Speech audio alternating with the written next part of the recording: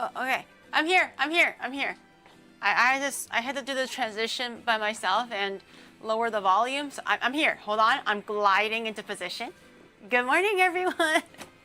Good morning. I glide into position now. But welcome in, everyone. The onigiri is here. Guys, I'm not going to make paella with oatmeal, okay? I'm just saying, give oatmeal rice a try, okay? That's all I'm saying. We cometh raid. Welcome in, raiders. Welcome in. I hope that you guys are having a great day. Thank you, Shadog, for the raid. Welcome in, 78% female audience. You are welcomed here. You are also allowed to announce that you have cometh. Actually, no, don't do that. No, it's kind of it's a lot weirder when you're asking female viewers to say that. I feel like for whatever reason, it's a little less weird when you request a man to say that. We're men here? You said it was 78% women. Stop stealing my line. That's you? Hello? My face? Okay. Hello? My face? Okay. Wait. ちょっと待って。なぜ? Hold on. My face was stuck in limbo. Okay, there we go. We're so back. Don't gatekeep coming from women. Okay, no, that's not what I'm saying. I'm not gatekeeping women from coming.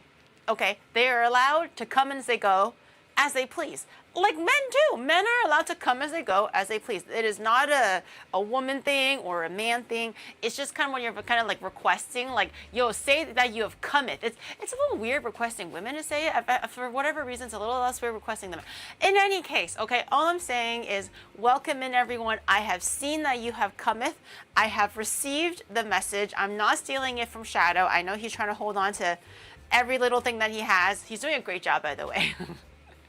I lurk in Shadow streams, and as much as I can, if I'm not like working out or, I don't know, running errands, I do like to keep a watchful eye on his stream. Make sure he doesn't say anything crazy or too out of this world, you know, and I can be like, hey, stop that, you know. But so far he's doing a great job, and it looks like he's genuinely really enjoying himself, and it looks like you guys are engaging in good conversation. I do like the fact how every time he streams, towards the later half of stream, it turns into a business meeting. Where you guys talk about, you know, opportunities, incentives, what's going to be happening as we get the ball rolling and reinventing the wheel and jumping off of where was last time. We want to really prioritize everything that's going to be coming into Q3 and Q4, so we don't go. The first half is like, yo, what's up, guys? Yo, you cometh. Yo, I love it. I love to see that you're coming. That's great. Cometh, men, cometh. And also the 78% female viewers magically in his chat. And then towards the later half, he's like, guys, how do we min-max this streaming thing so we can make Geary pop off, so we can make more money and make everyone know the amazingness of Onimar? We got to gather together, guys, and really put on our thinking caps so we... It's kind of funny, though. It's kind of cute. I'm glad that you guys are engaging in good conversation and like, you know, helping each other out and stuff like that. I'm happy to see that Shadow is enjoying himself and making the most out of his streams, whether he's sitting indoors or outdoors. It just cracks me up that the minute, did you take minutes? Do you take minutes, Geary? What does that mean? Do I take minutes? Regraded your VA work. I freaking saw that, bro. And I was like, man, this is towards the latter half. I'm not going to lie. I was getting stressed because I was like, you were grading my VA work. For context, for those who are just coming in and you guys weren't able to watch Shadow's stream, towards the latter half of his stream, he was talking about how to penetrate the Chinese market, how to penetrate the Japanese market, how to just basically have my name out there a little bit more permeable to all these different channels of social media, whether it's in English-speaking countries or in Asia, because I do live in Asia.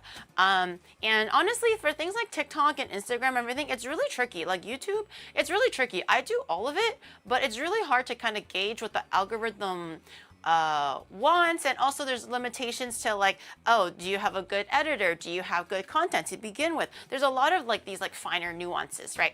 And then Shadow was kind of like, guys, let's sit back at the round table, it's time for the business meeting, right? And I'm listening to this and I'm getting like hella stressed because I know that he's talking about me, and it's going to be things that I'm going to have to do or things that I'm going to have to listen to, where like my shortcomings, the things that I do good, the things I need to keep doing, the new things that I don't, I'm just like, oh my God, I'm just trying to relax a little bit before my own stream. But right now I feel like I'm being invisibly graded for all of my work and telling me that I'm doing a good job or not doing a good job. And you guys were also rating my VA work because Shadow has hopes and dreams. He has a lot of hopes and dreams for me, which is really great. I feel like I don't have that many hopes and dreams for myself.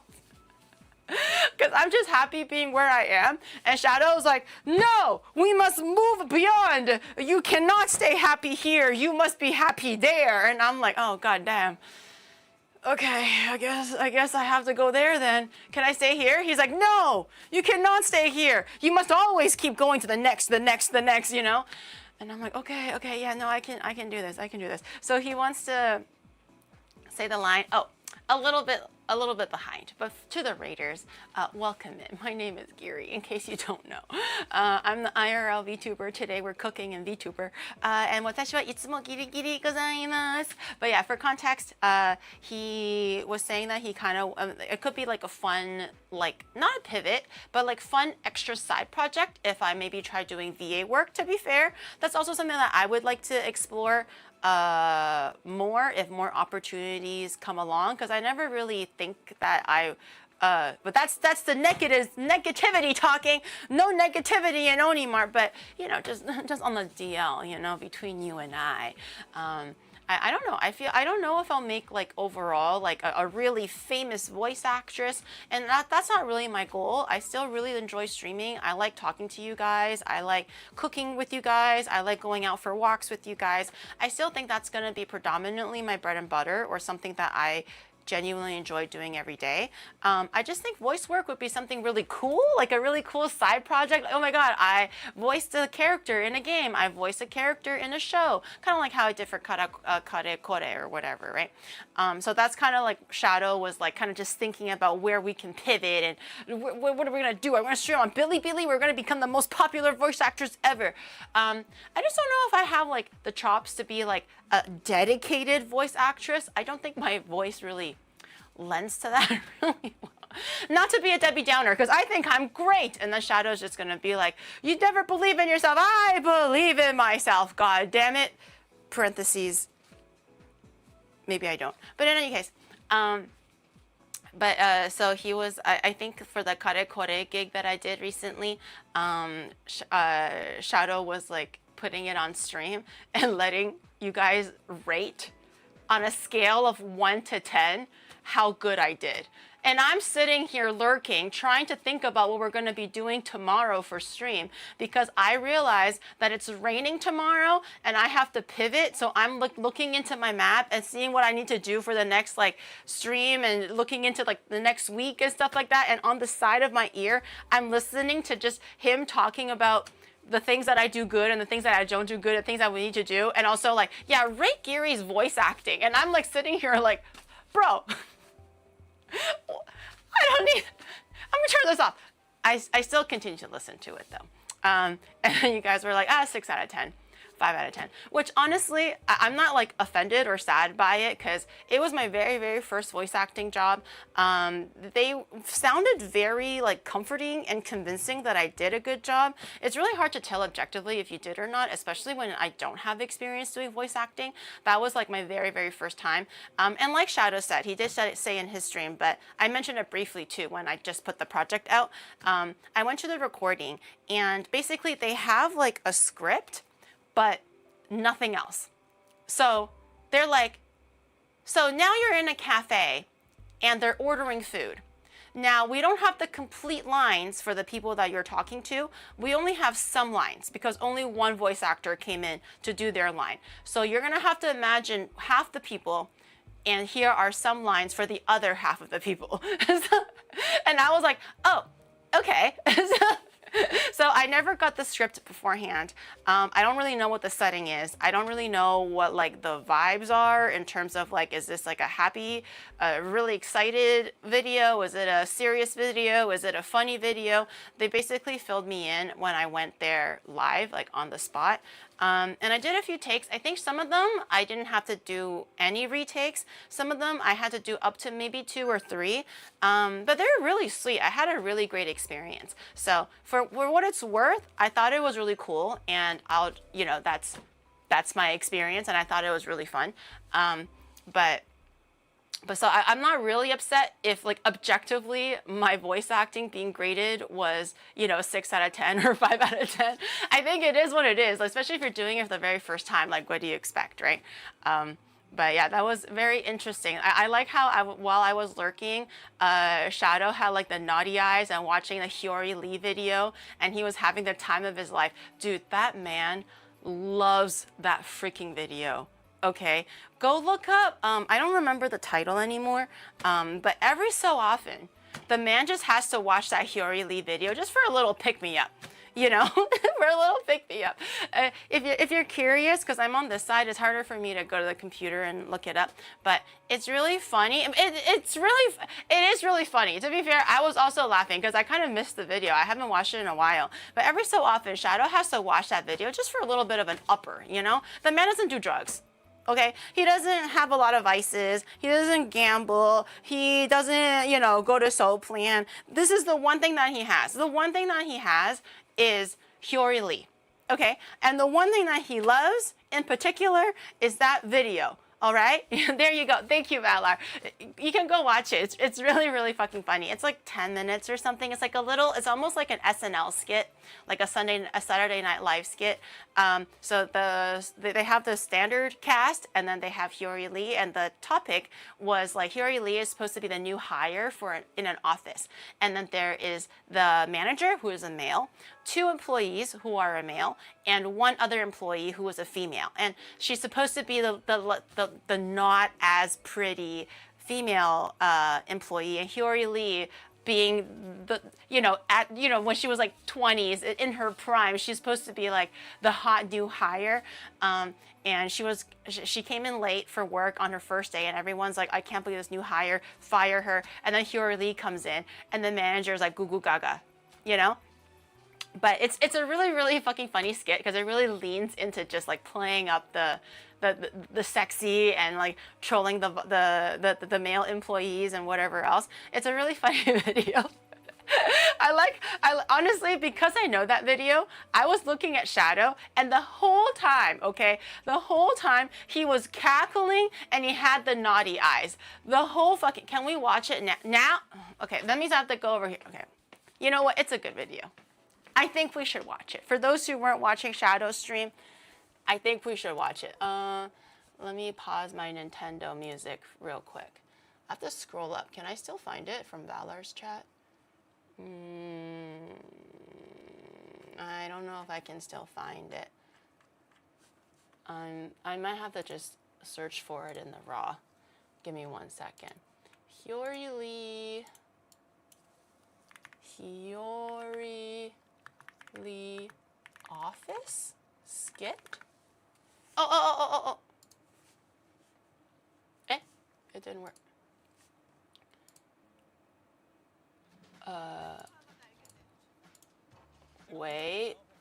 Wait. Okay, hold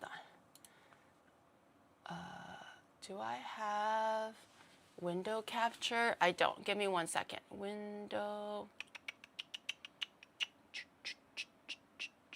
Hello? Oh, here. Window capture. Make sure I'm not capturing anything weird. I think I'm okay. All right. Automatic? No. Oh, yeah, that's fine. Boom. Okay.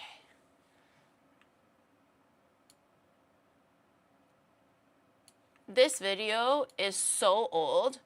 There is no HD. So you're just gonna have to live with whatever is happening here, okay? This video is so old. This is the best that I got. But it's so good. It's so good. It's such a classic. I will put it, I usually stand in the middle, so I'll probably put it like here. I'll put it here. She's a little small. And I'm gonna drop it under my model maybe. So I can walk in front of it. Okay, there we go. Okay, if I can walk in front of it, then I can make it a little bit bigger. Now she's copying my content. They wanted to watch it. I was just gonna walk them through it, but everyone was like, no, you're gonna play it, Giri. So I was like, oh, okay. Let me just make sure that the audio is good.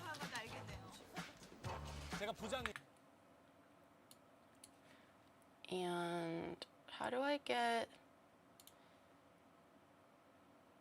Yeah, there actually is no... Is there quality? Oh, we're already on... Oh, can we actually do... Oh, this is 1080 quality? Oh, okay. Anyways. Subtitles. Auto-generated for English, because it's obviously originally in Korean for the boss. Yeah, so that's the one that he was watching. It's pretty good. It's pretty good if I do say so myself. I'm gonna, how do I think I moved it about that far. Yeah, I kind of forgot about it. Every once in a while, Shadow will watch that video just to give himself a little jolt of happiness. You know, the way that he was like cackling and his eyes were like thin as a line from just smirking to himself. Disgusting. Wait, go back, SNS. We're not watching more videos, chat, okay? It's a cooking stream. Not a reacting streams are on Monday. We know this, okay? Shadow happy, dude. I was watching him the whole time because I watched that video so many times. Every so often he watches it himself, but every so often he also sends it to me again. And I'm like, I've seen it before. Like, I know what it is. And he's like, watch it. You need to watch it again. Isn't it Monday today? It's Wednesday today, chat. Wednesday. Should be gaming streams. No, Mondays is a mishmash of everything, okay? It's not just either or. We can have a little bit of both.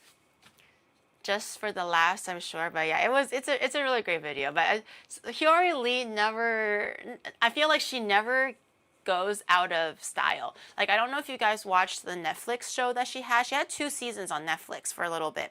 I was able to watch it in Canada. So maybe Asia and everywhere else might be able to see it. But she opened a bed and bath, or like, what is it called? Like a Airbnb hosting type of a thing on Jeju Island.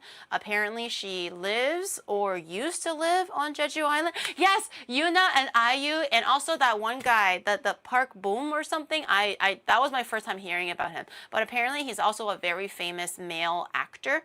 And at the time, I think he was maybe early 20s or something. So he's like a very popular young male actor. But Park Boom or whatever his name was on it as well. But I was so excited when Yuna was on. I was also very excited when IU was on. I don't know IU too well, but I do know of her. And she has a lot of like basically celebrity guests or special guests that come on to help her on the island when she's hosting basically strangers. So I think you just, yeah.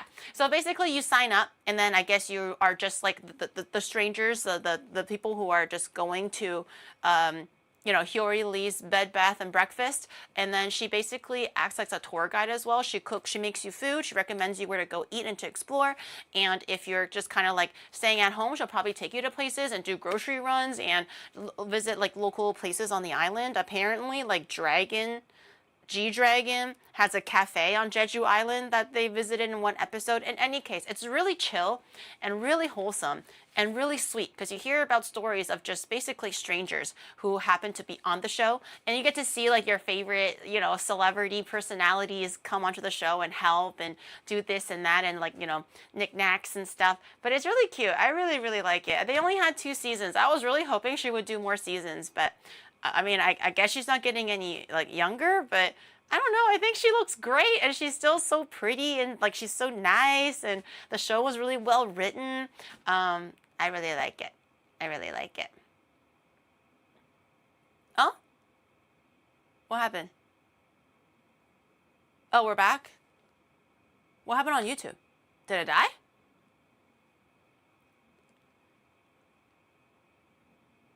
YouTube is back? Oh, okay.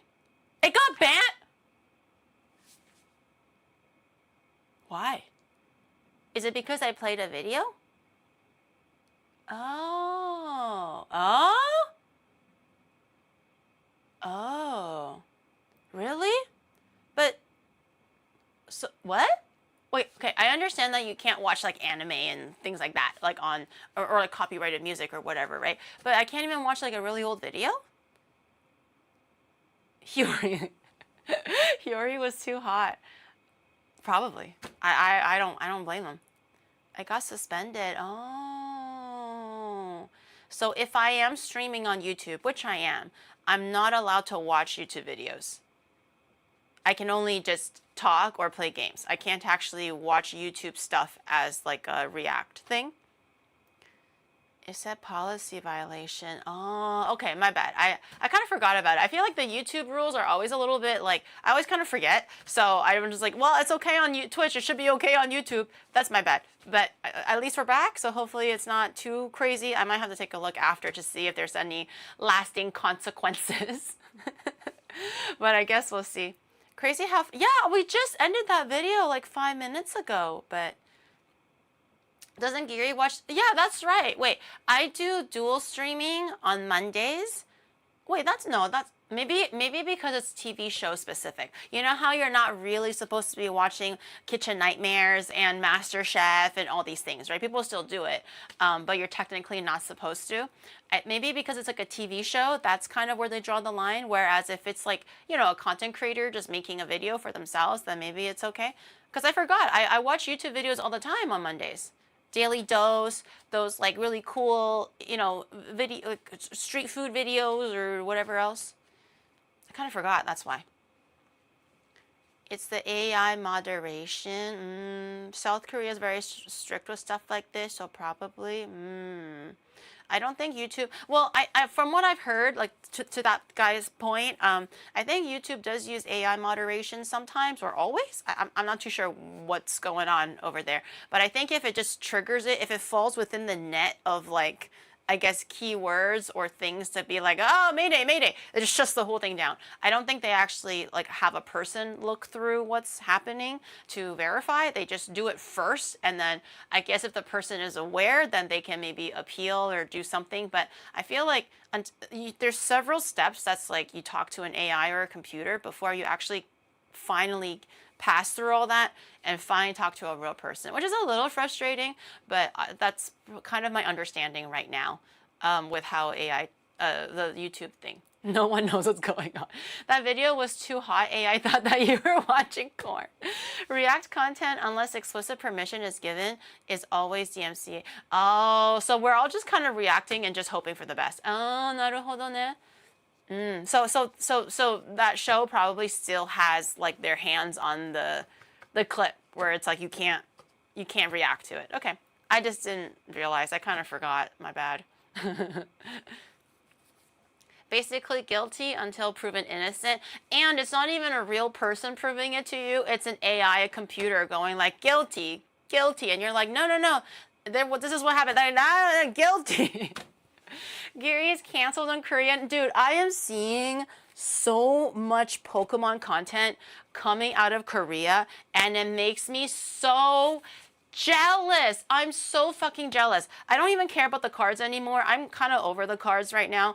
Unless there's like a crazy chase card that makes me kind of want to keep looking. I'm a little fed up with like everything.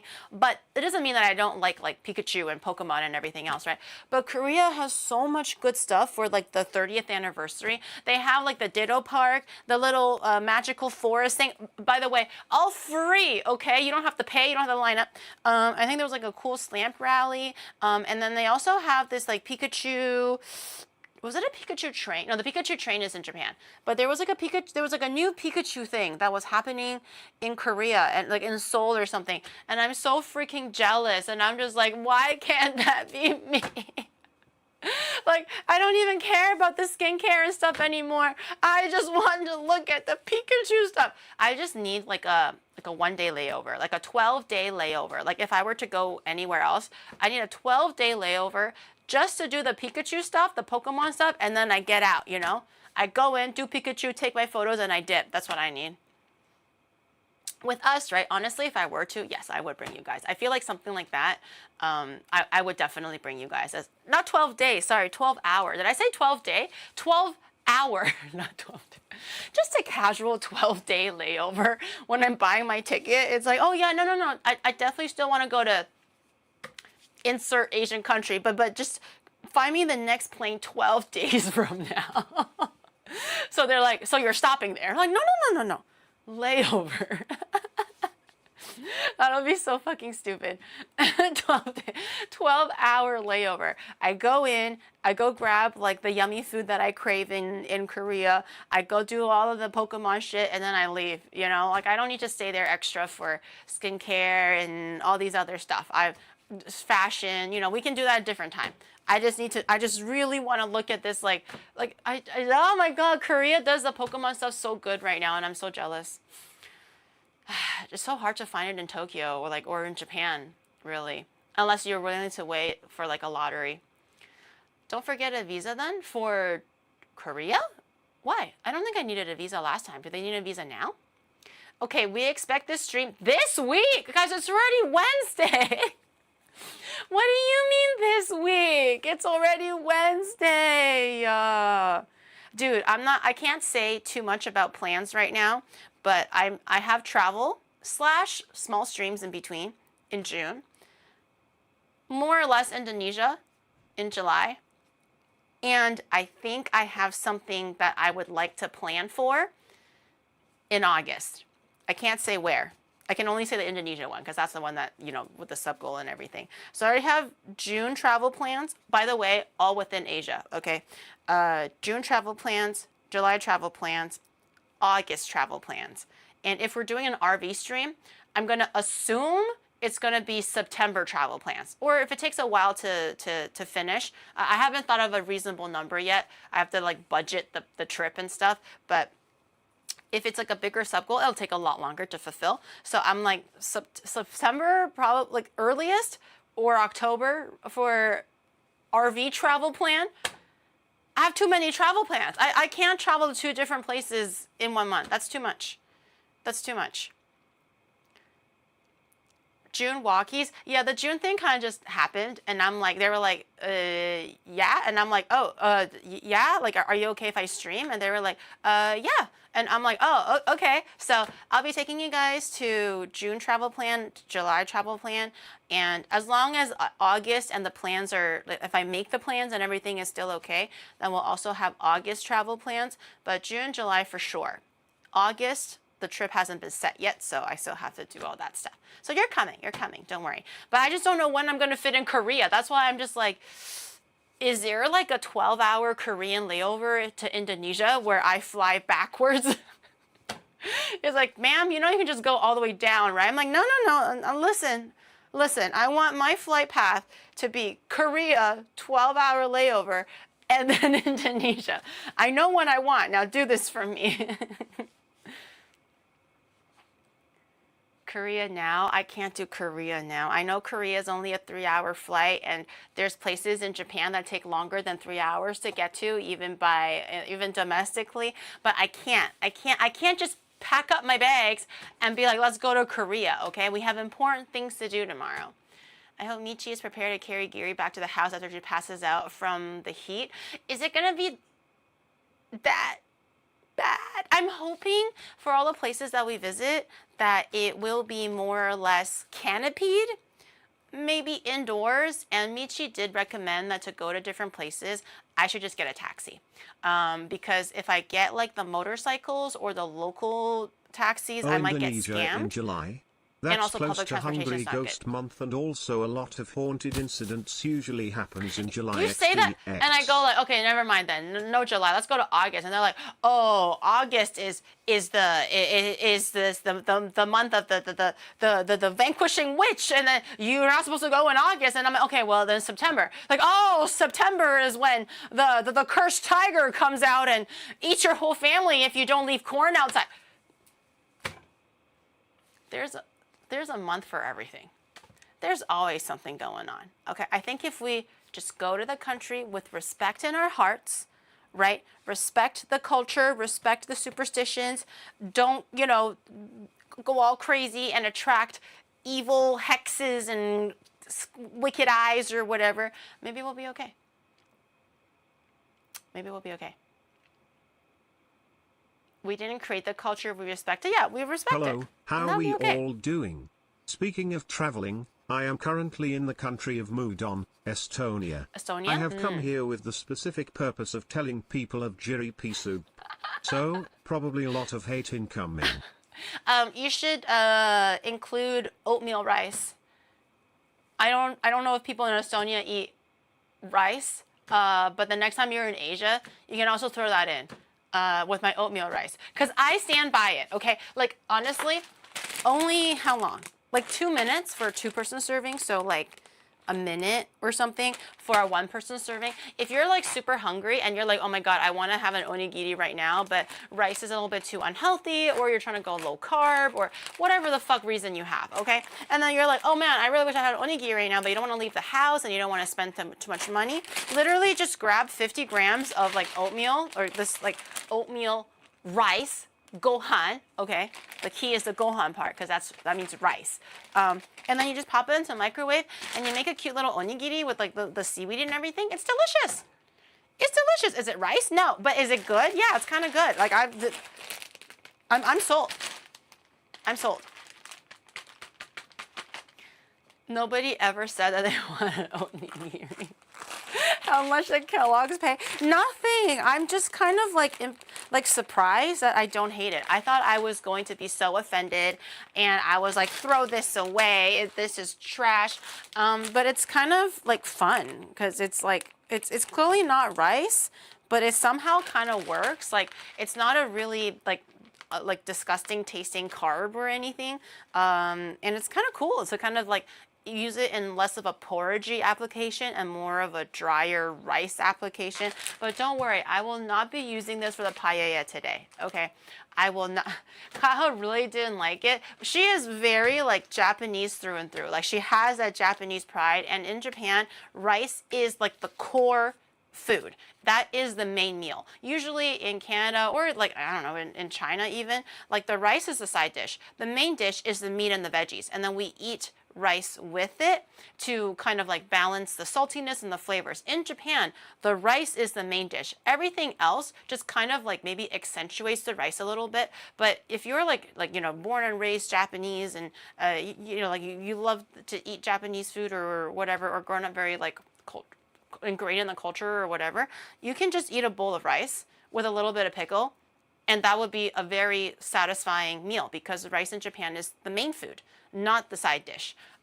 So I can understand why she's very like, that is not rice, and I can totally respect that, and she's not wrong. But I'm saying, as a fluttery Asian that's like all over the place and really have no loyalty specifically anywhere, I think it's not that bad.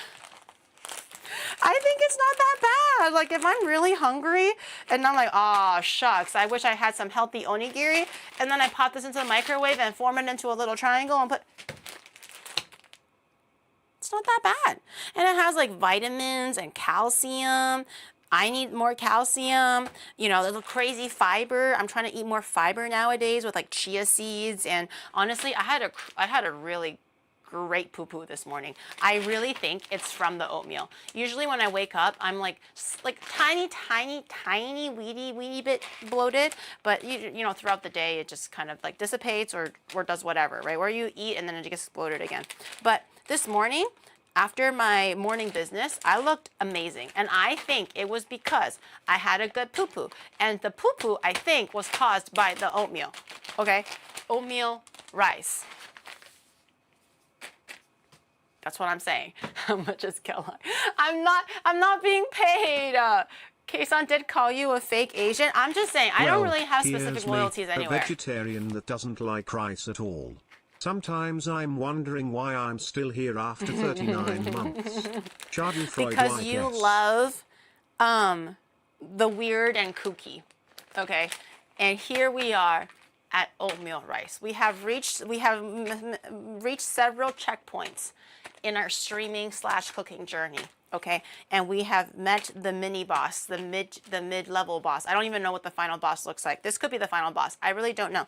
But we have reached the milestone of oatmeal rice, and I am saying that as like a dry oatmeal or whatever, and imagine that it's rice. It's not that bad. It's not that bad. It's like starchy.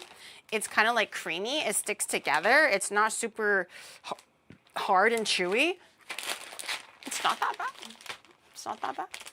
Oh, did you hear? Speaking of like, not speaking, but I'm like looking at the packaging on the screen. To cook the paella. Why was it on your table in the first place? Sus. Oh, because it was just from yesterday. I just didn't put it away. It was like still kind of here.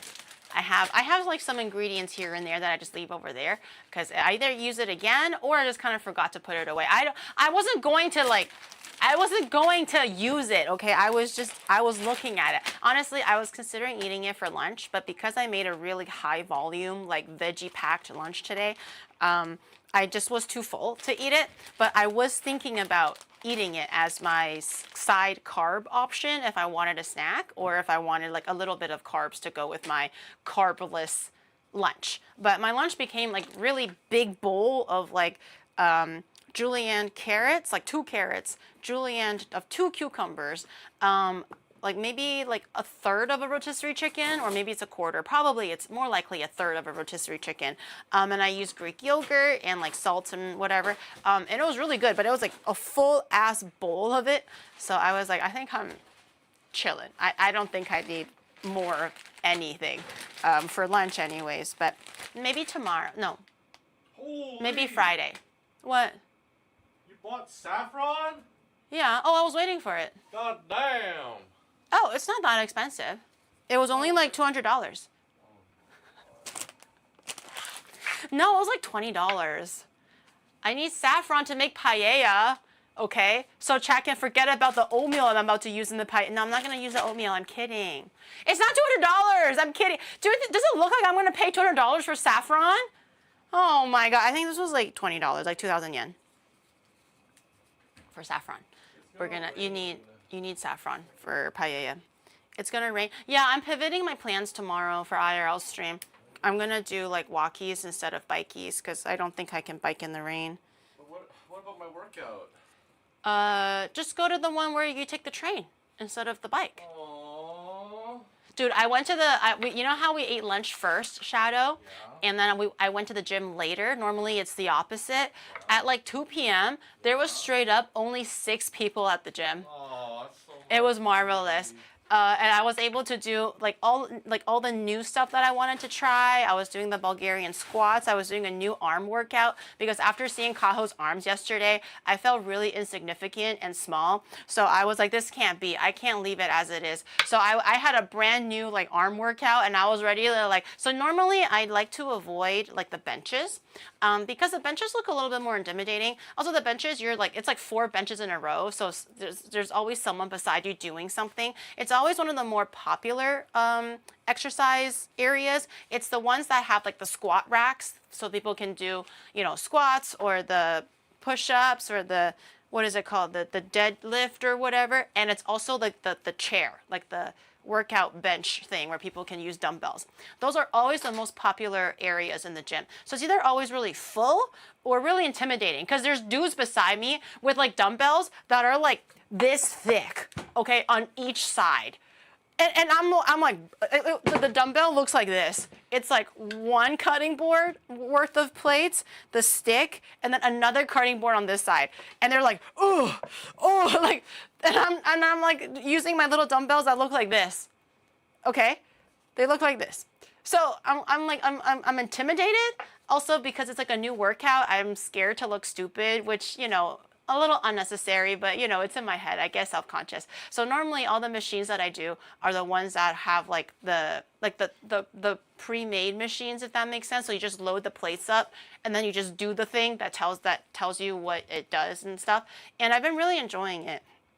But I saw Kaho's arms yesterday, and I was like, enough is enough, okay? It's time to start doing, it's none of that pussy arm workouts anymore, okay? It's time for real woman workouts, okay? And that means going to Costco and lifting five rotisserie chickens. But I don't have 5 rotisserie chickens. So I was looking up some new, like, arm workouts that has like dumbbells, but because today is less populated at the gym, I was able to get the workout benches. There was like several open, so I had a lot of options and I didn't have to work out next to someone, so I didn't feel as intimidated or self-conscious. So I was able to do Bulgarian squats. I use like the 4 kilogram or the 5 kilogram, so not too heavy, but it's a new exercise for me, so I can't do too much. And then for the arms, I do the 2 kilogram or the 3 kilogram. I can't remember, but in any case, we'll slowly build up the weights and we'll get there. But I have a slightly new routine today that I wanted to try out because the gym was not as full. We'll see if I'll be able to do more of it in the future, but if the machines get a bit full, I tend to just be like, I'll just use my normal stuff. I don't have to line up for the you know, the workout bench. Show us how you do the Bulgarian squats on Discord.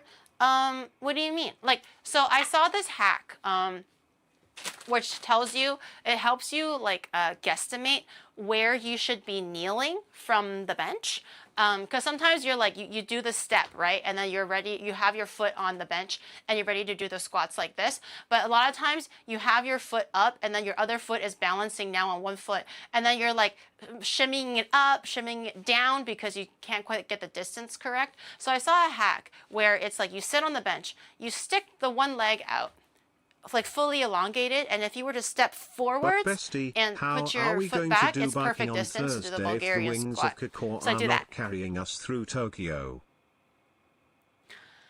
How are we going to do biking on Thursday if the wings of Kaka are not getting?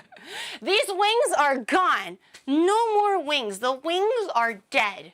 Okay? The only thing that's going to be carrying us through our bikies is just pure sheer ass power. And no, I don't mean by farts. I mean like power with our legs, with our ass, like this. Okay, we don't need our wings anymore. Wings are overrated. I love how she is showing us how the hack for the Bulgarian squats while she is wearing a blue suit and her whole body is chroma key. You can imagine it. You know what a Bulgarian squat looks. Don't mind my ponytail. It's a little. Anyways, but you know what I mean, okay? Because everyone knows the Bulgarian squat. I don't want to go down too much because then that'll be dangerous. But then, so you sit down and then you stick your leg out, right? And then you're like, ah, okay, that's how far my legs go. And then you push off, and then you put the foot behind the bench like this, right? And then you go like that. So it's like, so you don't have to like readjust and like shimmy your feet, and you're all balancing on one foot. And it's all awkward and shit. And then I just do the 90 degrees as much as I can or as low as I can. That's how I'm doing it right now. But the burn is there, so I like it. Gam colored slippers. You don't like my slippers? I have to wear slippers in the house. This could be an Asian thing, but it just doesn't feel right if I don't wear slippers in the house. I feel like I'm like slipping, or I feel like the floor is too cold and like the coldness is going from my feet to my body, and it's gonna make my body like you know, like 中风, like that kind of a feeling. And it just doesn't feel right if I'm not wearing slippers. Like on a carpet, I don't wear slippers because that now feels wrong. But on like tiling, especially in the kitchen, you have to wear slippers. You have to. Socks or slippers? No, no, no. Socks and slippers. Or slippers. No, no, no, no, no, no, no. Whether you are barefoot or not, you're wearing a slipper. Slipper as a weapon too, she's prepping. No, I'm not Hispanic. I don't throw slippers. Like, I don't throw chanclas. We just use like the feather dusters, our fists, maybe a belt, maybe like a plastic ruler, or I don't know, a potted plant or something. We don't actually, our default is not to actually throw our own slipper. That's more of a Hispanic thing, right? We don't, I think Chinese culture doesn't do that as often. Socks in the home? Yeah, you don't wear socks in your home. Like if I plan on wearing sandals to go out that day, I will not wear socks because that's part of the outfit, right? But if I know that I'm going to be going outside and I'm wearing running shoes, therefore socks, I just wear the socks indoors. You don't wear socks in the home? You only put the socks on when you're about to leave the house? First thing I do when I get home is really? No, I leave my socks on. If I were to require socks to go out for the day, I will just have it on the whole day. And then when I come home, the socks are still on. I'll take them off at the end of the night, like when I'm ready to like shower or do whatever, but I just keep the socks on. If anything, I don't really prefer having like unsocked feet because then you're kind of like, sweating into the slipper potentially, and then your cold feet are touching the cold ground, and that's uncomfortable and not good for your health from like Chinese medicine perspective. And then it's just overall not as comfortable. I would prefer to have some socks. And then the slippers. Slippers are a must. No, Shadow is too fucking westernized for this. He's fake. Like, if you thought I was fake, he's even faker, okay? Like, at least I have some pride in that, oh, I like rice and noodles, and I like Chinese food. This guy's like, chicken nuggets, please. Oh, yeah, with also a side of a cream pasta. Not even Alfredo. Can I have some chicken cream pasta, please? This guy has no fucking shame. He forgot his roots and who he is as a Chinese man. Anyways, but he's like, he doesn't wear slippers. I bought slippers. Like the first thing that I bought when we moved into this place to kind of get it more homey is like obviously a bed and like, refrigerator or something, right? But what I got right off the bat was go to the dollar store and get some damn slippers, okay? Because a home is not a home without slippers. And this guy is like, you don't have to get one for me. And I'm like, what? What do you mean no slippers? He's like, yeah, I don't need slippers. Just get some for yourself. And I'm like, how dare you? How dare you? What do you mean you don't need slippers? We're going to get you those slippers. So I do have like man-size slippers, thankfully, because he doesn't wear them. But I did buy them with the intention that he might wear them. So if my dad visits, right, or if there's like a male guest that visits, at least I do have like male-size slippers. So it still worked out, but he doesn't like to wear slippers because he's a fake Chinese person. Fake. Isn't using socks in a house more of a Western cold country is that I don't know. I feel like the socks thing was never something that my parents really pushed. Like obviously when you go into the home you take your shoes off, everyone knows that. And then you would wear your slippers because it's like, oh, it's too cold. You should definitely wear your slippers. It's not good for your back. My mom would always say that. So I would always have the habit of wearing slippers, but she never said anything about socks. Like, I know every family does it differently. Like, do you change out of your outside clothes right away when you come home, for example, or do you stay in your outside clothes? That kind of varies family to family. I think that depends on the family's like routine and how you're raised. But the socks thing was never that important. It was always just the slipper thing that was more important. I leave to take exercise for 15 minutes and she already has I was showing you guys that not a single oatmeal in sight. Don't worry about it. Don't worry about it. As a Westerner, I love having bare feet in the house in the summer. I can see why that feels nice. But mentally, I'm so used to it that I personally don't think it's comfortable. But I can totally understand why, because your tiles are nice and cool, right? You can cool yourself down. But I can't stand just my unsocked foot just flopping around everywhere. I just the notion of it kind of like irks me a bit. So I do have to either wear socks or wear slippers.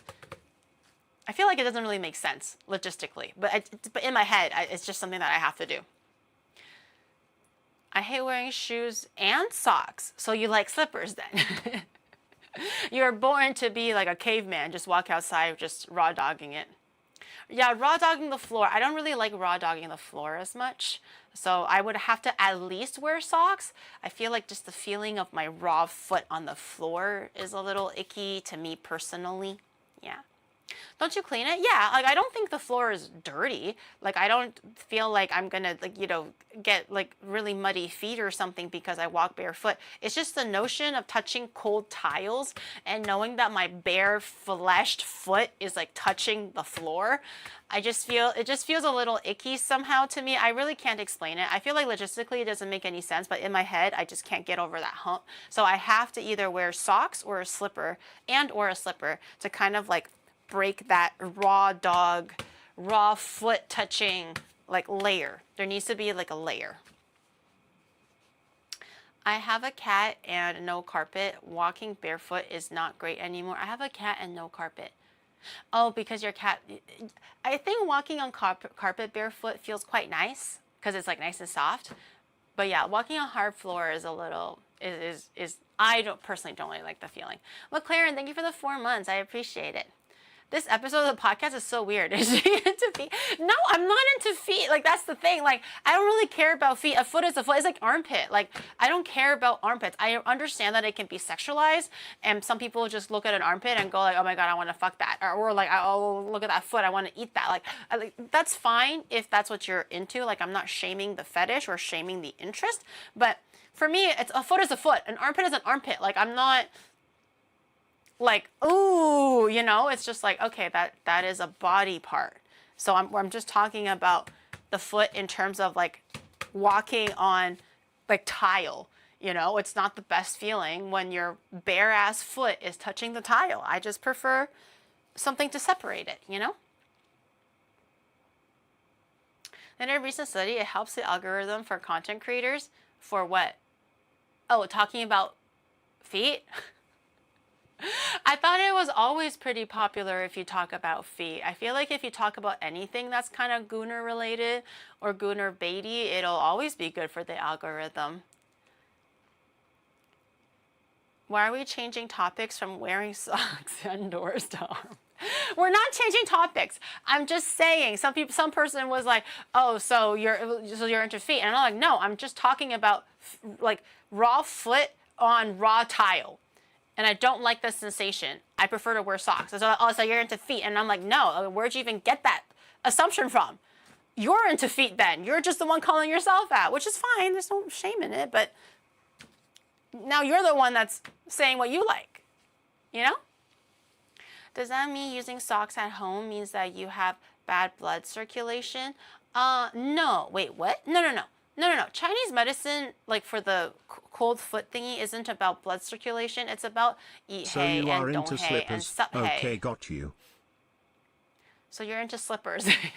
I'm into slippers. I like cute slippers, you know? Like, I'm not going to dox my slippers, right?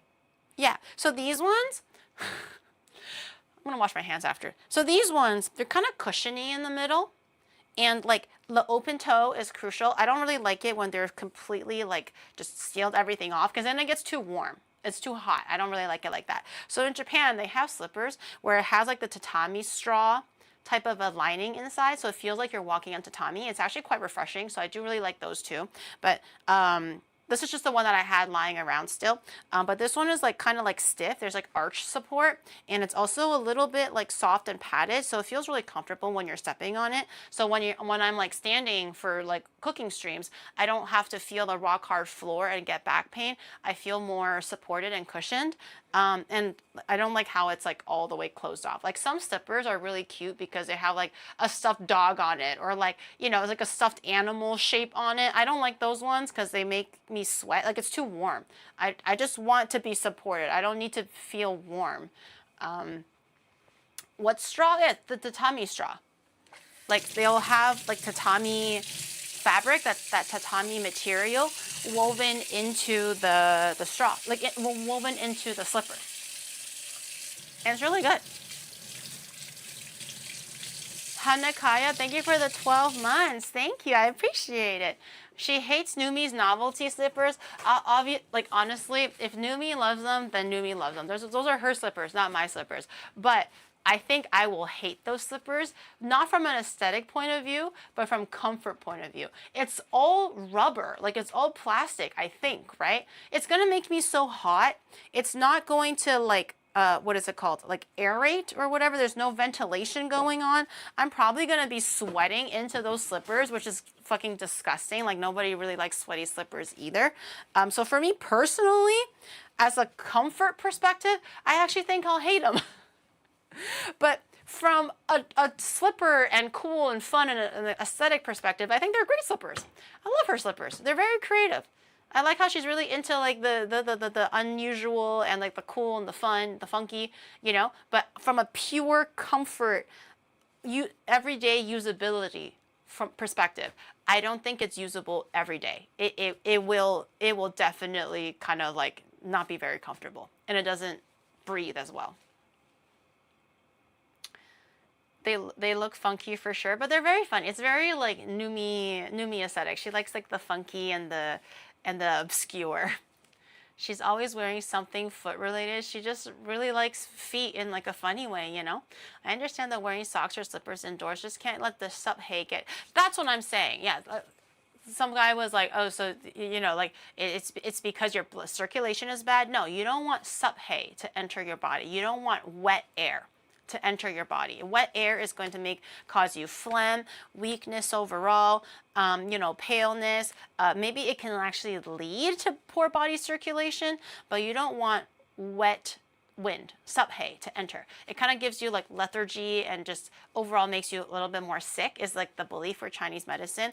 So it doesn't actually give me poor circulation, but it could be a symptom of it, you know? But yeah.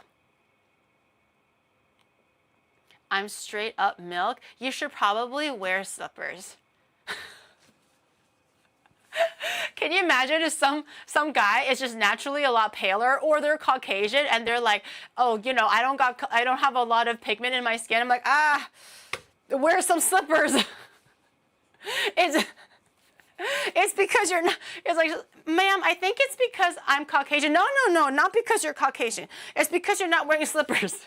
If you wear some slippers, I guarantee you that melanin is going to just go right in. If you're naturally pale because you're Caucasian, then that's different. That's obviously different, okay? Paleness as in a lot paler than normal. Like you're just like the blood is not flowing as well. Like there's like dampness in your body. So there's like a lot of phlegm and just a lot of like tiredness overall. Kind of like malaise or like lethargy, you know, like that's kind of like the dampness in your body. You don't want it too hot. You don't want it too wet. You want it perfectly in the middle. And slippers can help with that. Yeah. Next time someone goes like, oh, I'm so pale, wear slippers. The ones that scared me were the pressure slippers that had all those nodules. They looked painful. Oh, so those ones might be like it could be like an age thing, but strangely, I kind of like them. When I was young, you couldn't fucking beat me with 10 whips to get me to stand on one of those things because they're so painful and they look so awful. So those ones are actually acupressure points for your feet. I think that's also linked with Chinese medicine and maybe acupuncture. And the belief is like the foot is the gateway to the rest of your body. So if your foot is healthy, or if you like get foot massages and activate different pressure points via the foot, it'll also kind of like open up the chakra points or whatever the fuck to your body. And then you'll feel better or whatever. So that's kind of the loose belief. You could correct me if I'm wrong. So with those like those nodules on the slipper, they're supposed to basically press into acupressure points. Also, it's kind of like those like magic tricks where you're sleeping on needles, right? And you're like, oh my God, that looks so painful. How's he able to stand on needles? But if there's like a lot of dense needles and you're laying on it, the pressure of the needles are a lot smaller versus you lying on one needle. Obviously, one needle on your back, you're gonna go right through it and you're gonna feel it. But if there's like 1,000 needles and you're laying on it, there's less, like the pressure is like spread out overall. So same thing with the nodules. I think if it's just like 1 or 2, no one can really stand on those slippers. They're awful. But if it's like several and it's like flat like this, and then you press and then you sit on them or you stand on them, they're supposed to kind of like release tension. And yes, they're supposed to release tension in your whole body via pressing acupressure points. But I'm slowly starting to like them. I used to hate them because, you know, back then my body was still healthy and nothing wrong with it. But now that there is slowly things wrong with it, I think with age, you just kind of get used to it, or you realize that it kind of feels good. Step on a Lego? Well, yes. It's a strategically placed Lego in very specific acupressure points. Lego slipper next. They should make one. They should make a Lego branded acupressure point slipper. But those are for like actual grandmas and grandpas, like middle-aged and older. Like usually like 21 and 3/4-year-olds don't tend to wear them, but we're at the cusp where we're kind of looking at it when we're like, that looks like it might feel pretty good sometimes. You know, we're at that transition period of like, we're thinking about it, or depending on how it is and where it is, it might actually start to feel a little good. But it's usually middle-aged and older where you're just like, yeah, get me those slippers, son. I need to step on them or something like that. You just said that you like it. I'm slowly getting to like it, but it's not like I own one. Like, I feel like to walk on it every day would be so tiring for me because it's just continuous mild pain, basically, or slight irritation. I feel like the more you stand on it, the more irritated it will become because they're so like jagged, right? But if it's, I don't even think you're supposed to be wearing them for more than 10 minutes. It's supposed to be a very temporary thing. Like, you're not supposed to wear it in the house and go fucking play kickball with your kid in those slippers and, you know, play at the park and do a mile jog in them. It's supposed to just be like a 10-minute thing where you feel like maybe you need better circulation or something, and then you hop into those. And then, you know, Bestie is so young. Yeah, like, I feel like I'm not quite there yet. I still have some years to go until where I'm like, acupressure slippers, you know? Now I'm just kind of like, for example, looking at my grandpa's and I'm like, can I try that? But not to the point where I want to own my own. That's too much of a jump. Want to see something heinous? Okay. What is it? Is it going to be bad? Is it like mini feet into one slipper? I'm scared. No. No, that looks like an absolute nightmare. How are your toes going to breathe? There's no holes in it. Even for Crocs, I don't really like Crocs because I also feel like Crocs with all of the rubber and silicone, it's just not breathable. But there's still at least holes in there, so at least there's like something going on. That one is just completely sealed. So if you're sweating into it or if it's a hot day, you're gonna get swamp toes. Okay, and that just sounds so disgusting to me. And I just like, how do you keep it on? Like, there's no like speed mode. You know how Crocs have like the speed mode? You can like hook it over. Like, that thing is just, it's just there. Like, you're just gonna flopping around on it, you know? Toes need to breathe? Yes. Put Lego Crocs on speed mode and then you just chuck it at someone and then they trip on your Lego slippers. Definitely not. Definitely not. Make sandals out of chicken wire. Do you do bikies and sandals? No, I feel like that's a bit too dangerous. Also because the pedals on my bicycle is really sharp. You guys don't see it or you guys don't know it because I don't say it because I feel like they're like, what's the point of saying it? But I pretty much get cuts on my shins every time. Or if I were to wear like stockings, the stockings 100% will be ripped some way somehow when I do bikey streams because the pedals for some reason have spikes on them. Like not like they're not like this, right? But like it's not a perfect smooth metal like pedal shape. It has like a little bit of like notches on them. So it gets caught in stockings all the time. And if I were to not wear pants or anything, and depending on if I'm in like maybe I'm in a hurry and I trip a little bit and I slide on the pedal, it will pretty much gash my leg or poke my leg or do something to my leg pretty much every single time. It's pretty consistent. I've gotten used to it by now. When I first got it, I got a gash and Shadow was like, oh my God, your legs are ruined. Your beauty is gone forever. And I'm like, bro, it's on my leg. No one sees my leg. And it's like, no. But then now I'm kind of used to it. So I'm like, oh, well, there's another one. There's another gash. So I just get used to it. And I don't know if I can put like a silicone thing over it or anything. But in any case, I feel like going long distance cycling and wearing sandals is not the most pragmatic, or is it the word prudent? It's not the most prudent idea. Like, wear proper like shoe wear or feet wear when you're doing long distance things or more slightly extreme activity. If you're walking to the grocery store, yeah, wear sandals. But I don't recommend cycling across Tokyo in sandals. I feel like that's just an accident waiting to happen, you know? Kind of like wearing a helmet. Both are pretty pragmatic. Yeah. Yeah. New sub-gold pedal for cycle, or like the little gripper for it. I haven't looked into it because I always kind of forget. Again, I kind of get used to it now. So oh, that's what saffron smells like. Kind of smells like slightly tangy. I've never actually cooked with saffron before. Huh. Store in a cool, dry place. Fascinating. I hope nothing happens to your YouTube channel. I don't think we're going to be watching any like Korean SNL skits or anything, so I think we're going to be okay. Maybe those pedals with those cups to hold your toes. No, I think those ones are actually kind of dangerous because if there wasn't an emergency and I need to suddenly like stop or like react, I can just like spread my legs out and I can be like, whoa, and then stop, right? But for the ones that have like the toe cupping on it, you have to retract the shoe out of the cup and then do that. You can't just be like, oh my God, emergency, and then just stop. So I feel like that will actually break my legs or lock me into the bicycle so I can't actually balance myself on the ground or anything like that. So I think that's actually like a worser thing. Like if it's like a stationary bike, then that's obviously like whatever. But even for stationary bikes, sometimes when I'm like, okay, well, that was done, great workout, and then I want to get off, I almost trip all the time because I forget to retract my foot out of the cups and then step out of it. I'm just ready to step out of it and I always trip a little bit.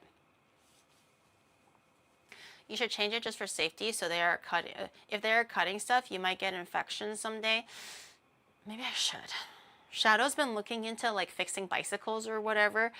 This is his new immediate hyperfixation. He learned how to service a bicycle from tip to bottom. So he washed our bikes. He cleaned our chains. I think for him, he reset the wheel or something like that. I don't even know what he's doing. He pumped the air into it. He did a whole bunch of things. And a lot of the times if I were to go upstairs and I just hear the TV on, the video is about like a bicycle servicing thing. So he's kind of like into that right now. But it's a practical skill, and it's actually kind of cool that he is able to figure it out and do all that stuff.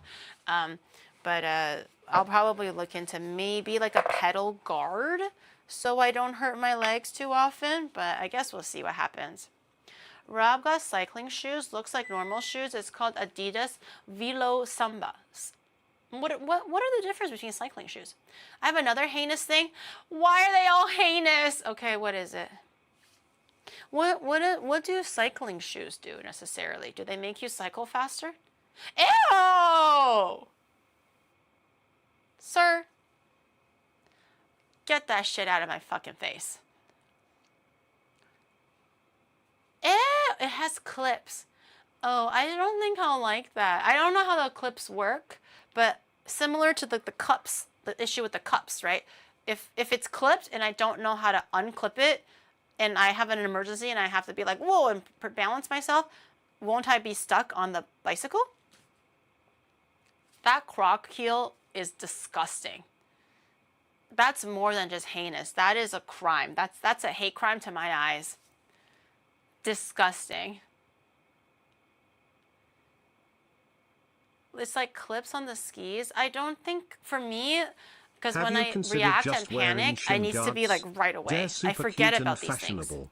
Or at least more so than scarring.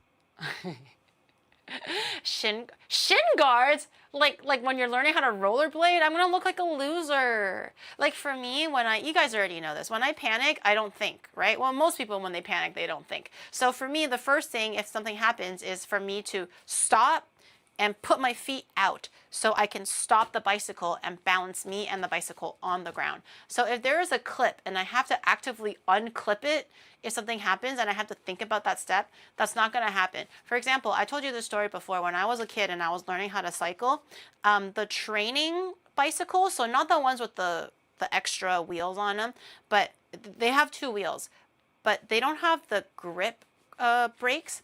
To stop, you have to pedal backwards. It's a bit odd. I don't know why it was like that, but that was the training bicycle that I had when my dad was teaching me how to ride a bicycle.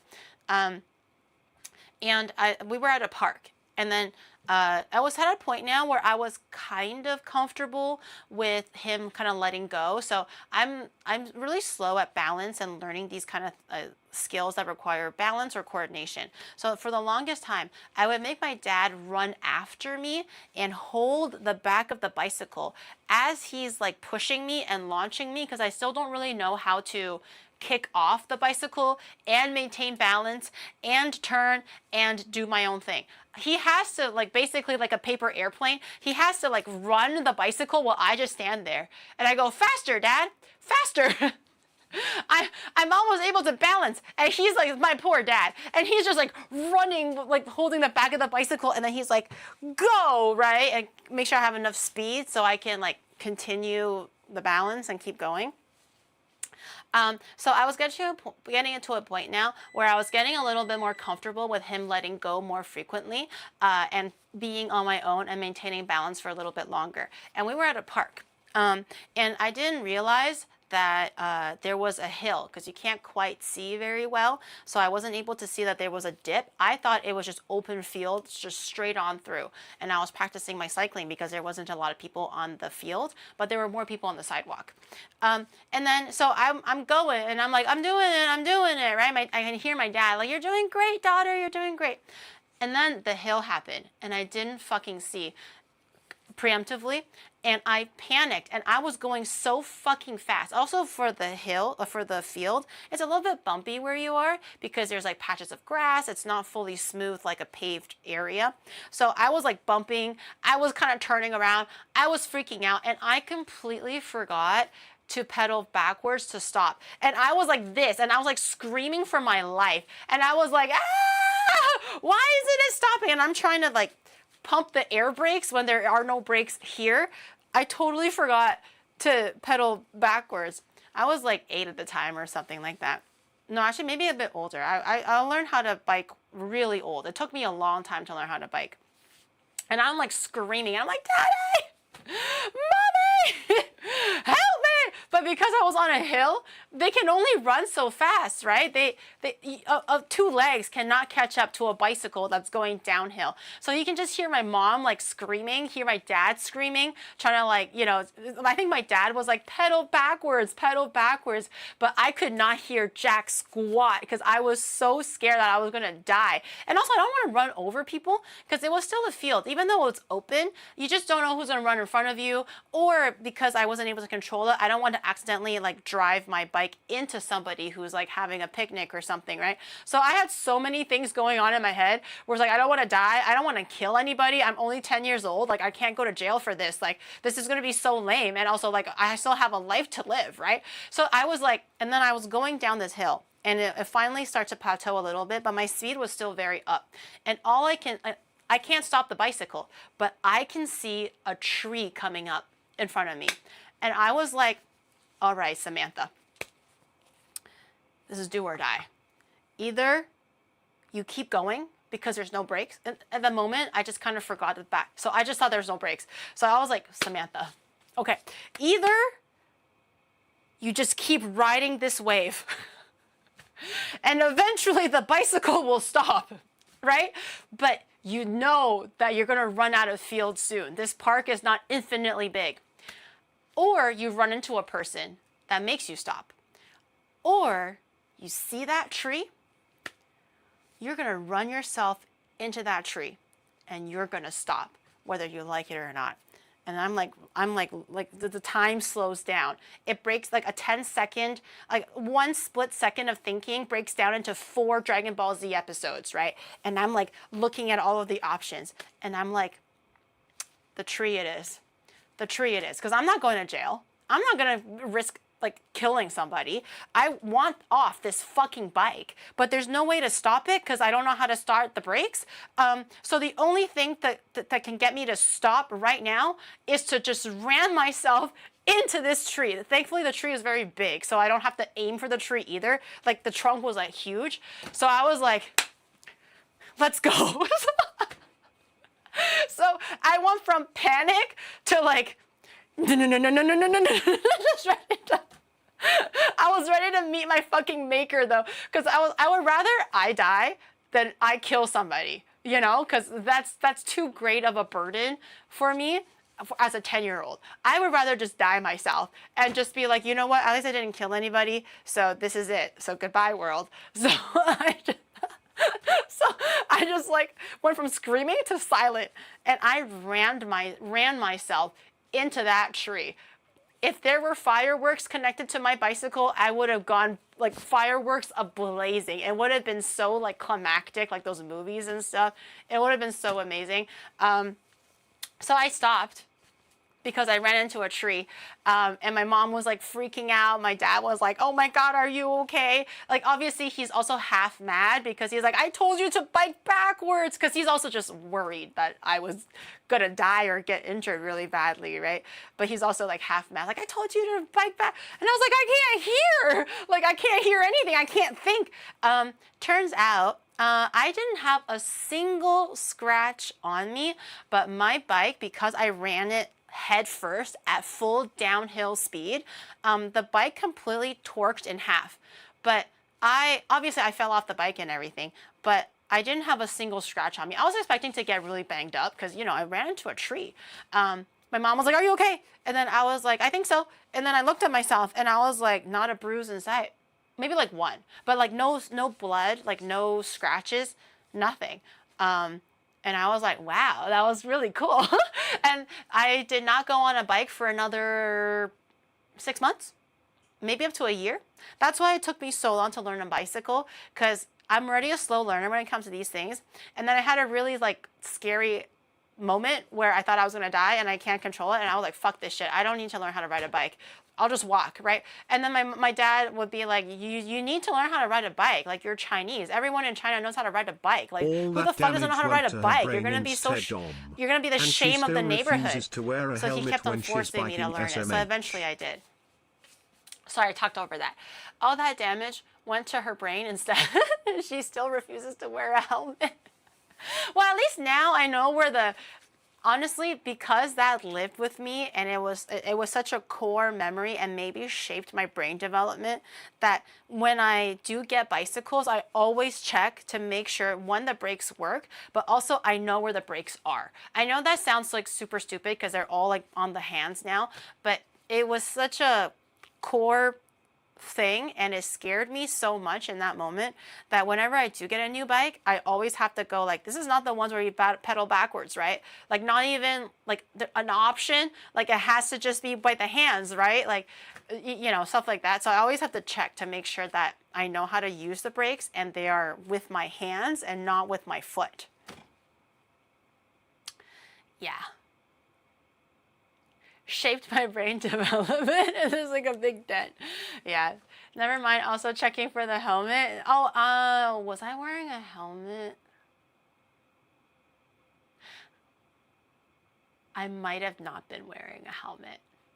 I also realized I forgot to put my music back on. I'll do that real quick. I don't think I was wearing a helmet. I think it was because I was learning how to bike. So I was like, helmet, schmelmet. It's whatever. You know? I don't need a helmet. I did for rollerblading and stuff. I had like the shin guards, the arm guards, the knee guards, elbow guards, everything. For rollerblading, I was really decked out. But for a bicycle, I think my dad just assumed that every self-respecting Asian person, also like a kid, should know how to ride a bike. So he was just like, ride it. Don't be stupid. Ride it. Yeah. I don't think those bikes exist. Thank fucking God. Because like, who the hell makes a bicycle for kids that breaks backwards? Like, who the fuck thinks about it like that?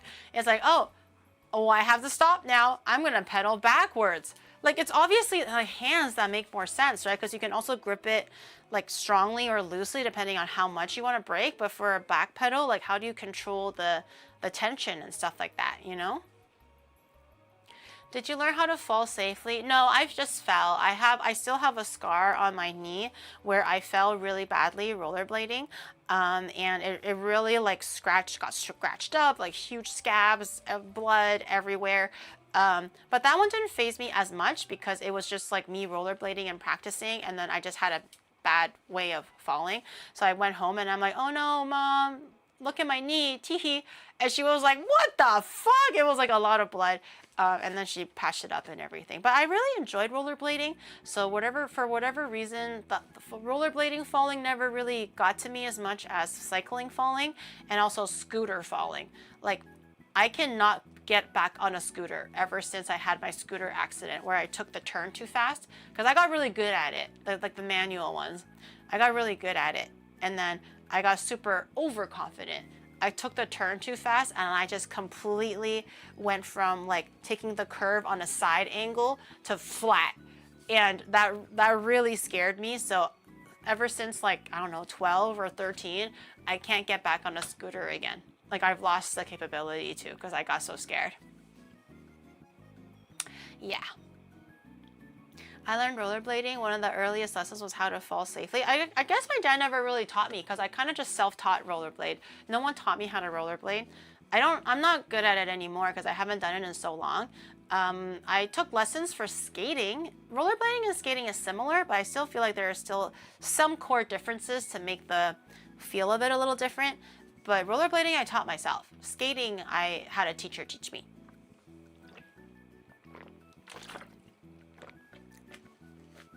That would have been back in the day when rollerblading was an actual new thing. Oh, is that why? My dad just got me, I think my dad just really wanted me to have like basic hand-eye coordination and to have basic skills that where I can like commute to different places without having to walk, because which child doesn't know how to ride a bike and rollerblade and all these things, right? And I to his point, I think that's fair, but it just takes me a long time to learn these things. I don't grasp it as easily, and if I do fall bad, it's over. Like, I get so traumatized that I can't do it anymore. Rollerblades, yo-yo. Yeah, yo-yos, there was never tutorials for yo-yos. You just had to figure that shit out. So I never got good at yo-yos because it took me so long just to do the basic. And I remember in class, somebody learned walk the dog. Anybody know walk the dog? It's a really niche yo-yo trick, okay? I remember when that first came out. And I was like, whoa, how are you able to do that? How are you able to keep the yo-yo suspended and not go back up? And they were like, huh, only the well-practiced and well-learned can do it. And I was like, wow, gosh, gee whiz, I'm clearly not well-learned because I only know the basics. So I was just like, damn, maybe one day I'll be like you too and I can do walk the dog. So to this day, I only know how to do like the normal one. But I remember my first yo-yo, it was green. It was green and it was see-through, and you're able to see like the string on the inside. I had friends who had ones that lit up. I only had the basic one, but it was still see-through. Some other losers, they get the solid colors. Okay, I got the bright green see-through one. I don't know how to use a Chinese yo-yo. That is completely different. A Chinese yo-yo, you have to do it with 2 hands. It also doesn't even look the same. Those are very difficult. The crazy ones, yeah. We had pocket money to buy yo-yos. My dad bought it for me. Again, my dad was always really supportive when I wanted to pick up a hand-eye coordinated activity and or sport. But if it's like video games and stuff, he was never that big on it. He's like, whatever. Eventually he realized that you can get educational games on the Game Boy Color. So he was like, okay, Hiori, it's time. You can have a Game Boy, like years after it was popular, because he bought me like all of these like, you know, Cooking Mama and all of these like brain teasing games. So, like it does like fast math and shit. So my first Game Boy Color was the clear one, the purple one that was a bit clear and see-through. But I had 2 games, Cooking Mama and some kind of educational game.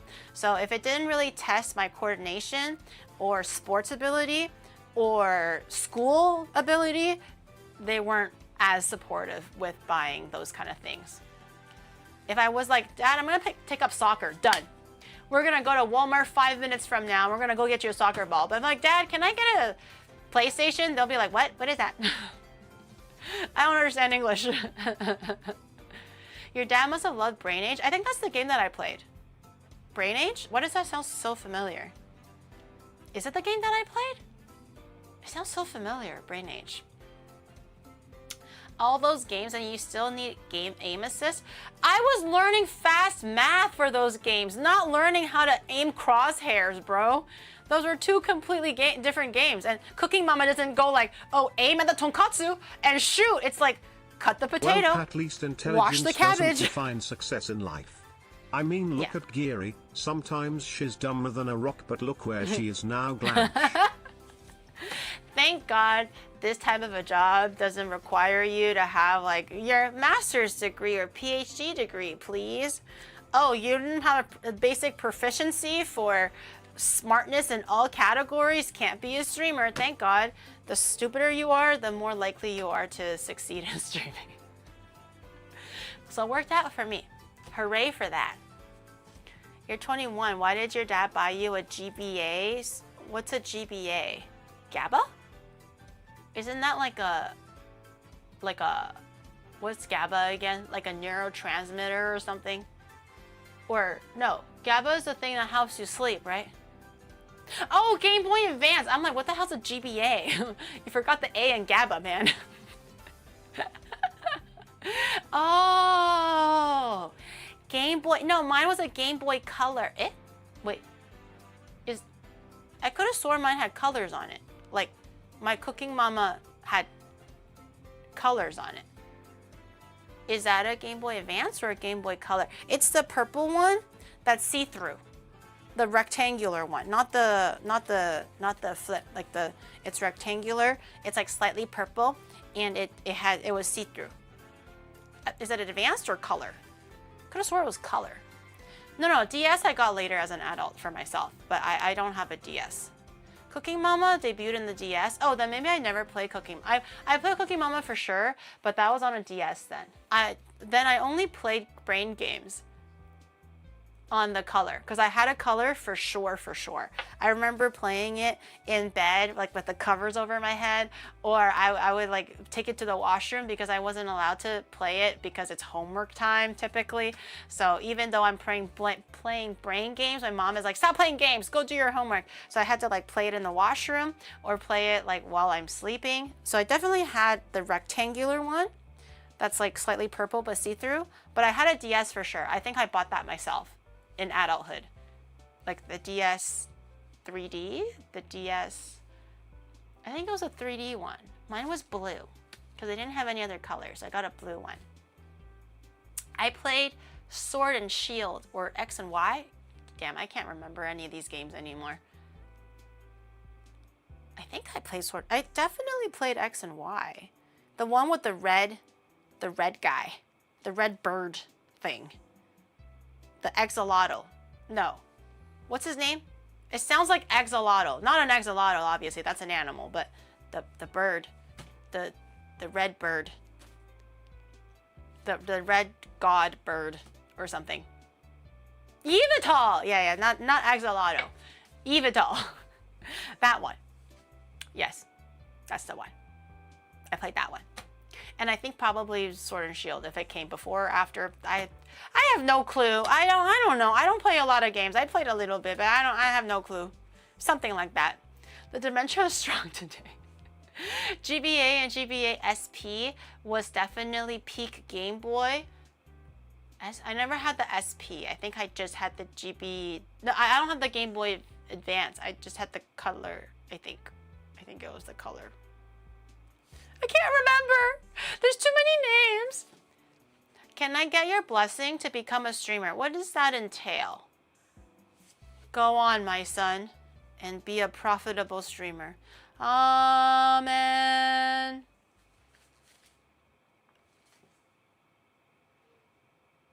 It is done. The prophecy has been spoken.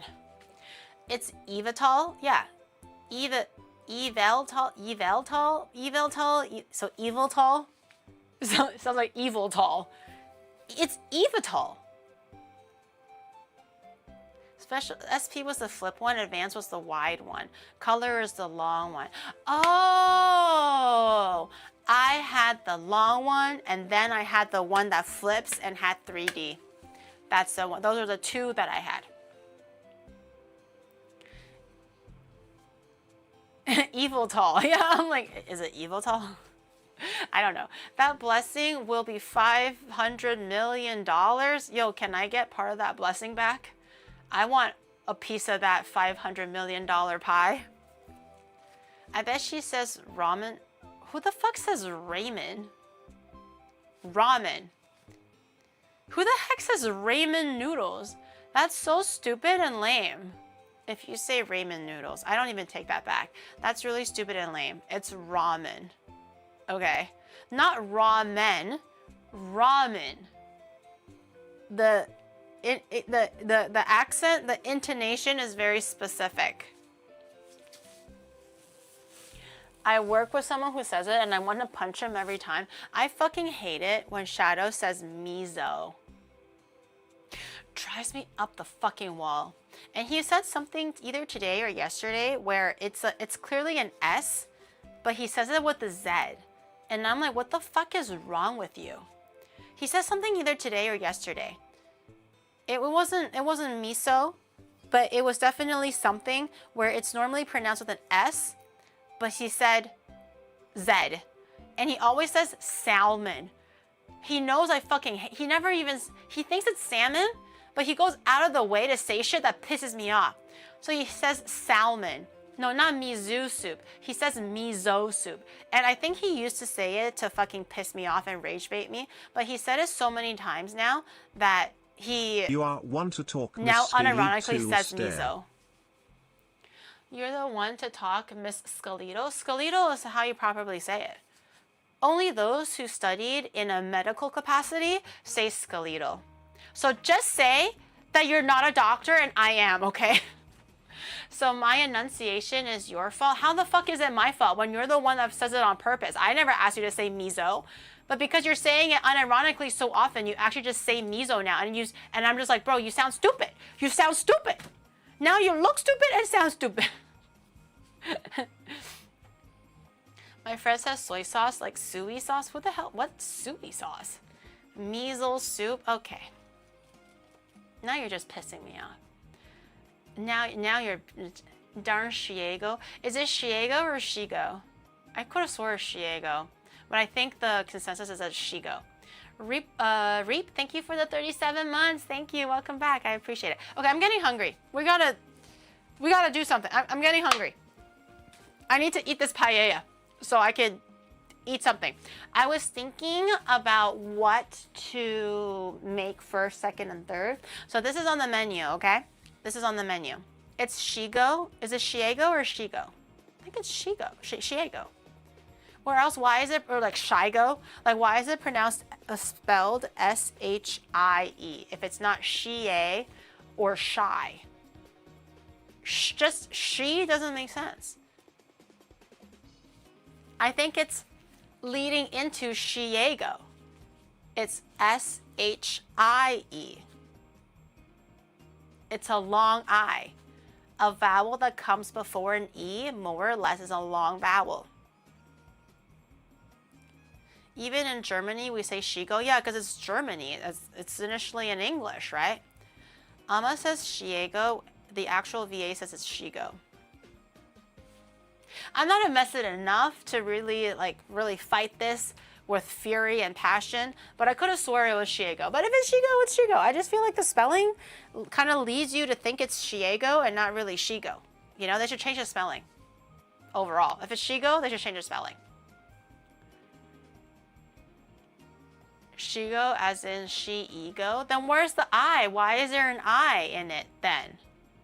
It's spelled Shigo? There's no I in it? Oh. I thought there was an I in it.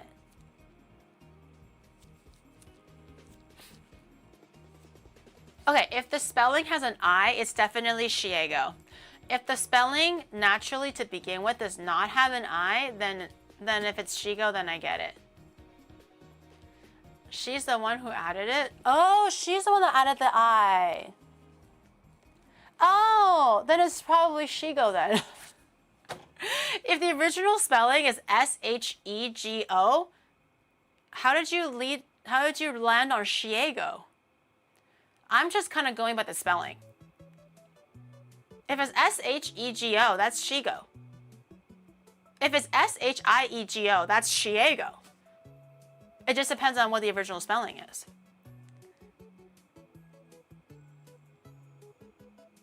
She was trolling. Oh, so it's Shigo.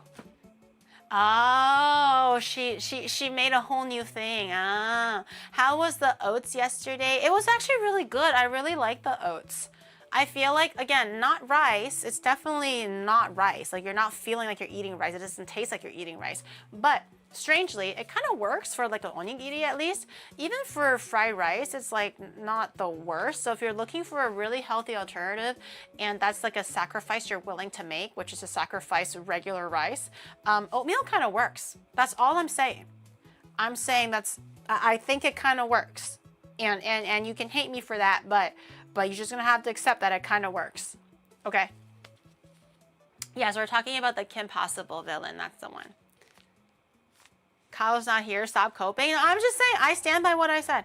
Okay, so this is the menu for today. 3 things. Not super difficult, but the paella might take a little bit of time. Shouldn't be too crazy though, but it might take a little bit of time. So I wanted to make paella, of course, because I never actually had it before and never made it before, so I want to try.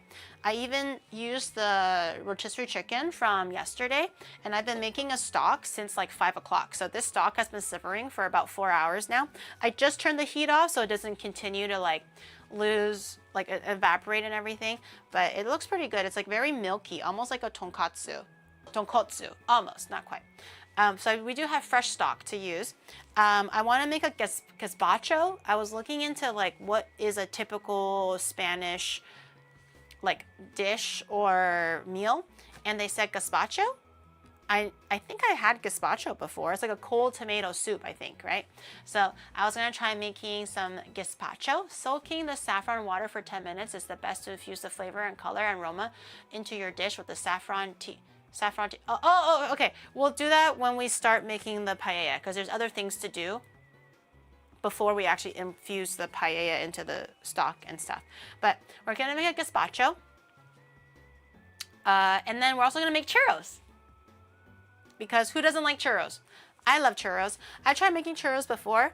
Honestly, I wouldn't really count it as a success. So I am keen to try again and see if it becomes any better.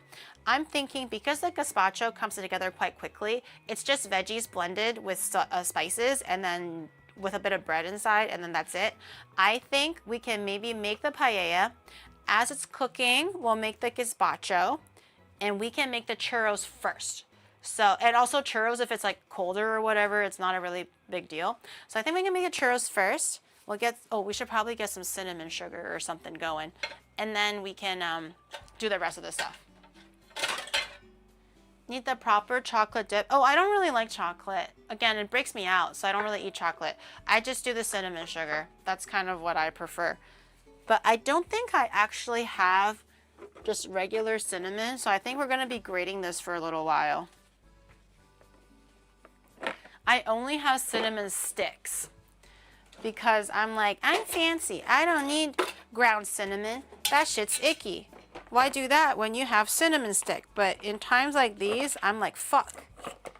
Why the hell did I not get just ground cinnamon?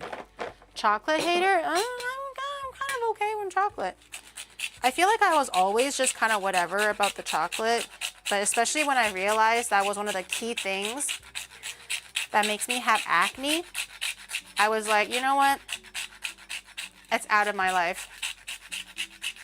Sometimes I definitely crave chocolate, especially if it's like a chocolate bar. I don't really like chocolate flavored things, but a chocolate bar was always really good.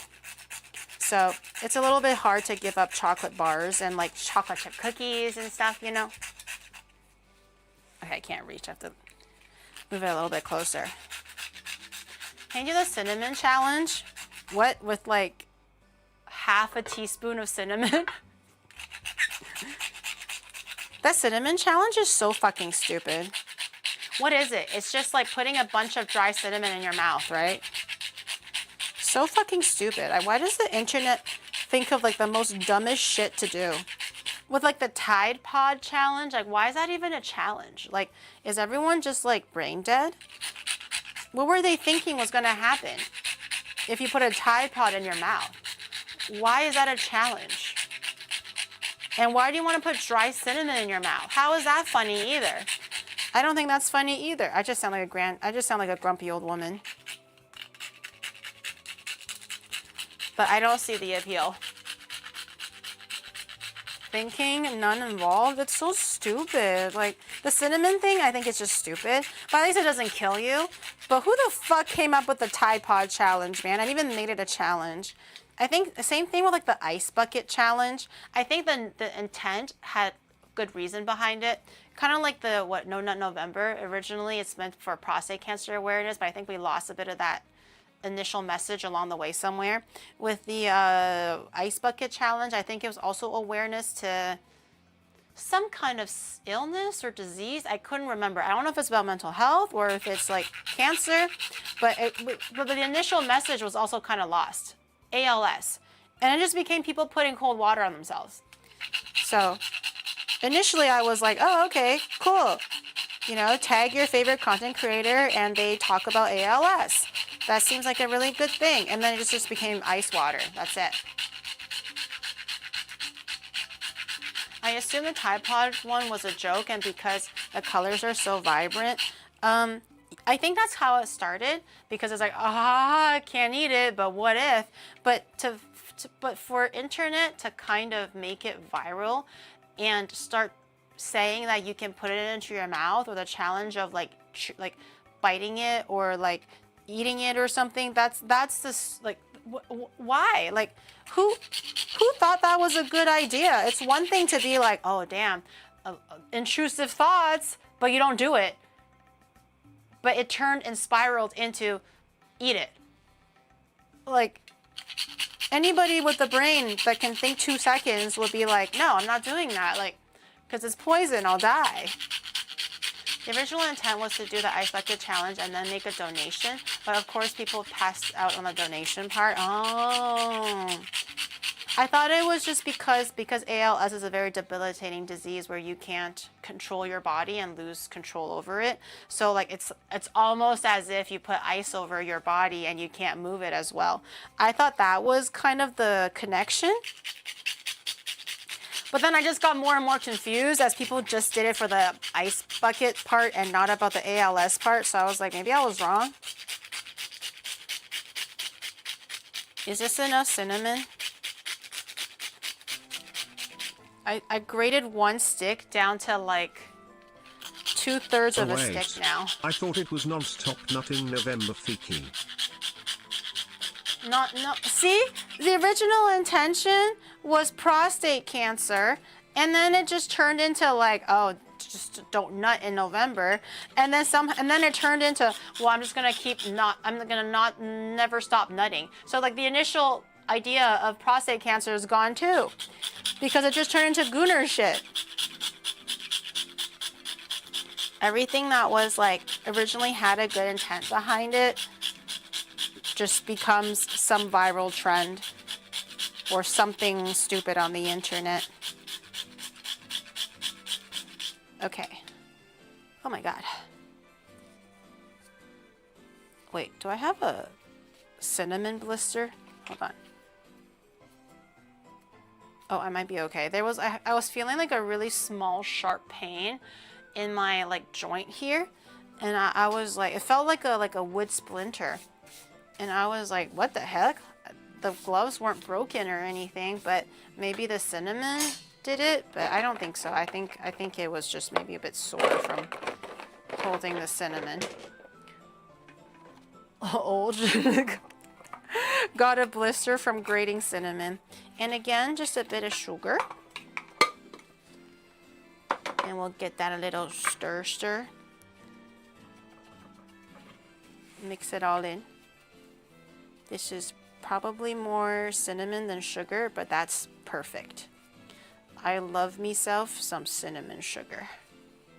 Massage the sugar in there so it's more like the flavors more incorporated. I don't know if there's like oil in cinnamon, probably not since it's wood, but it's always nice to kind of fully incorporate the sugar a bit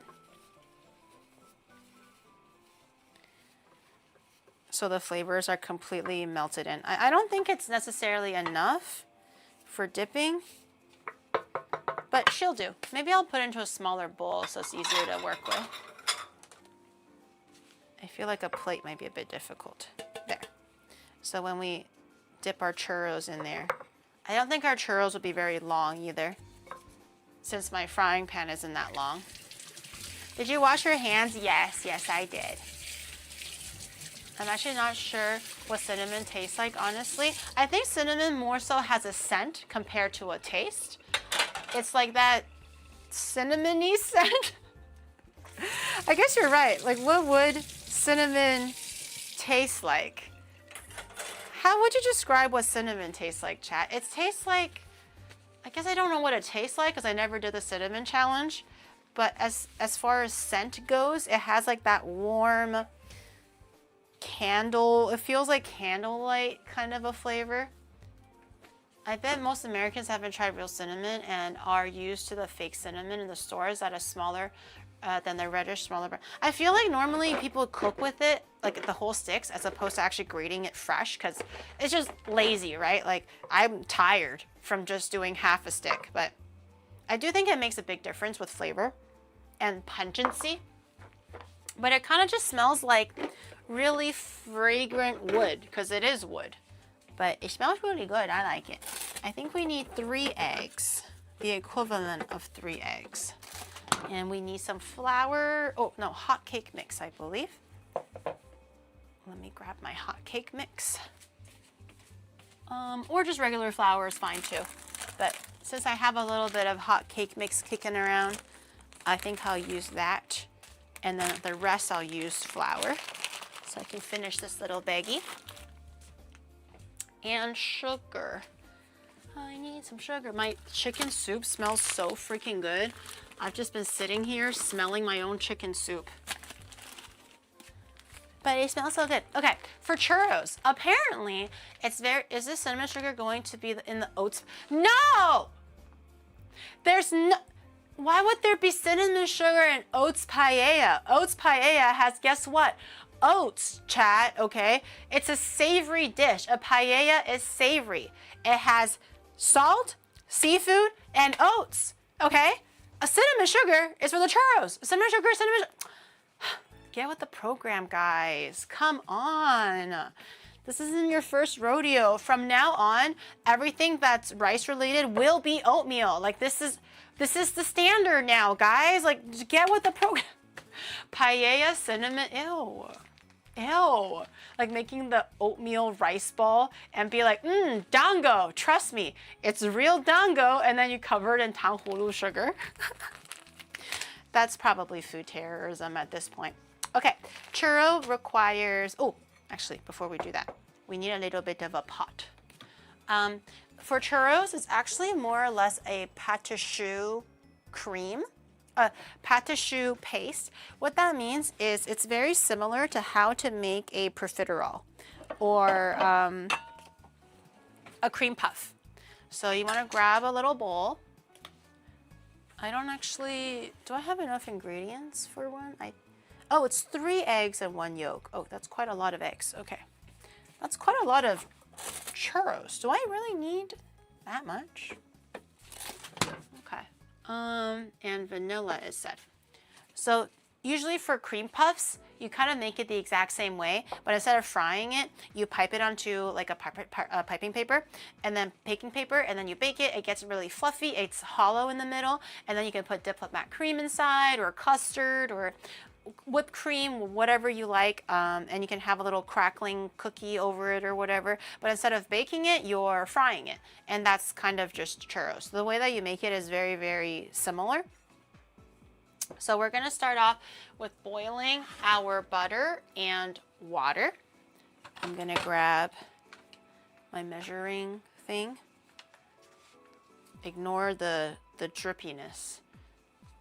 She's a little dirty. She's a little used, but nothing wrong with a little used. We're going to need 71 grams of butter, which hopefully is whatever I have here, and I don't have to grab more. But we might need more. What are those stains? Oh, just like oil and just like wear and tear.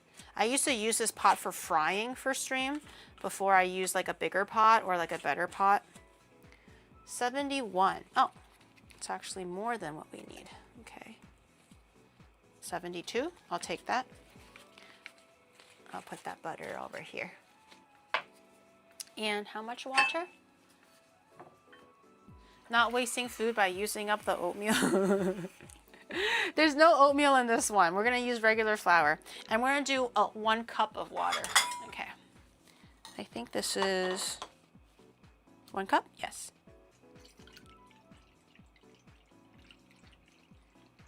Oh, this is actually more or less 1 cup. Okay. 1 cup of water. And we're going to... Oh, and 2 tablespoons of sugar. Okay. Ooh, 2 tablespoons. Spanish here. Spanish churros are different from US or Japanese churros. We only use flour, salt, and water for the churros. I think I read something about that where like the egg kind of acts as a binder for a lot of American and Japanese churros. And it kind of just makes the dough a lot easier to work with, whereas the Spanish ones is like no egg in it.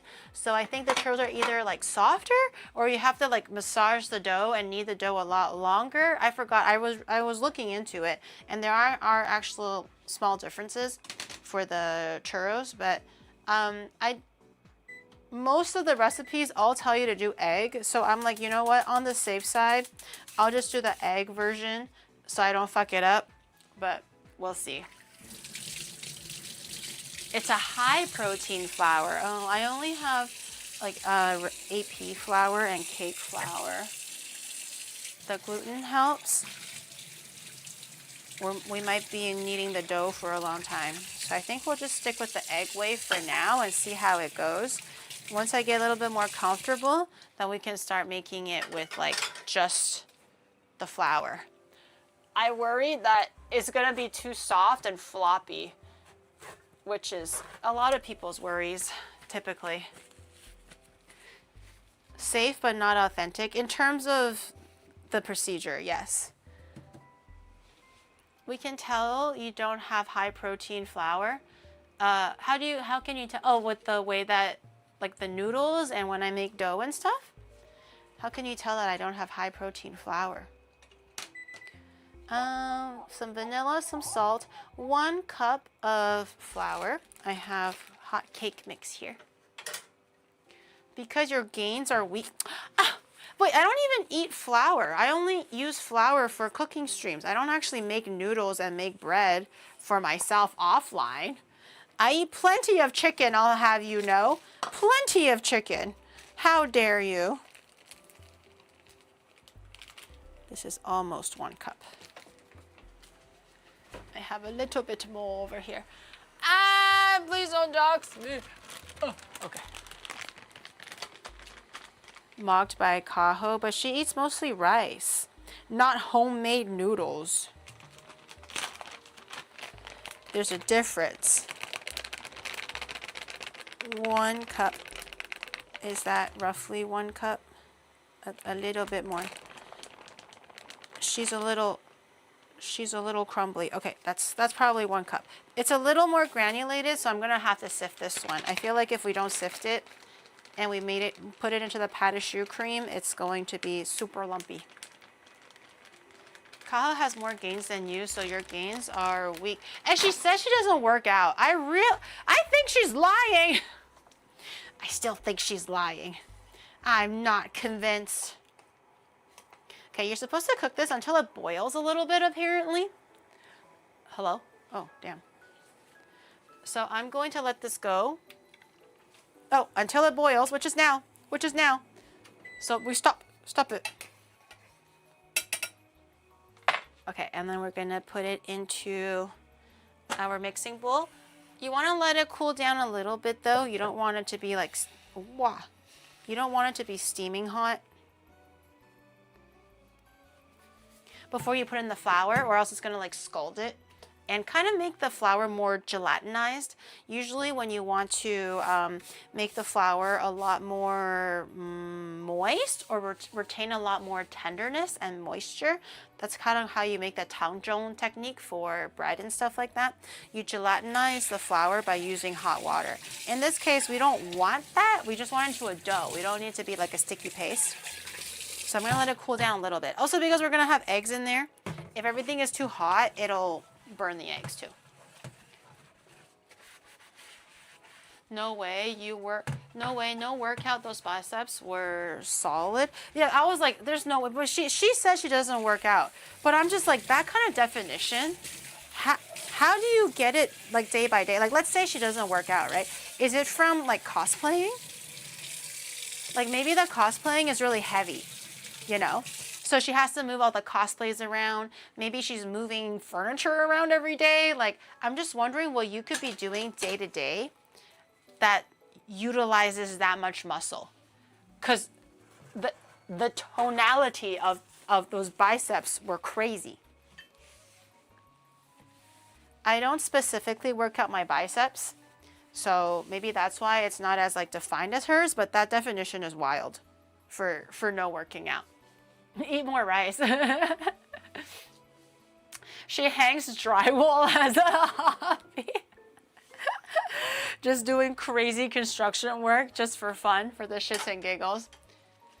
Meanwhile, Gary's right arm is much bigger. Is it that much bigger? Is it that much bigger? I am right-handed. Aren't we all like, our predominant hand is way bigger than the other hand? Am I the only gooner here? Like, I don't even goon. Well, like not as like, okay, never mind. Anyways, like, there's no way. Like, I think all of our manual arms, like, sorry, our dominant arms are bigger. That's just the way of the world. Why would it be smaller? Because we use it a lot more often. You know? Like, there's no way your arm is, your dominant arm is smaller. You know? Who's with me? Who's with me, guys? Anybody? Who's with me? That's normal unless you're ambidextrous? Yeah. So I think it's normal. You guys are making it sound like I'm some kind of a crazy gooner that, you know, goes all out or something like that. Like, whatever I'm using, like, weighs 15 kilograms or whatever. I do work out both my arms. I don't just work out one, because that would be really pretty stupid if I only work out one arm. This is vanilla, by the way. I'm gonna add in 3 little scoops, which is roughly maybe like half a teaspoon. But it's pretty potent because it's like a high quality vanilla. So I don't think I need to add in too much. I usually like to go overboard with my like vanillas if it's making cookies and stuff. I feel like it makes a load of difference if you go all out on the vanilla flavoring for things like that. But usually for churros, because it's not a dominant flavor, I'm okay without adding it. Arm wrestling at the next meet and greet. I used to arm wrestle for fun with friends and stuff, but I pretty much do the dominant arm, I guess. If that actually, you know, is something. Oh, and a little bit of salt. A little bit of salt for balance. I didn't realize that it was... only a little. Bing. I didn't realize it was that small. My right arm, left arm. I do feel like sometimes when I work out both arms, my left arm definitely is a lot weaker. I will give you that.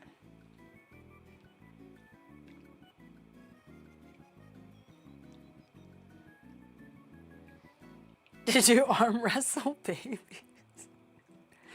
I wrestled people of my own size and stature, and maybe like occasionally with my dad, because I would have bouts of like overconfidence, and I'm like, arm wrestle me, daddy. And then he's like, are you sure? And I'm like, yeah, I'm so sure. You know, I would have moments of delusions where I think I can take on my dad for arm wrestling. But other than that, it would be like, you know, friends at school or whatever. But I didn't realize they were that unbalanced. I do use my right arm for a lot of things, though, without realizing. She was 6 feet tall at the age of 6. No, like if it's your dad, that's different. That's a little bit different. Okay, we're gonna mix this in. Why does this not look correct?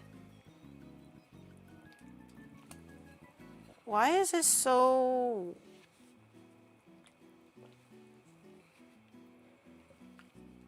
Okay. That is not right. Did I get the recipe wrong? It said 1 cup of flour. It's supposed to be a paste. Okay. You know what? It's freestyle now. We went from organized to freestyling it. I know what it's supposed to look like for thickness.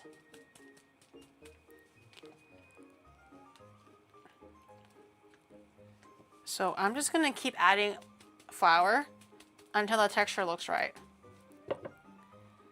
Because it's supposed to be very thick and doughy, not wet like that.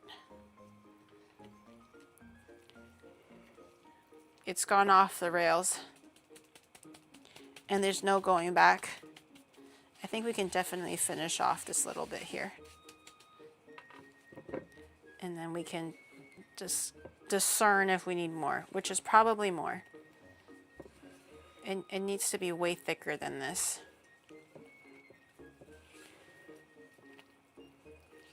It makes me a bit worried though. I'm not sure which ratio is off or how I fucked up the notes, but I'm worried about the ratio now. What if it's not enough butter? What if it's too much water? Okay. Ah! No.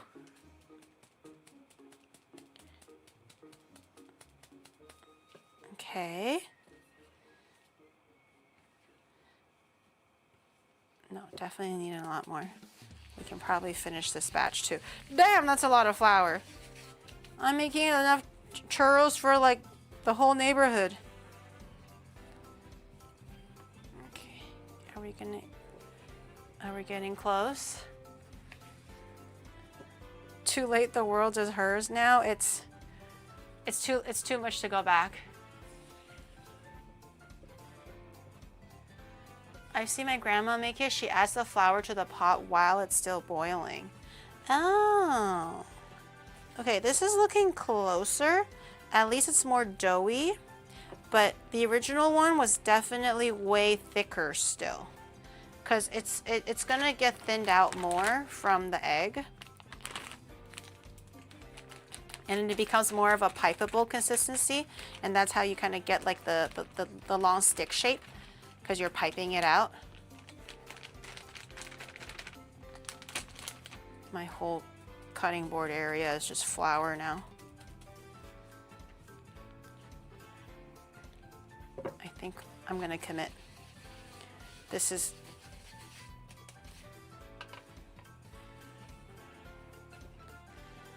I am Spain now. If anybody says this is not authentic, I am and I'm kidding.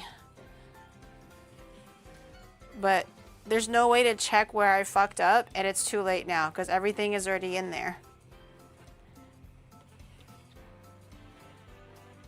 Okay, this looks a little bit better.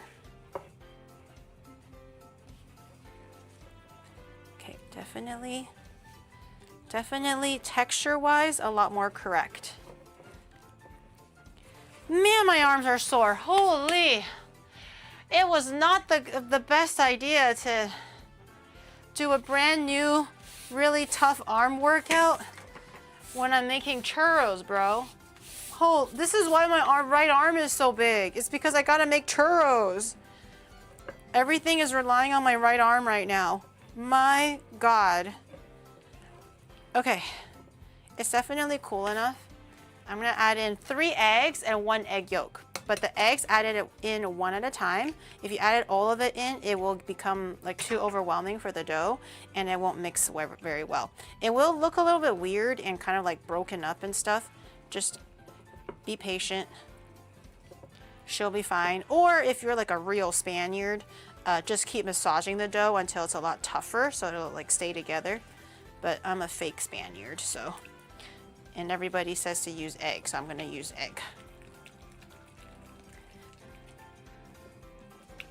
And I'm just gonna, before you add in the next egg, always make sure that it's more or less incorporated into the batter. So don't rush it. It will look a little bit weird because it wants to separate because you're adding in like more like liquid into the dough.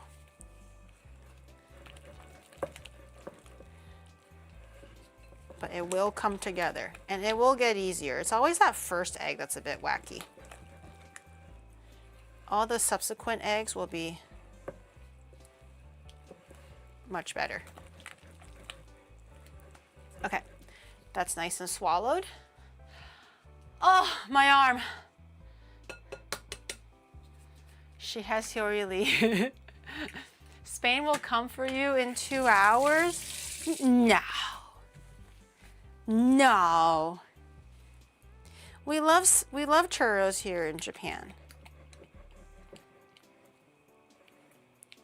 It'll be fine. Maybe. Everybody, if you look online, everybody says to add eggs in their churros. I feel like that part is like not the craziest. It's the part where I wrote down the measurement, but I clearly made a mistake somewhere because it looks nothing near like how it's supposed to be. So now I have commenced the winging portion of making this. And usually with baking slash like, you know, sweets and stuff, you don't really want to wing it too much unless you're making like bread. You really shouldn't be winging, you know, making a cake. You should really figure out those ratios. I don't even know if this looks correct anymore. Is it too wet?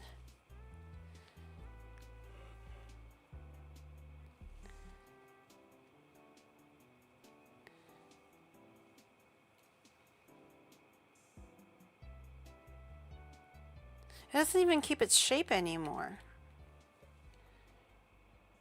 It should keep its... I don't think I should add any more egg.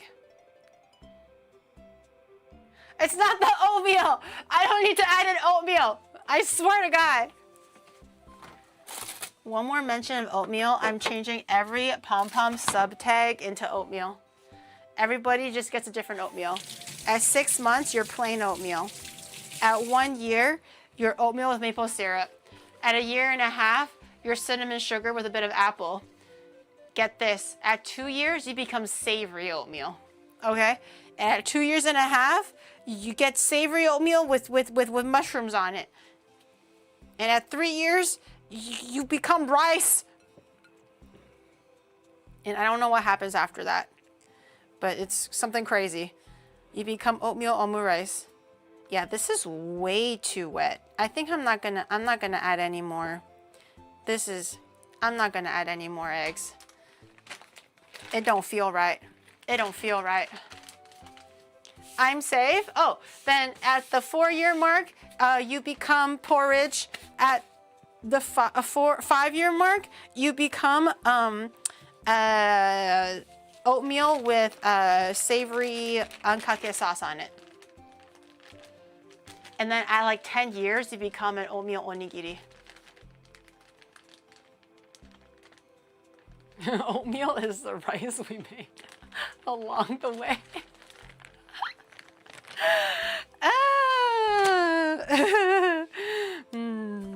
It's still a viable carb substitute, okay? That's my only claim. 5 years is oatmeal paella. That's a good one. That's my only claim, okay? I'm just saying it's a nice workaround if you can't or won't eat rice. But I'm not saying that it tastes like rice. I didn't say that.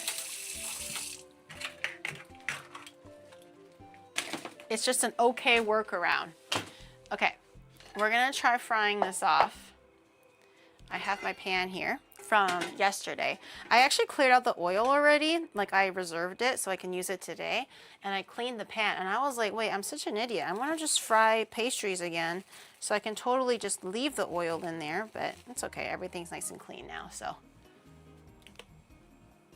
I put this oil back. This was the oil that I used yesterday to make the pondering. So it doesn't taste like meat or anything. It's completely reusable. So I'm just gonna use it for a second fry, and I think I'll throw it away after this one. I don't really want to keep old oil around too much. We're gonna heat it up, and in the meantime, I'm gonna grab a piping bag, and we're gonna pipe. Oh shit!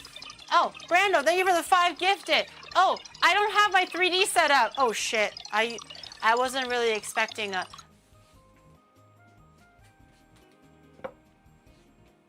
I'm ready. Finger guns out.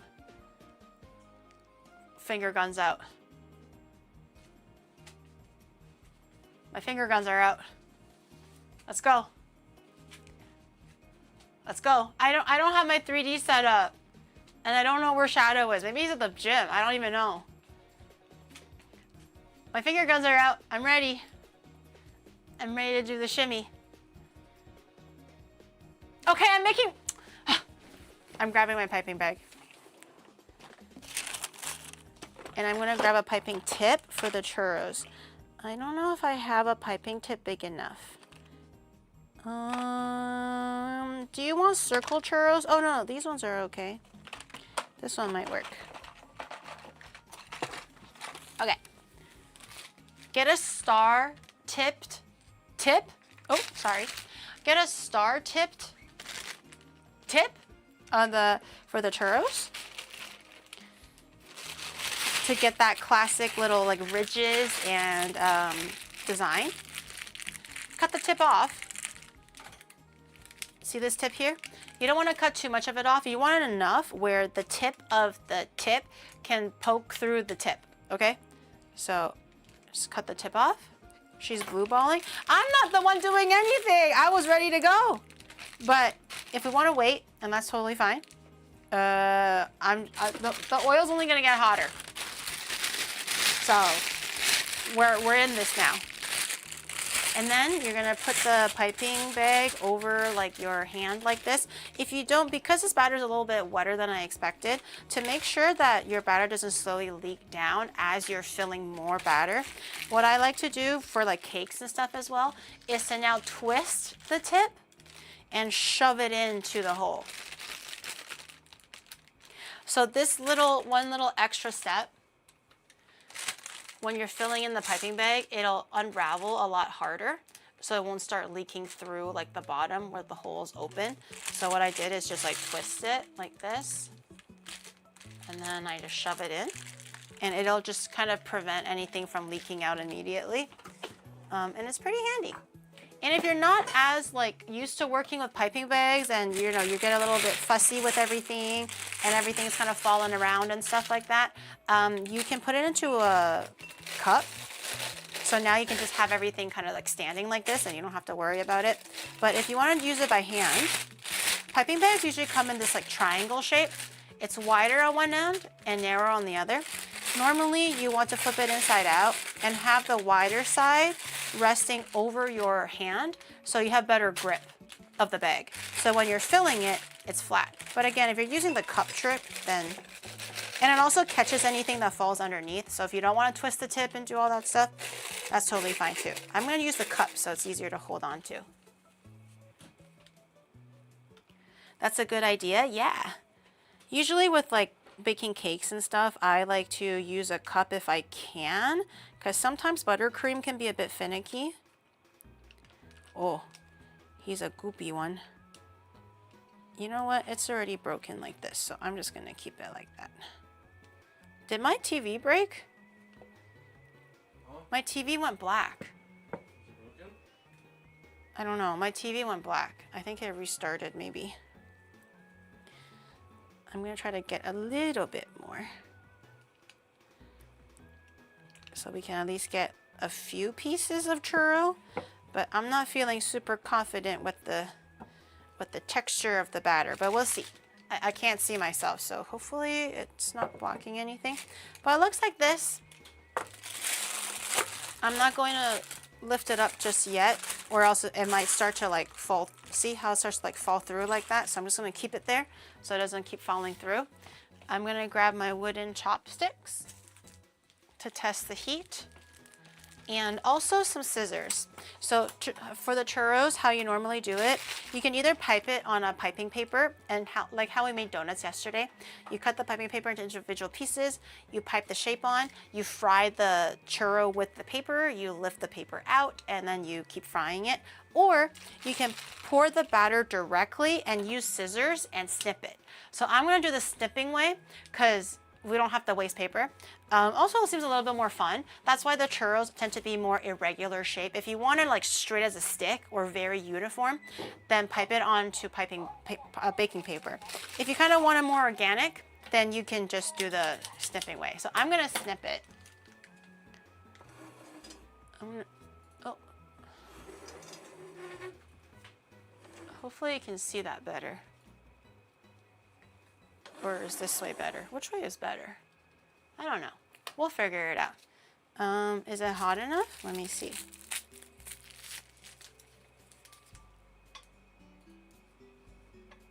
No, it's not hot enough. Is the heat on? Oh.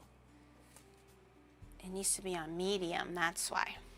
So I'll try. I'm not sure how good I will be at squeezing and snipping at the same time, especially when the batter is a little bit on the softer side. It could turn into a fire hazard. Let's hope it doesn't, but it could. Are we actually gonna use oatmeal for the rice? No, we're not. I'm not that crazy. I don't wanna be eating oatmeal paella. I wanna eat regular paella. You know, especially now that I've tried it and know that it's not quite a 1-to-1. It's like a 0.5 to a 1. Of course not. Do I look that crazy? Oh my gosh, chat. Oh my gosh. Now you want me to use the oats. I use the oats and then you yell at me. You just want to have a reason to yell at me, chat. I swear to God. Just be honest. So last night was a one-time crazy, yeah. Yeah, because I wanted to try it. I thought it would work. Because I'm like, oh, what is this amazing Japanese invention of oatmeal rice? But now that I know what it is, I know you probably can't use it for a paella. I mean, if you're like really hell-bent on being healthy, you can maybe use it. But at that point, just eat seafood. Why are you even eating the rice? You know? The one oat stand. Señora Epistao, ¿dónde está la biblioteca? Sí. Mucho. ¿Dónde y biblioteca? Use the oats. Kaho deserves justice. Why? She doesn't like the Can you oats. make rice balls from different rice vegetables now? Yes. Yes, you can. Oh, I can smell my oil heating up. It smells like donuts.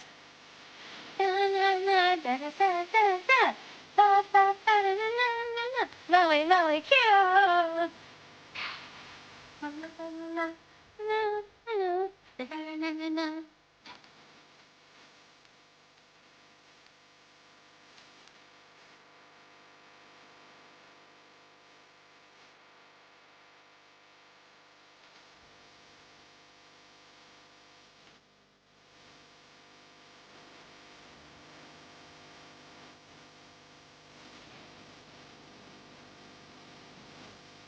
Yeah.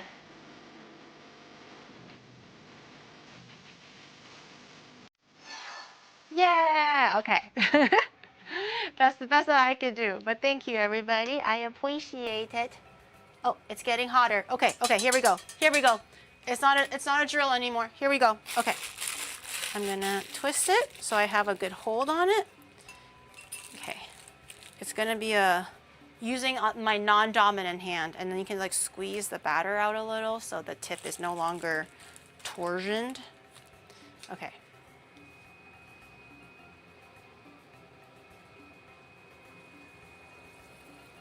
And snip. Oh, it looks like poo. Oh, it's curly. Why is it so curly? It looks like a curly lump of poo. Oh God, okay. Ah, ah, ah, ah.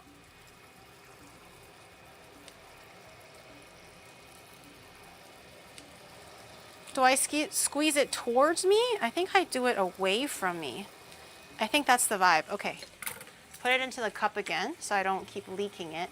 Wait, it's kind of funny looking. Like in a cute way. I like how all the ridges are gone because it's so, like the batter is so loose, but it's quite puffy, which is kind of fun. Definitely doesn't look like a churro, but maybe it'll taste good. It looks like a poo-poo. Why does this one have a dick? Sorry. Sorry, Españas. I don't know what happened, truly. I was minding my own business, I swear. Making poo-poo. How do you say dick in Spanish? Because that's what it kind of looks like. It looks like a dick. This one looks like it's done. I'll put that here. This one also looks like it's done. It's one of the earlier ones that I made. Yeah. Mmm. Single sticked churros. Lovely. Okay, I'm gonna do a little bit more.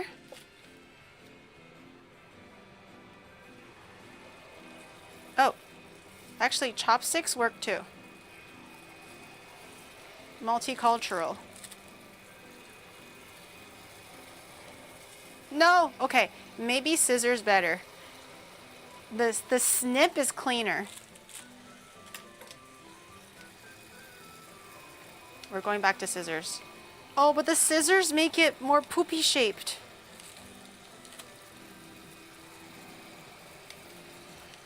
It's just poopy shapes now. Okay. Okay. It's fine. It's fine. It's fine. It's fine.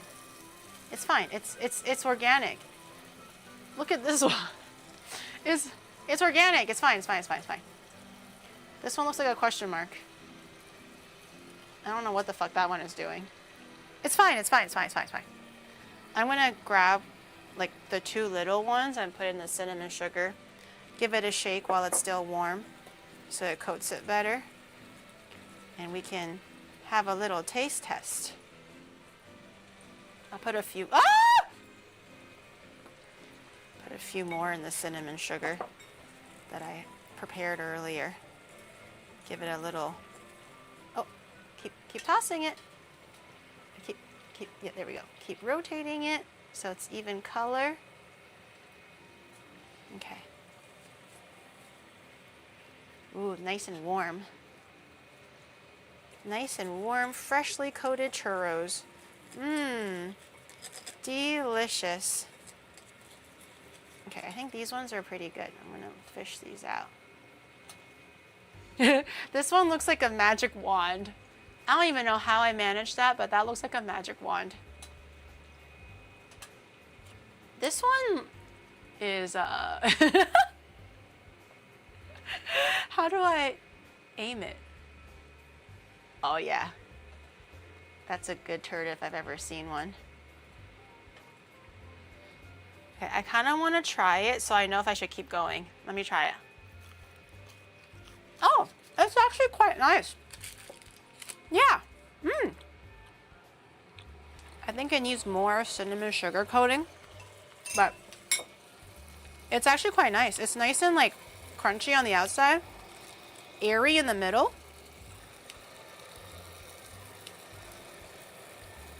I think it's a bit hot though.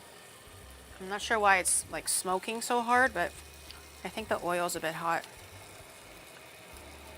I think this, if you like heat it up in the air fryer again, so it becomes a little bit more oily. So the look at that. That's a ball. Why is it a ball? I tried one. It's actually quite good. It's nice and airy in the middle. See? Where is it? There it is. It's very nice. Mmm. Mmm. It's quite good. I'm not mad at it. It's kind of lost the shape. So we've kind of lost the plot just a little bit, but it's very good. Mmm. I'll probably just dip them in the cinnamon sugar. No. I just didn't have the proper recipe.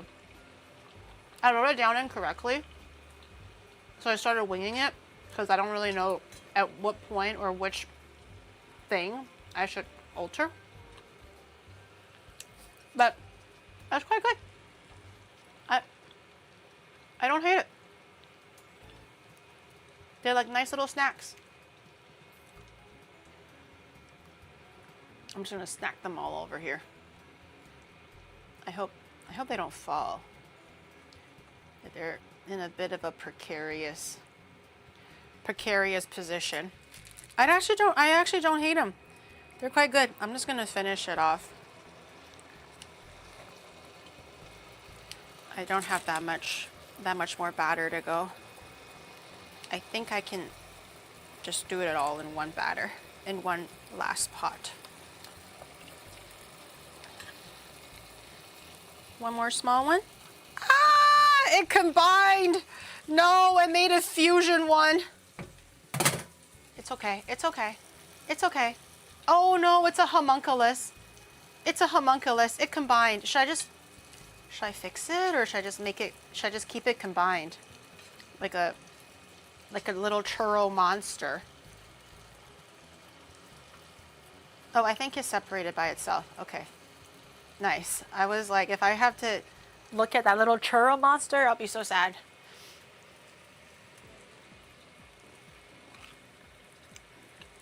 No. I should stop eating these churros. They're kind of dangerous. Giri, ¿qué estamos haciendo? Sí. Y mucho. Mucho. Delicioso. Sí. Just say yes to everything. It's okay. Say yes to everything and everything will be fine. I'll just move the batter to the side so we can have some space. But they're quite good. The texture is really good. Kind of want to have an actual real churro though, so I know what the comparison is. But it's quite delicious. Do I have a little... Should I just put everything here? Ah! Precarious. What are these shapes, man? These are the most unique, you know. Are they objectively the best churro ever? Probably not. But do I get a plus A point for creativity and the uniqueness of the shapes? I think... Ah! Ow.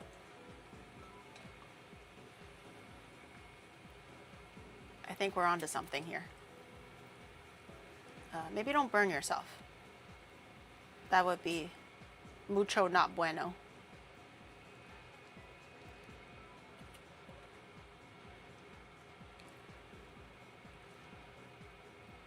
Come on.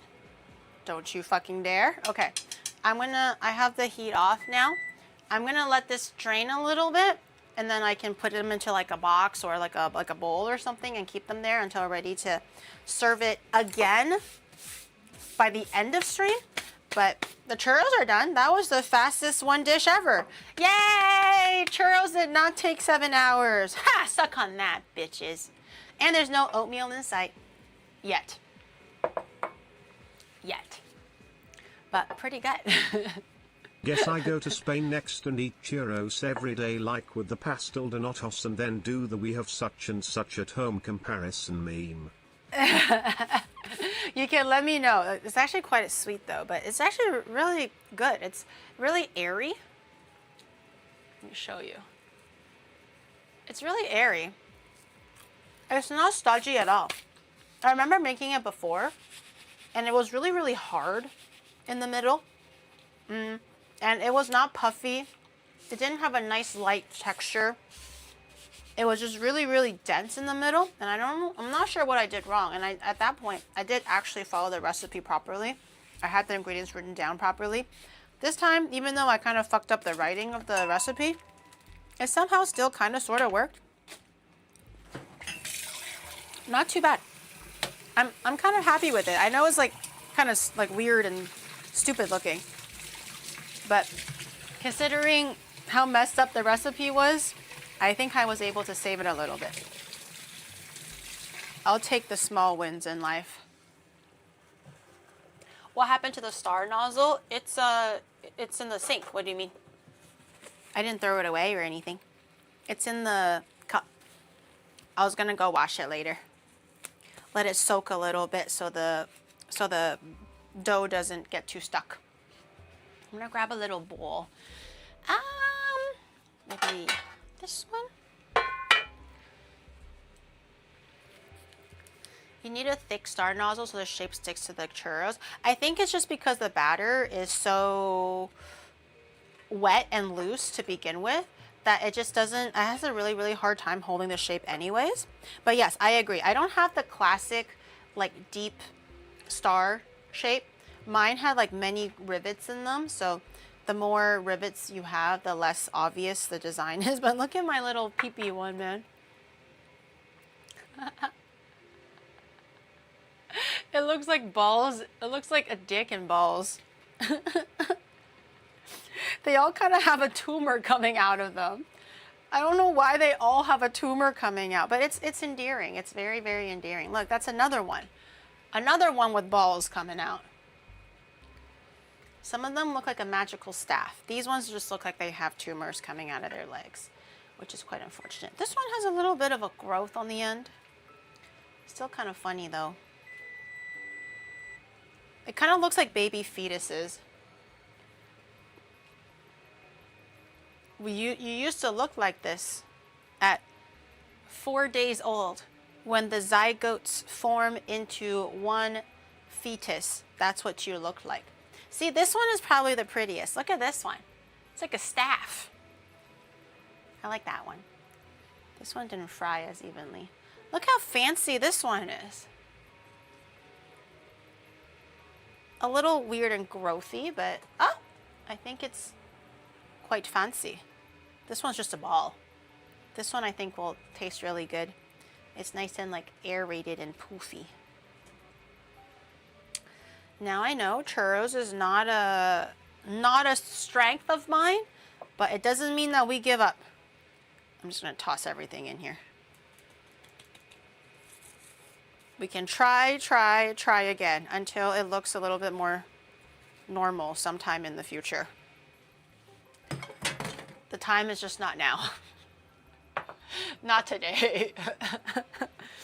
Put them in the bag and shake it. Yeah, I can do that too. I don't have I actually ran out of Ziploc. I should have checked earlier so I can tell Shadow to buy some from Costco. So we might have to do it for the next Costco run, but I don't have any Ziploc bags. So I don't really have a bag unless I use those grocery store bags, but they're not the most hygienic. I have my piping tip here for people that were worried. I have it right here. A bowl toss works fine too. I'm gonna need a bigger bowl. Also, I don't have enough cinnamon sugar. There's definitely not enough to go around. I just kind of have the remaining just kind of put in there so I can clear out this bowl. But it's definitely not enough cinnamon sugar. I might start mixing it with like kinako, turning into a Japanese churro. Spaniards, look away. I'm just too lazy to grate more cinnamon by hand. Have mercy. At this point, I'm just gonna put kinako and sugar in there. We don't have to be worried anymore. Everything has already gone to heck. The Spaniards were maybe kind of excited to see what's going on, and then they got disappointed within the first 10 minutes. But you know, what else is new? What else is new? But the paella could still be something. Maybe, actually, maybe not. You might not be happy with the paella either. Especially when I start whipping out the oatmeal unironically. Which I'm kidding about. Just jokes, by the way. Jokes. Oh, it better be. Apparently for the paella, you're supposed to aim for that, what is it called? That burnt, like black burnt rice crust on the bottom. So at least I have that working for me. Because, you know, God forbid Giri makes rice properly. So maybe with a dish that I'm supposed to burn, I'll do it correctly this time. I was making pig out and it didn't burn. So basically everything that I was supposed to do, I can't do. So we'll see. But surely it'll work in my favor this time. I like to be optimistic. I like to believe. With crust, that's just charcoal. No, you're supposed to get that like rice crust on the bottom, like that crispy rice at the bottom of the pan. And then I was watching a few videos and it should be like golden brown, if not black, like it should be quite burnt. Obviously not like, you know, smoke coming out and evenly black. That's not what we're aiming for either. But it should be quite crusted on the bottom, apparently. Spaniards, back me up here. Back me up, Spaniards. Donde está la crust on the bottom of the paella? Oh yeah, the Persian rice is like that too. I've seen it where like the dramatic unveil, like the pot is like this tall and then they flip it over really fast and then like knock on it a little bit and the rice comes out or whatever. I've seen those. It's called the sakarat. Yeah, the sakarat. That's the word that they were using. I'm gonna put my measuring cups away so they don't stand in the way. Every time I had paella, it was with seafood in Spain. I'm gonna have seafood. Don't worry. Okay, I think we can do the paella now because the paella will take a little bit of time for prep. The cooking actually shouldn't take that long. It just takes the same amount of time to make regular rice fresh, which should be within the half hour, but it's to prep the seafood, the saffron, all these other things that require a little bit of extra time. So first things first, we're gonna do our clams and our saffron. Make sure everybody is like, you know, doing what it's supposed to do. And for the clams, I wanna clean it first, so I'm gonna let it soak in some salt and stuff. I'll show you all the seafood that I got. And give me 1 second. I got octopus. I got really big shrimp. I got little squids. I got scallop. I got, what else did I get? Squid. I got clams. And I also got chorizo. I even special ordered the chorizo just for this. So surely you can't fault me. You're gonna go work out? Oh, okay. Do you need me for anything? I think I'm good for now. Okay.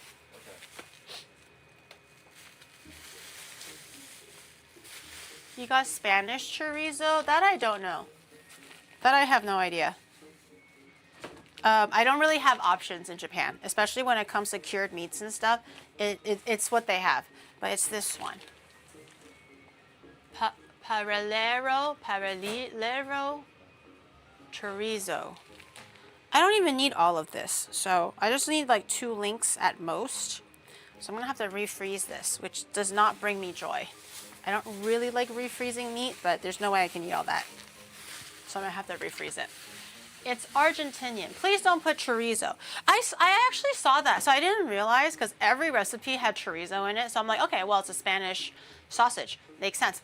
And then there were people that afterwards said that chorizo you're not supposed to put into it. So now I'm a little bit confused. Do you put chorizo or do you not put chorizo? But I have some clams. Actually, I don't think I'll use this bowl. I'm gonna use a bigger bowl. I have some clams that require a little bit of prep. Just so that if there's any clams that have some salt in it, some sand in it, it'll kind of like spit itself back out. But I got a bunch of these little clams. We don't. Search Jamie Oliver Paella. Why, does he have chorizo or he doesn't have chorizo? Let's not put it in. Oh, okay. Then I'll put it back in the fridge then. I might break it up into smaller pieces and freeze them smaller. I don't like freezing one big ass piece. There are times where I wish I had chorizo, so it's pretty good to have some on hand. Okay, we have some clams. If they're already open, they're probably dead-ish. This one's already open. I did buy them from frozen though, so I'm not sure if that makes a difference. But if they're kind of like cracked open, they're probably not as good. You want to make sure they're all kind of sealed. This one's kind of opened a little bit, as you can see. So I'm gonna toss this one. For the rest of them, I'm gonna let them soak in some water with some salt. Give it a wash. So there's no, oh! I'm sorry, little guy.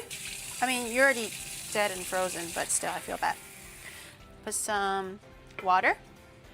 Put some salt. Sorry, Alfonso. I'll try to be better next time. Put a little bit of salt. The salt should help the clams draw out any sand. It'll want to like spit out the salt water and in the process spit out any potential sand stuck in the clams. You only really need about 10 minutes of this. It doesn't take too long. Actually, wait, Shadow, can you move the camera lower?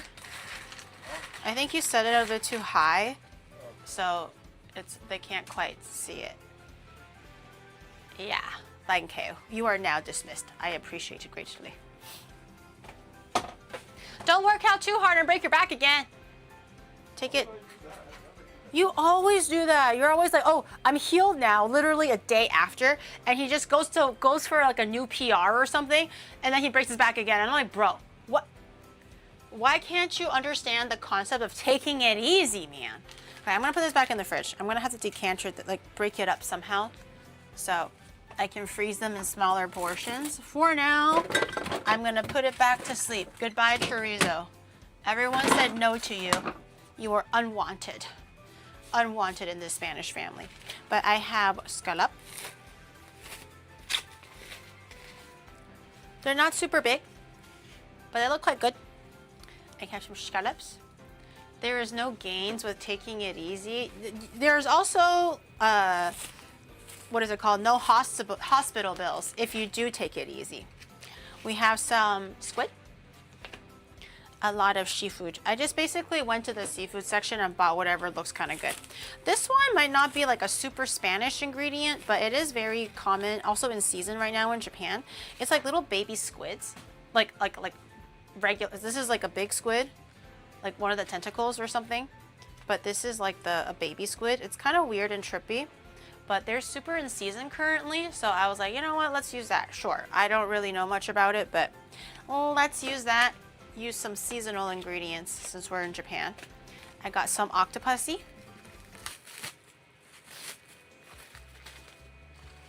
Is that the famed mythical hotate? Yes. Hotate is like, hotate is Japanese for scallop, but Japanese people really like to maintain like this muscly part of the scallop as well. It's kind of chewy. It's quite nice actually. I feel like you don't really have to remove it or anything, but I know in Western cuisine they tend to only reserve like the best part, which is like the middle part. But this little side muscle pieces are actually quite delicious too. I got some octopussy here. Hello, here, right there. Those are some good suckers. Very nice. And I got my pan isn't very big, so I don't really intend on getting too many things. Honestly, I was like, I'm gonna get a lobster. And then no lobster was available, so thank God for that. But also, I'm thinking about it, and I'm like, there's no way I can fit a lobster in my regular pan anyways. So I got these guys. Which, what are they? Are they langoustine? Are they prawn? Are they just really big fat shrimp? I don't really know, but they look sexy. Look at that. Look at that shit. I love shrimp, so I'm like, well, I can't be mad at this because like the head looks so fucking good. I can't wait to like just suck all the juices out of the head. Oh my God, I miss eating shrimp head. I don't even know if I need to clean it. I don't even like mind the head, but maybe I'll take some of the, use the knife and take some of the legs off. Maybe, but I don't really mind it really. I miss eating shrimp heads. I guess just for tidiness, I will cut it off. But normally, if this was like fried, I just eat all of it anyways. It's the most flavorful. It really is. It's so delicious, especially if you get some good quality ones. It doesn't stink. It doesn't have any weird flavors. Really, really, really, really good. I'm not sure if it has the veins still attached, like the poopy vein, but I wonder if there's a way of getting the poopy vein out without having to peel it. I would like to keep the shells intact because I think the shell will also impart some good flavor. Also, we're going to be searing it a little bit, so I don't want to sear like just the meat head on. It might burn a little. I think the shell will also give it some protection. Does anyone know if that little trick with the skewer and go through like the second node and pull out the poopy vein works? Anyone know if that works or not?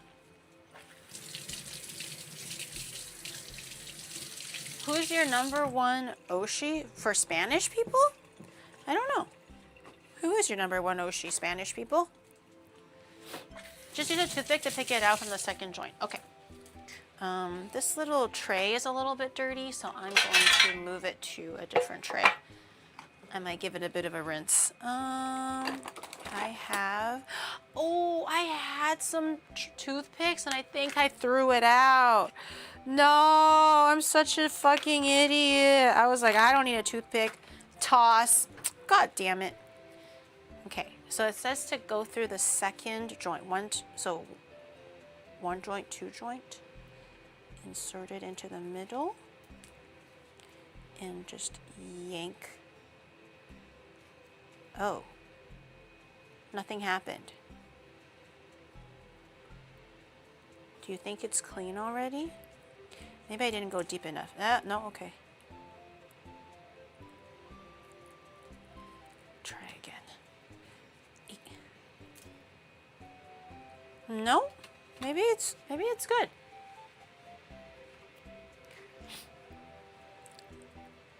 Try this one. Oh, this one has it. This one has it. Oh, that's a big one. Look at that guy. That guy's got a whole ass boogie in there. Maybe I just didn't go. Yeah, maybe that guy doesn't poo. I went quite deep as well. Maybe that guy just doesn't poo. There were a few shrimps before, like just regular shrimps that I got, where they didn't have the vein inside either, which was quite odd. Maybe they just don't shit. Like, it didn't taste any worse. Like, it didn't taste weird or anything. These ones definitely poo. These ones 100% are poopers. They ate Hiori's churro. And then they became the churro. I'll just give it a little rinse. I don't want them too wet, though, because I still want to sear them. If they're too wet, they might not sear as well. Actually, in that case, I'm going to dry them off a little bit. It's pretty quick and easy to do, yes. But it's just that first one that didn't really have any poopy veins in them. It's kind of weird. Wait. Dry this guy off slightly.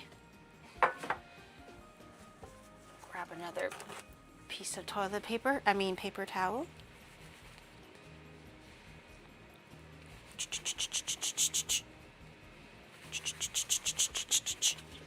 give it a little dab. I'll put it in there. So hopefully it'll continue to dry up slightly. I'll throw this into the plastic garbage. Rinse the stuff off. Oy. Just get girl shrimp because girls don't poop. I think that one might have been a girl shrimp, realistically. I think for the octopus, I will also sear. I think, excuse me, everything that I intend to sear, I might just put it all into the one pan since they're kind of dry already. But for the octopus, honestly, I would like to keep it this shape because it's kind of cool looking and gnarly and looks really impressive. But realistically, it's a little bit harder to eat when it's like this big. So I'm going to cut them into more sizable chunks. And then we're going to sear them off real quick. I'll leave this little twirly bit like that. So everything will be more or less ready to sear and go. I don't know if the searing is optional, but I feel like adding a bit of sear would make it maybe more delicious. Look at this little guy. Boing! Take a little elastic and a surprise single piece here. We'll put that there as well. I want to experience a legit seafood boil. I want to as well, until I realized it's just half butter, half stock. At first, I thought the boils, like the seafood boils, were like a simmered in stock and lots of spices, and that's why it makes it really delicious. Until I watched a video on it, because I'm like, maybe I'll make a seafood boil on stream one day, like a smaller version of it. And it was like, so first you want to start with 6 sticks of butter and melt it into a really tall pan, and then you want to toast your spices, and now you want to add in 2 cups of stock only. And now continue to put in seafood, corn, potatoes, and wait until everything cooks through. And now we'll make the sauce. So I want you to add in another 6 sticks of butter and the same spices again. Now your sauce is done. And I'm like, what? So it's just butter? Can't forget. Sorry, how can we forget the bay leaves? Silly me. Silly me. Of course we have to have the bay leaves too, duh. The squid we're going to sear as well. So I'm just gonna decanter that too. So I got a little bit scared. Could you please pause after 6 when saying 6 sticks? Why? 6 sticks? Why? What am I saying? 6 sticks. 6 sticks. Oh, it sounds like I'm saying 6 dicks. I was like, what? What am I saying? What does it sound like I'm saying? 6 dicks. Okay, so for the little octopuses, these little squid guys, because they're so small, I'm not confident in searing them because I feel like they might just cook right away. So for these ones, I'm not gonna sear. And also for the clams, you don't need to sear either because there's nothing to sear. So we're just gonna put them in when we're ready to put in like all the seafood and everything. But we're gonna start searing our seafood a little bit.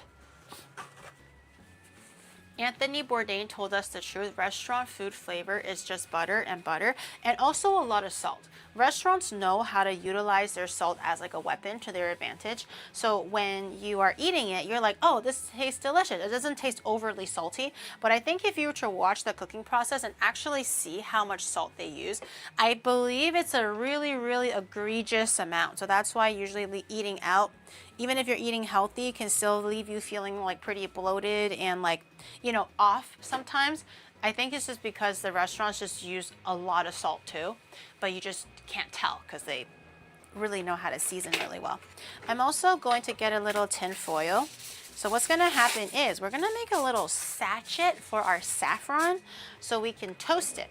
A lot of the recipes says that you should toast your saffron, but really briefly, like 5 seconds, 10 seconds. You just kind of want to give it a bit of flavor before we start like letting it soak in the water and everything. So we're gonna make a little packet for our saffron. I'm gonna use my chopsticks and grab it. It feels like I'm doing drugs. It's kind of exciting. It feels like I'm doing like meth or something, where you're getting ready to like burn something and then shoot it up your veins, you know? But instead it's just saffron. I don't know how much to add. Is this enough? Is that enough saffron? It should be enough, right? I don't think you need too much. Usually all the recipes, they show you using like a pretty minuscule amount. That's a lot? Okay. I'm not even sure if saffron has a flavor. Is it more so just the color? And then you want to seal it up so it doesn't leak out. Just like this. Now you have your little saffron baby. So when we have our pan, I'm going to toast this first before any oil or anything like that. We're going to toast this first, and then we can let it soak in the water. And while that's happening, we can do the seafood. Oh, actually, no. We should do our mise en place first. Always mise en place first, so we don't have to worry about it later. We have quite a bit of mise en placing to do. We have onion. Look at my onion that I got. I don't even know if we need all this onion. But look at that fucking onion. That's like the whole camera. We have some pepper, which is like a Spanish sofrito is what we're aiming for here. I have red pepper. I also have a little bit of green pepper that I kind of want to use, but I don't know if the Spaniards are going to get mad at me. Can I use green pepper too? So I don't waste any ingredients, or is it heresy? Am I a heretic? What else goes into it? I forgot.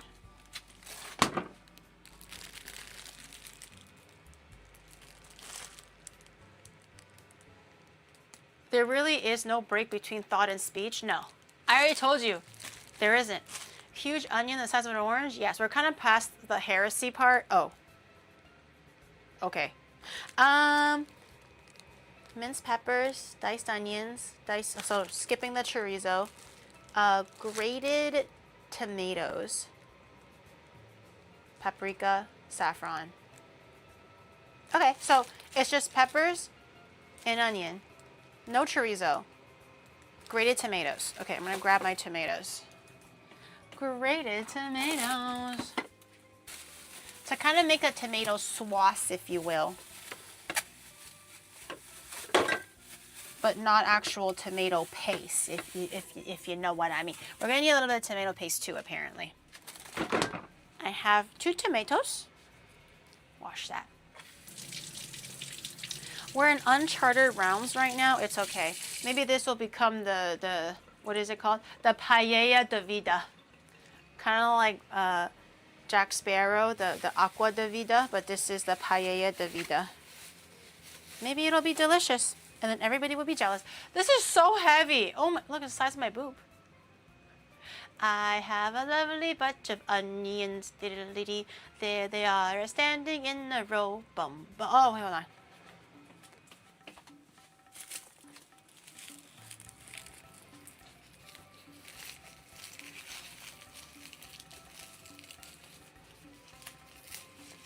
Bum, bum, bum. Big one, small one. Some is the big of your head. Give them a twist, a flick of the wrist, and that's what the showman said. My onions. Look at this one's smaller than usual, but this one's definitely bigger than usual. Anyways, I'm gonna put this one back. You call this lovely? You guys are lovely. Sometimes. But pretty lovely. Paella, yes. My paella onions. Put my paellas back. I'm still shocked to learn that that song is about boobs. Not in my sacred Lion King. But, you know. Cartoons were made different back in the day. Even though they were subtle, they were still a little bit unhinged. Christopher Columbus of paellas. Lion King again. That's how I learned that song, from Lion King. My onions were a little bit dusty, just like your mom. So I'm gonna rinse them a little bit and also cut it in half. I realistically, I really don't think I need 2 onions, like 1 whole onion. This onion is fucking humongous. I don't know if you're typically supposed to dice it or mince it, so I'm just going to dice it. Sorry, I don't know if you're supposed to dice it or slice it, but I think maybe dicing it would be better. It might be easier to saute. I'm gonna take the skin off. Look at how white it is. It's beautiful. This is probably equivalent to 2 small-sized onions anyways. Also, check out the individual slices. They're like thick. There's only like 3 slices in there basically.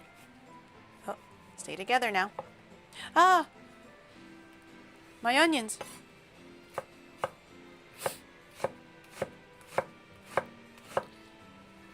Yeah.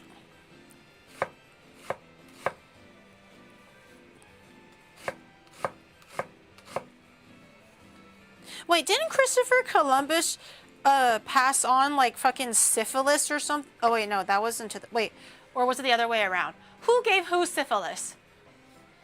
Somebody gave somebody syphilis. Was it Christopher Columbus? Or was it the Spanish that gave the, somebody gave somebody syphilis? Who was it? I forgot. I remember learning it in history, but I kind of forgot specifically who it was.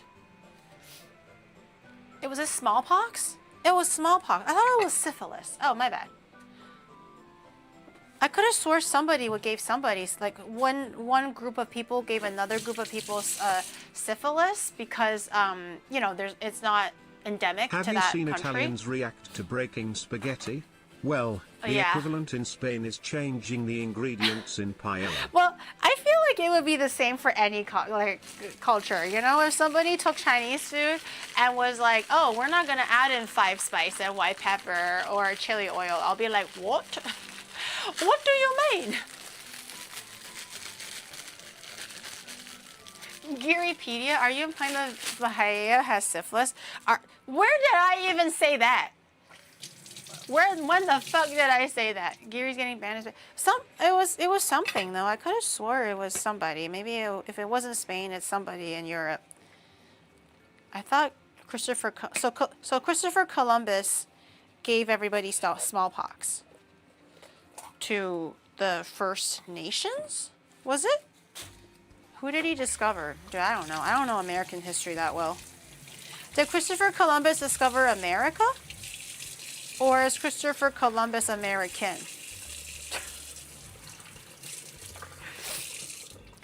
Teach me, chat. Teach me. I don't know. I think it's gone too far. Christopher Columbus did nothing? Oh, he didn't? Wait, then why is he so famous if he did nothing? He surely have to have done something. Or else why is he such like a well-known household name? He set foot in America. And so he discovered America? Or like the land of America? Is that not what it equates to? If he set foot in America, it means he like discovered it, even though there were already like First Nations living on there. But he's kind of like, new land or something. Who discovered Canada? I'm asking a lot of questions. He got lost. Oh, he mapped it for... So he's American and he was looking for Europe? So he's not European looking for America. Who discovered Canada? Because we also had First Nations living in Canada. And then I remember somebody came on and they were like, whoa, canoes and beaver pelts. We could use this. And then the Hudson Bay Company became a thing. But I think I might have jumped a few chapters for that specifically. He was trying to find China? He is way off from China. Columbus saw little of the continents. I feel like back then the map just wasn't that good either. He was trying to find India by going the other way, hence the West Indies. Oh. Is this girl history? Oh, I don't know American history that well. I mean, actually, I don't know any history that well. I remember World War I and World War II for history, and that's about it. I feel like in Canada, and they don't really teach you American history. And then even for Canadian history, we learn about like the beaver pelt trades and the Aboriginal people, the Inuit, and like, you know, the not so good stuff that we did to the Aboriginals, or the First Nations, because we kind of just like took over their place, right? And we didn't really give two fucks about it. So that was kind of bad. So other than that, I don't really remember how Canada became a thing.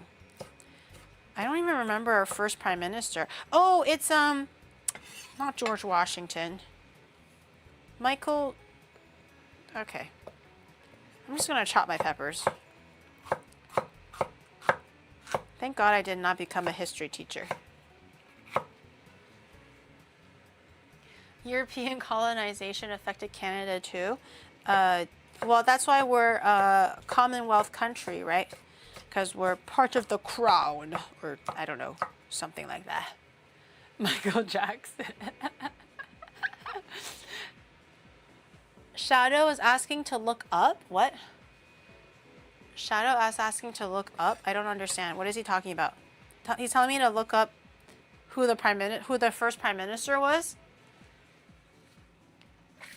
I hear her say it's not Michael Reeves. Everyone knows it's not Michael Reeves. He needs help. Wants you to put the fan cover back on the 3D. What? What the hell is a fan cover? Your cleaver debris so smoothly. Thank you. You can get your own at onimar.gg if you want some. But thank you. What is a fan cover? He said, open the glass door and put it back on. Oh, dear God. Okay. The fingers are out. What? Okay. A fan cover, a cover. Thanks, Sherlock. A fan cover is when a fan sings this. Okay. You guys stare at my sofritos for a second. My beautifully cut sofritos. I will return momentarily. Let's try to figure out what this is. A fan cover? Oh my God, my fucking knees. I think I hurt my knees today from my workout.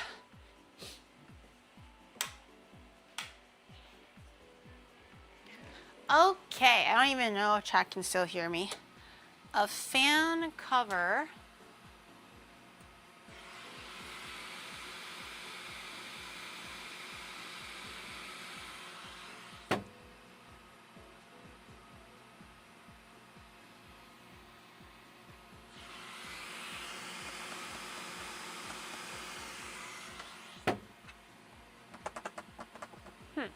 There's no extra pieces. I don't get it.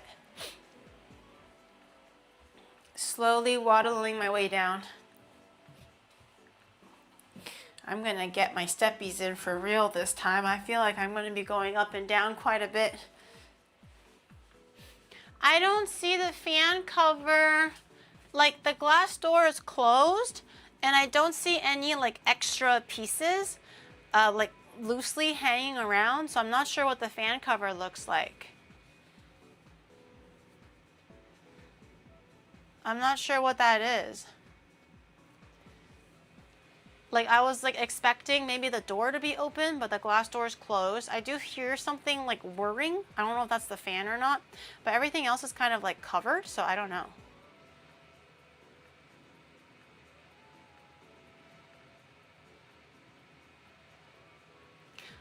Speaking of coverage, will I get coverage in Japan if I use Airalo? Did you open the glass door? Yeah.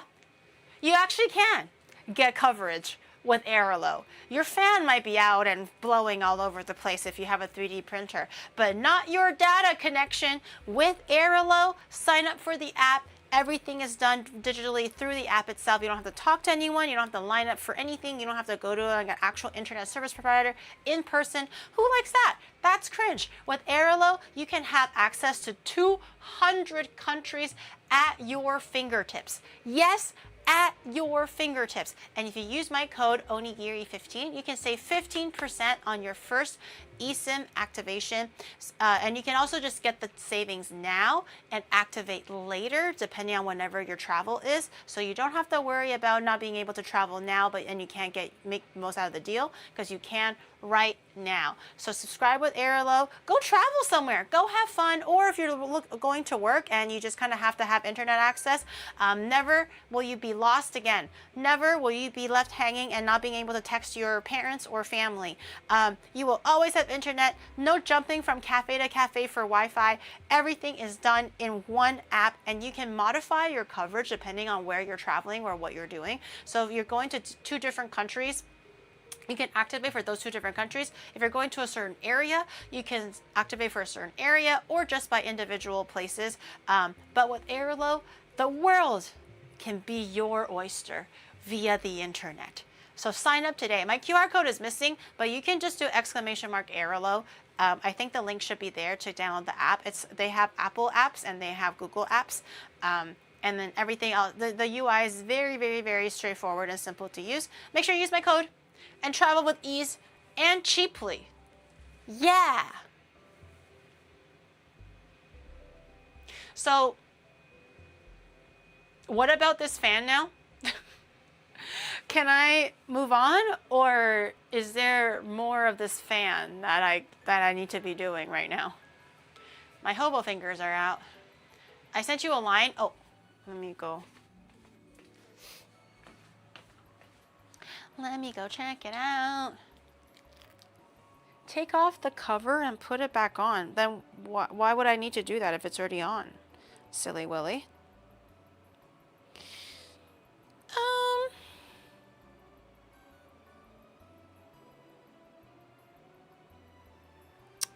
Okay, I'm going back up. There's a diagram.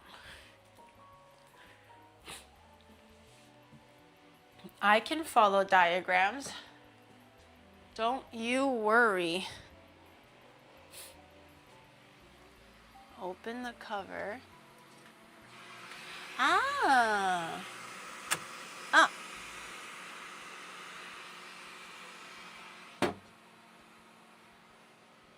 I think I snapped it into place.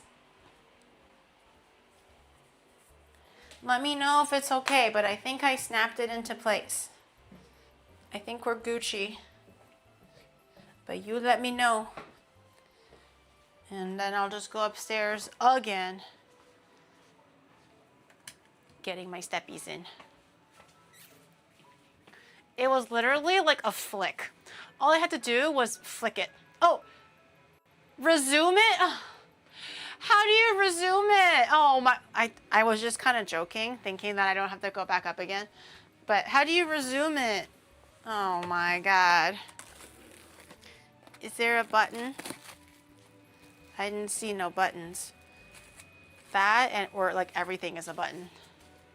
I resumed it. Oh. Oh, okay. I thought I had to do it, and I was like, no hecking way, bro. I don't know how to resume that shit. My immersion, it's okay. Just like smallpox, everything is meant to come to an end. So is your immersion. He did it remotely? Okay. I don't even know what the fuck I just said. That didn't even make any sense. I was just trying to link what we were saying earlier to what I'm saying now. Wasn't one of my best written one-liners. There's like 15 baddies at the gym. Girl baddies or guy baddies? Wait, all the girls come out at night? Ah, shit. I'm streaming at night. I can't see the baddies. Also, grate 2 tomatoes. They said that it was to like kind of make a kind of an indirect sauce. So instead of chopping it, grating it will make it like quite juicy instead. So I'm like, okay. I do have proper tomato sauce, but maybe grating it will make a lighter, juicier concoction. You need the steppies. We need the baddies. We have mutual benefit. Dude, I cannot stream baddies at the gym. Isn't that literally the biggest taboo and faux pas? Videotaping and streaming baddies at the gym. That's how you get in trouble and or arrested.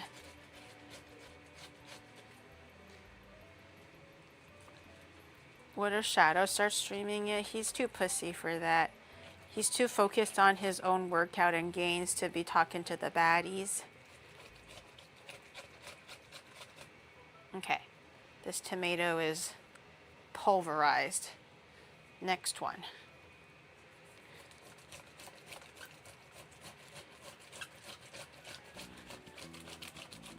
It is very, very wet. So hopefully I'm doing a good job.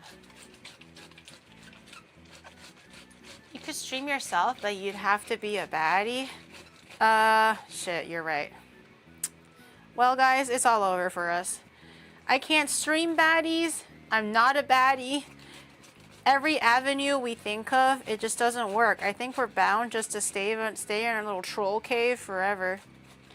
All we can do is talk about the baddies and think about the baddies. We'll never be able to touch the baddies or be in the same room as them. It's actually so over. Okay. This one is pretty pulverized as well. I think that's pretty good. Hopefully this is what they meant by grating a tomato. 2 tomatoes. 2 large tomatoes. These actually are kind of average sized tomatoes, but I feel like my pan also isn't the most humongous. So I think just 2 medium sized ones should be pretty good. It also kind of gets some of the skin out. Not all of them, but it does get some of the skin out. So you don't have to like have too much of that fibrous skin in the rice either, if that bothers you. Everyone's sad now. No more baddies, guys. I feel like the only solution is like you guys said, for you guys to become the baddie. So every time you go work out, you just have to look at the menu. You have to look at the mirror and you're like, who's that baddie? And you're like, I'm that baddie, you know? So sometimes it's not, I know from the outside it sounds awful, but if we just take matters into our own hands, I think we can do it. Believe in yourself. Believe in the me that believes in the you. No, believe in the you that I believe, whatever. You get it. I don't have a paella pan, but they said that cast iron actually works too. So we're gonna try the cast iron pan. See how that works out for us. I do need to put the oil away though.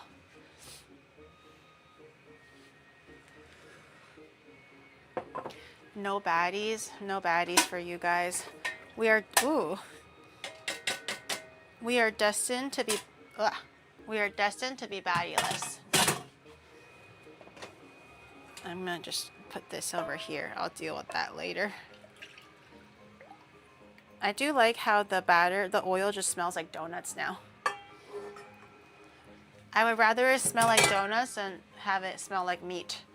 But more often than not, it smells like meat. Okay, cast iron on. Let me think about what I want to do. I want to sear the seafood first, so the pan has a little bit of that seafood flavor. And then, oh no, I want to do the saffron first. I'm going to get my little spice sachet. I'm going to sear the seafood first after the saffron, and then we'll do the sofrito. We'll add in the sauce. We'll add in the rice.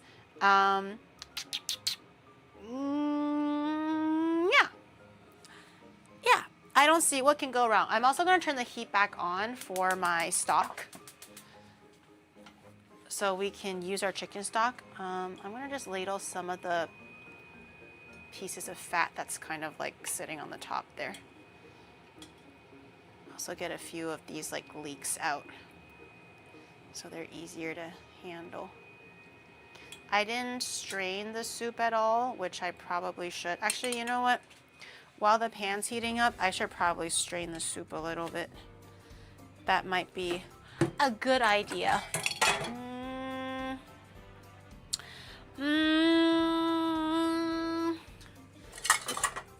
All right. I think this is big enough, but everyone say a fucking prayer.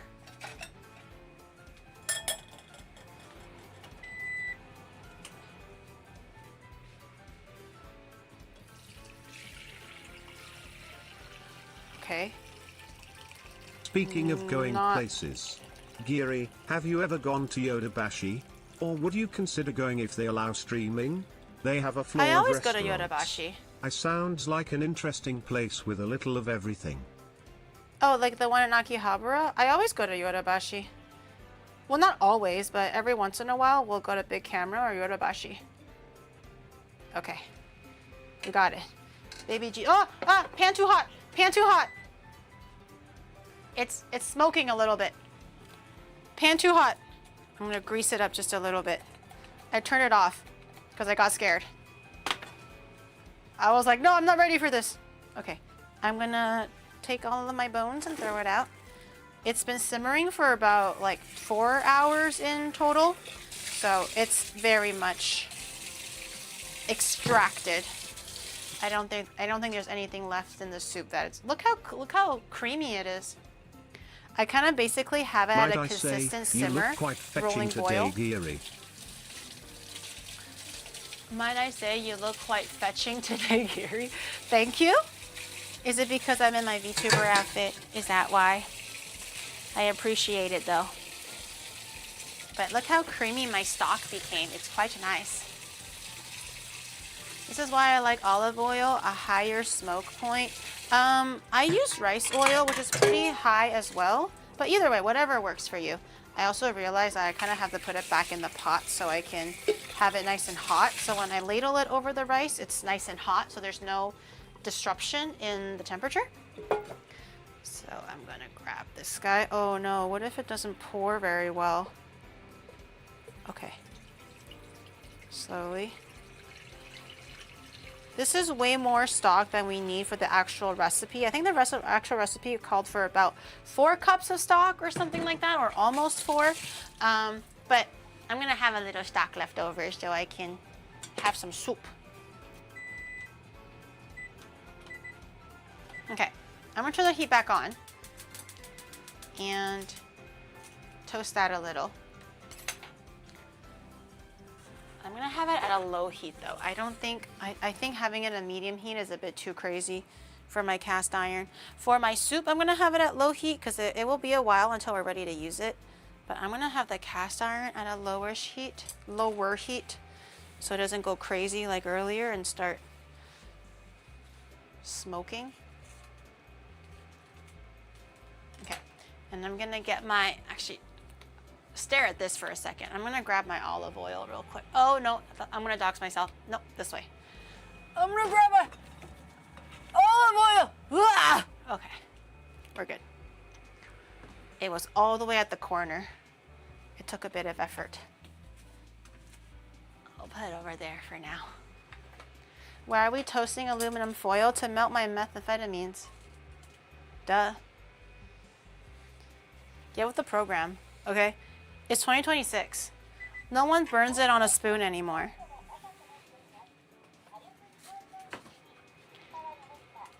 Shut the fuck up, bitch.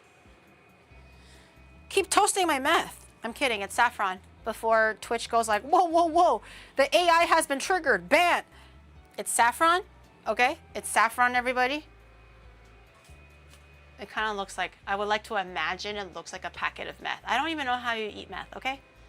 I just know that it's like, you do it on a metal or something like that. Oh, it's actually not that hot. The pan could be hotter. I'm gonna let it go a little bit hotter. You gotta be bougie about it and use an artisanal pipe. What is an artisanal pipe? I don't think I know what that is either. Using a lot of pots and pans right now. It makes me sad. Hey That means chat, more dishes do you to think do all later. the microbes and bacteria that live on Giri think the world is flat? Because it's so voluptuous that it's giving a false sense of flatness, like the earth, right? Maybe. You might be right. Is it? Okay, it's starting to smoke a little bit, so my guess is that it should be hot enough. I'm gonna take that out. Let it do its thing. The pan is smoking a little, so I'm a little apprehensive. I'm gonna get some oil so we can, olive oil, so we can lubricate the pan nice and good. I might need a glove. There we go. So I can hold on to this a little bit. I'm gonna sear all the seafood that I said that I was gonna sear, which is the shrimp, the scallops, and all that stuff. I don't know if it's gonna be too high or not, so I'm gonna try it out first. And hopefully we can still adjust it as we go. Man, this cast iron is so fucking heavy. I keep on forgetting how heavy the cast iron is. I almost broke my wrist just now. You don't want it too high in temperature because you don't want the crust to go too crazy and have it be all sticky and everything. You just want to have a nice little cook. And don't cook it all the way through. You don't have to aim to cook it all the way through. You just want to have a nice sizzle and color, so when you put it in, it has some nice flavor. And also the pan has a nice like seafood flavor. If you cook it all the way through and you cook the rice later, everything will be a little bit too over. And nobody likes overdone seafood.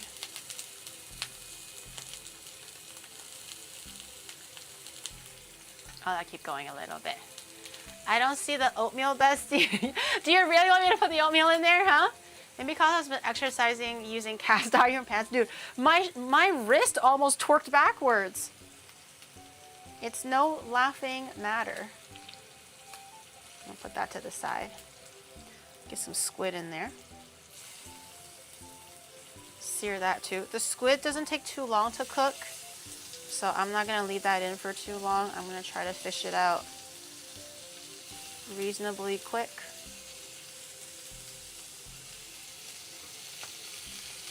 How's the scallops doing? Okay.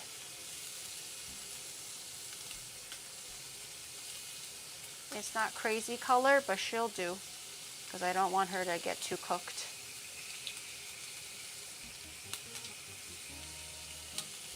Okay, squid.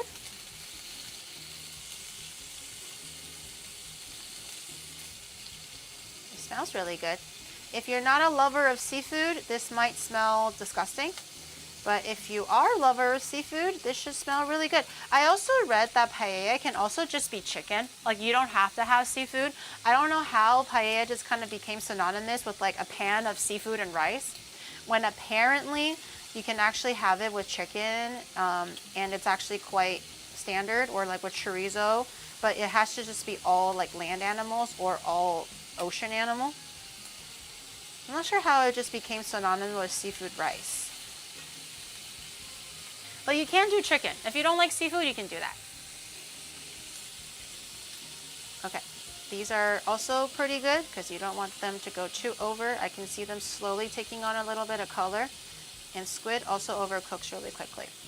I didn't know that. Yeah, I didn't know that either. Like, I was looking into it, and then they were like, there was one or two videos where it's like authentic paella. I'm like, great, okay, what does that mean?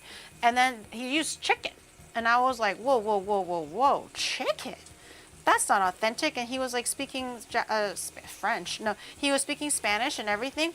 But apparently you can actually, if it's land animal, it's all land animal. If it's seafood, it's all seafood. But you don't really mix the two. But I think because it looks more fancy and impressive with seafood, so restaurants kind of just ended up using all seafood. And that kind of just became an unofficial standard, when originally it can be any protein, especially chicken, question mark. Traditional is meat. Traditional is no seafood. Yeah, I was really surprised to learn that. I thought traditional was seafood because everybody is like, make paella with me, and it's like a big pan of seafood. I was surprised to learn. All the land animals. Okay, no long pork, please. You can make paella mixta, so like mix of seafood and land animal. I was gonna mix it with chorizo, but Chad was like, definitely not, Gary. Definitely not chorizo. And I was like, oh, okay. So I left it out.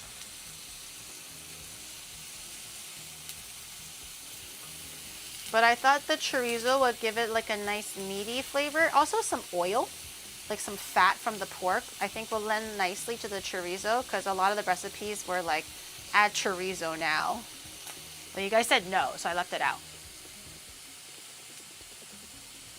Just don't put the paella in a tortilla and call it a burrito. Ew, who does that? Just like super old versions of carbonara is covered with black pepper, while some modern ones uses white pepper. Never cream no matter what. I mean, it's a bit too late for me now to chop off the chorizo, so I'm okay to just leave it and we can just try it as is. But maybe next time. If I ever do a potluck and I want to, and if this turns well and I want to impress somebody, I will use the chorizo. Because I feel like the flavor will be nice. Dude, my kitchen smells so freaking good with all this seafood. So delicious. I'm gonna, hello? Okay.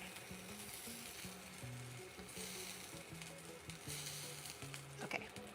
How's the, I'm just gonna keep the oil moving just a little bit because I can see the fond forming, but I'm not too scared about the fond. I think the fond will have some good flavor. Last but not least, shrimp.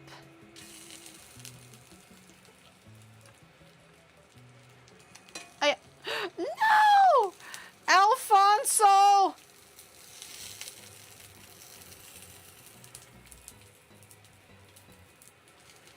In you go, Joaquin.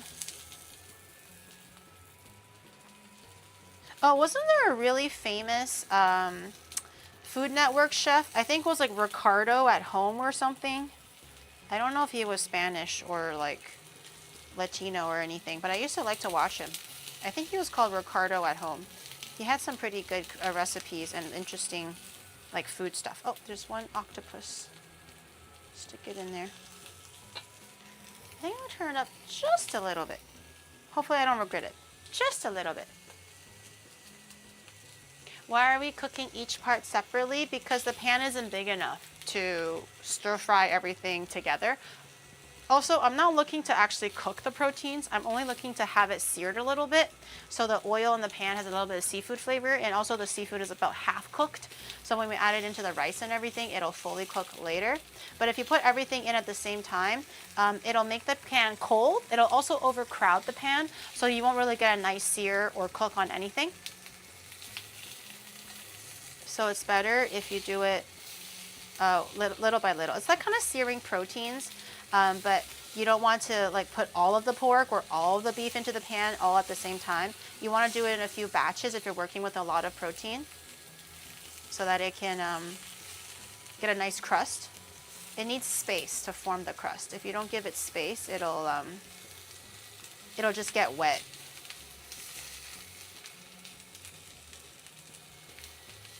That has some nice sear on it. It's got a nice flavor on it. You need to be boiling in its own juices if there's too much going on in the pan. Yes, exactly. It'll start like extruding a lot of like liquid and it'll start just boiling. It's not searing anymore. I'll let that keep going just a little bit more. It smells really good though. I love the smells coming out of this. Seafood. It's very high in cholesterol, but goddamn is it good. Oh, I forgot to stew my saffron. I'm gonna open up my little meth packet of saffron, put it into some water. I don't know if hot water is better, so I'm gonna get a little bit of hot water so it can help extract a little bit more color. Make it nice and orange slash, wait, yellow slash orange? I don't really know. Red? I don't actually know what color it will be. Ebico people. It'll be okay. It'll be okay. It's delicious. Trust me. Okay, I'm going to take the shrimps out. Yummy. I can eat it just like this. It looks so good. I love shrimp. It's too bad it's so high in cholesterol. Okay. Add a little bit more oil so the pan continues to be nice and glazed and not too burnt and fondy. Okay, and I'm gonna add in the sofrito.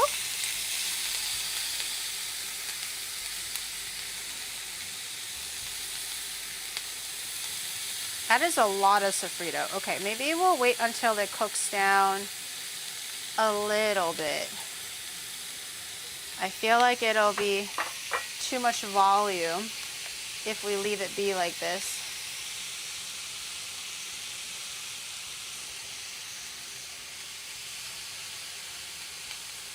It looks good though. Oh, I forgot to cut this guy. Oh well, it's fine. It looks so pretty and it smells so good. It smells so good. I'm gonna let that saute a little bit and I'm gonna wash the dishes a little because there's way too many things going on.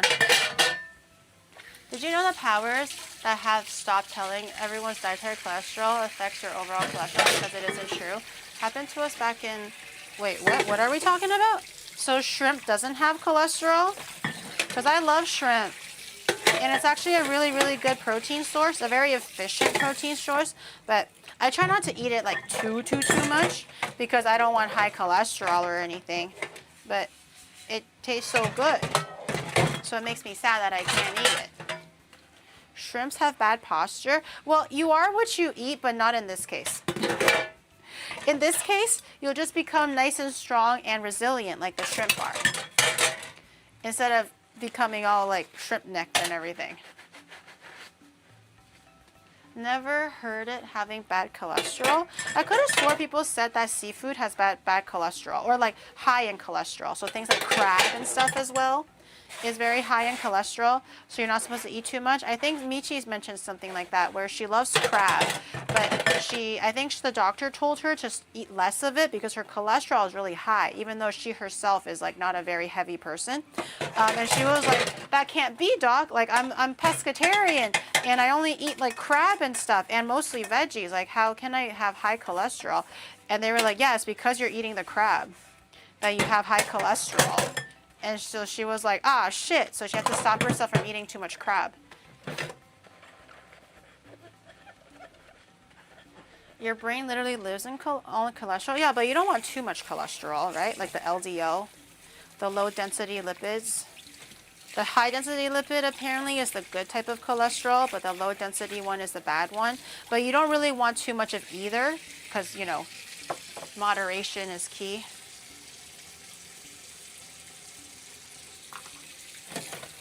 But apparently crustaceans and stuff are high in cholesterol. So if you eat too much of it, you can get like heart disease.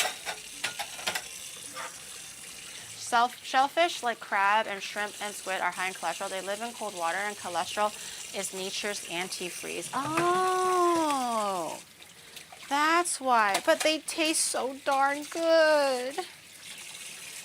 That's why I was like, man, I would love to eat more shrimp as my, maybe not primary because that would be like too expensive, but I would love to eat more shrimp as like a protein source. But because that it's high in cholesterol, I get a little scared because I don't want to get a heart attack. I'm allergic to sea bugs, so it's only fish for me. I do feel a little sad for people who aren't able to experience shellfish. I think the worst is when you're not allergic and then you become allergic. I feel like if you've never had it before, I'm kind of like, okay, you know, you never knew what it tastes like, so it's whatever.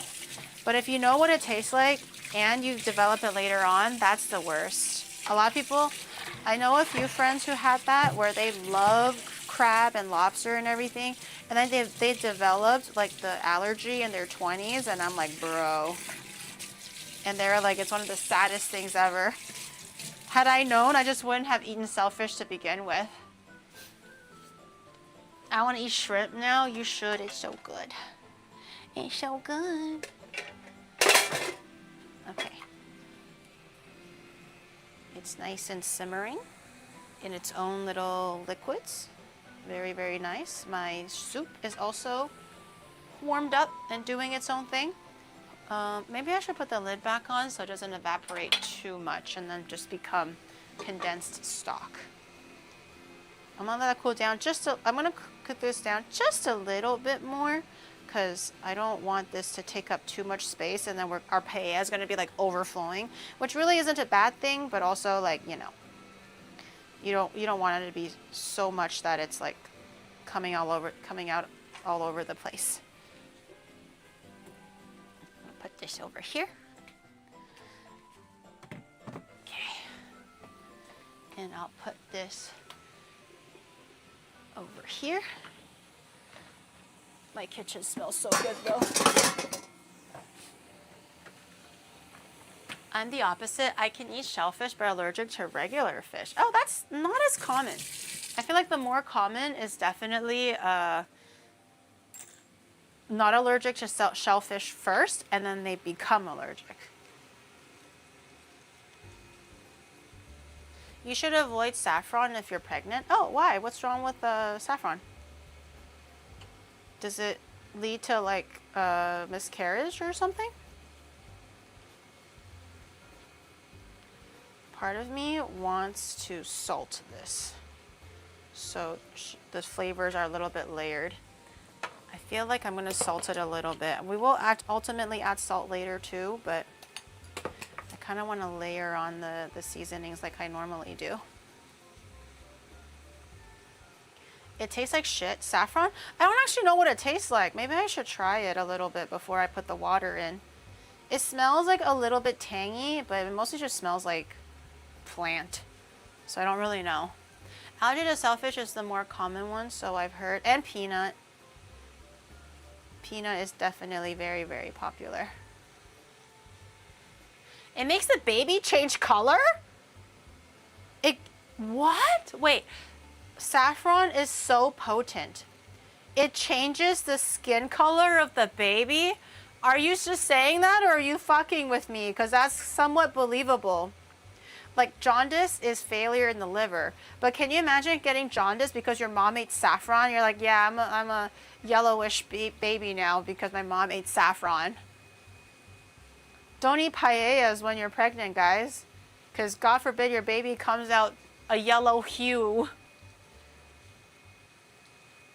Babies come out fire truck red. Yes, so because there's beta carotene in carrot, I've heard of a study where somebody really loves carrot. Like, it is their ultimate favorite food. And they were like, you know what, it's good for the eyes and everything too, so it's only good stuff, right? It can't hurt me. So they ate carrot every single day in like a crazy amount.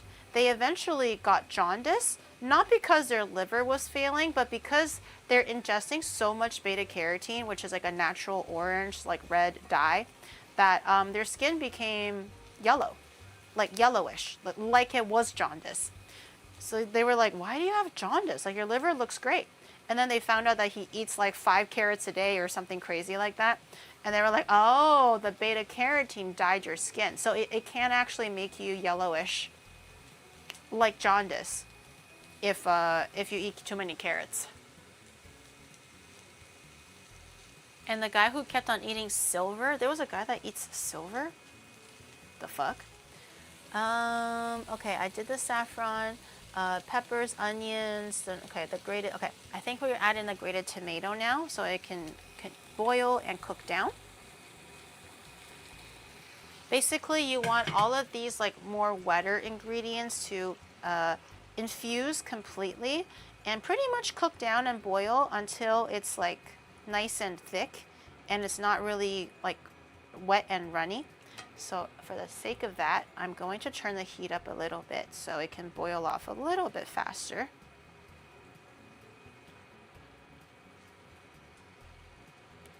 And then once that is in, what else do I add in?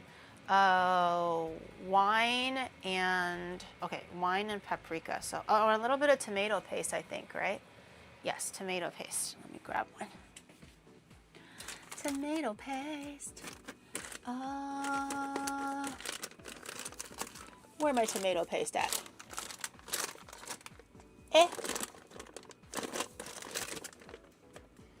Who's hiding? Oh, this is my last stick? Oh, shit. Okay. I think this is my last stick of tomato paste. Saffron tastes like honey mixed with blood? Damn. That's kind of crazy. Oh, wait, actually, I think the one stick is about a tablespoon. I'm going to put in the whole stick. Wait, I kind of want to try it. I have my saffron water kind of hanging out. It's slowly turning yellow. It's not really turning orange or anything. I was expecting it to be orange or red, but it's just kind of yellow right now. Oh my God, you scared the fuck out of me. Huh? Oh my God, I was like, you know, talking to you guys, and then I was throwing garbage away, and then I looked towards the office and I looked up. I just see a man standing there. I almost shat myself, bro.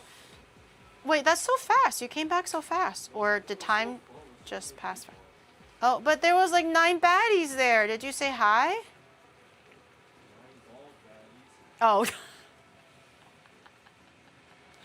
Wait, so there was no baddies? There was 9 bald baddies? Oh, shit. Well, I feel sorry for you, Shadow. I'm so sorry that you had to see that. When I was working out, there was 1 baddie there. Most of them were just dudes. There was a few dude baddies, I guess, but I'd rather look at girl baddies. Baldies, not baddies.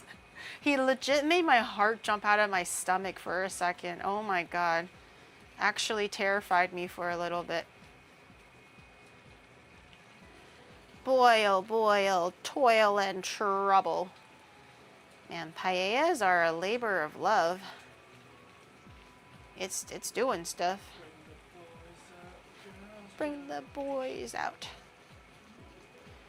Boy, oh, toil and trouble. Become a delicious paella for all of us. That looks delicious, dude. We're like halfway there, not even right now. We still have a few more steps to go. We're getting close, but we do want to kind of patiently wait for a lot of the liquid to kind of evaporate off.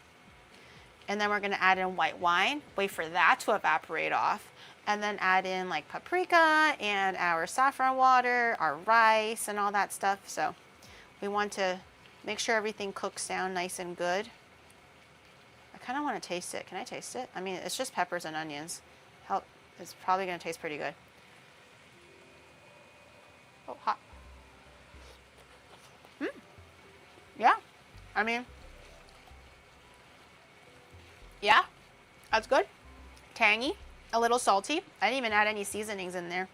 It's just kind of doing its thing. Shut the fuck up. No. Yada. Oh, it's this one. Bitch ass motherfucker. You're gonna stay on, bitch. Whether you like it or not. I feel like it's evaporating off too much. Ah! My camera. Oh, I was just fixing the Oh, okay. I thought it was... I thought it was broken. Okay, it's looking a little bit more condensed and a little bit drier. So we're gonna grab our white wine. Just a splash, not too much. Like that. Just for a little bit of tanginess and a little bit of brightness. If you would like to put in more, you can be welcome to put in more. If you like it a little bit more tangy, I guess, or a little bit more zippy.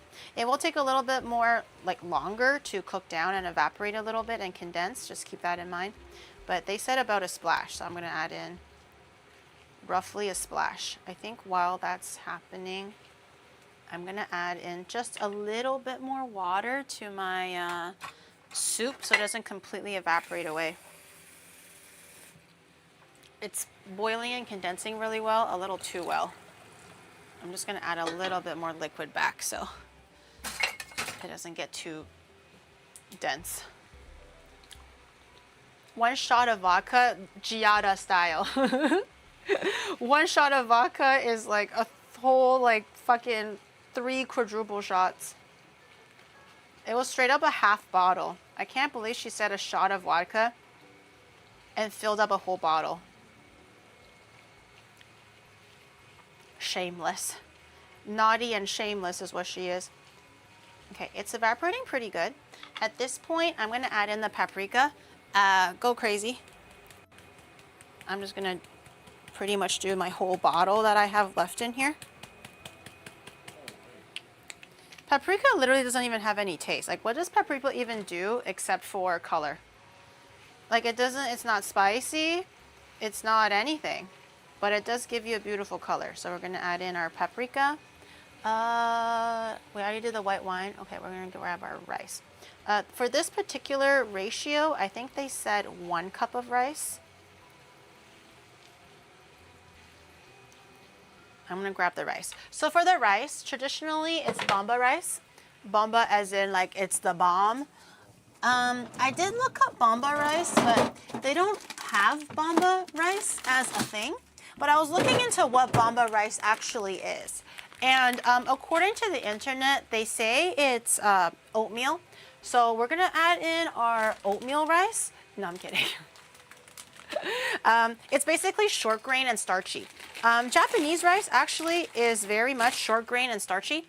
So I think a reasonable substitute for the time being. I'm just gonna use Japanese short grain rice. And they say to not wash it. Also, this rice is like the pre-washed kind, so I don't really need to wash it anyways. But they said to not wash the rice because you kind of want to keep that starchy stickiness that the bomba rice typically has. So we're gonna just grab our normal short grain Japanese rice, and hopefully that works. But if you can, go get bomba rice. I was not able to get any. And also, please do not use long grain.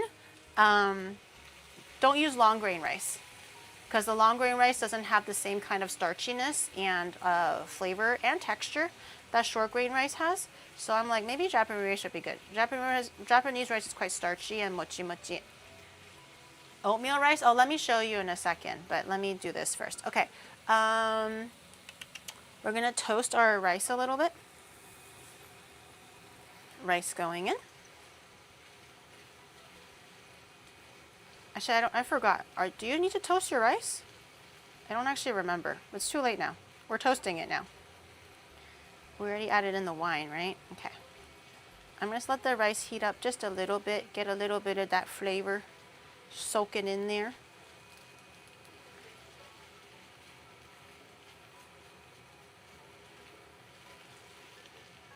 Okay. And make it nice and smooth and flat. And now we're gonna grab our stock.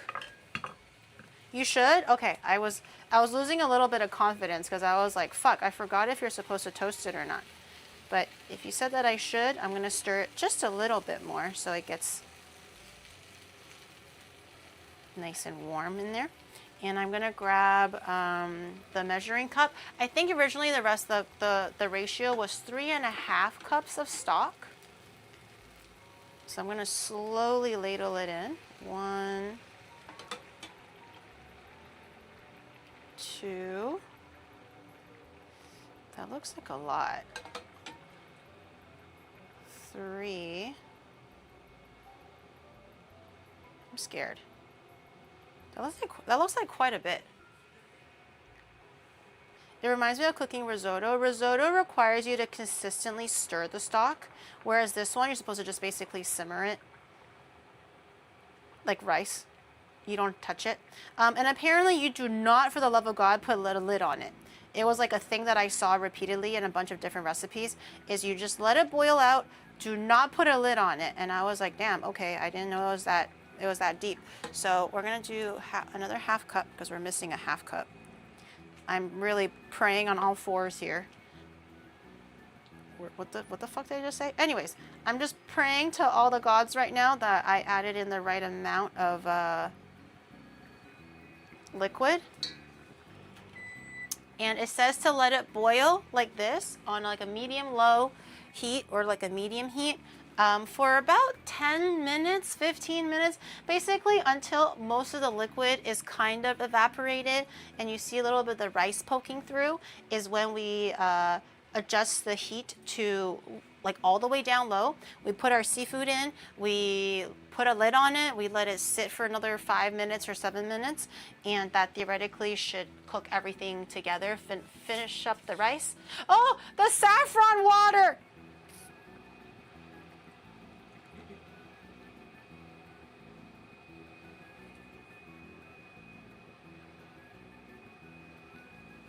Now don't touch it. Now don't touch it. I'm gonna add a little bit of salt because I feel like if I don't add it in now, it'll be too late.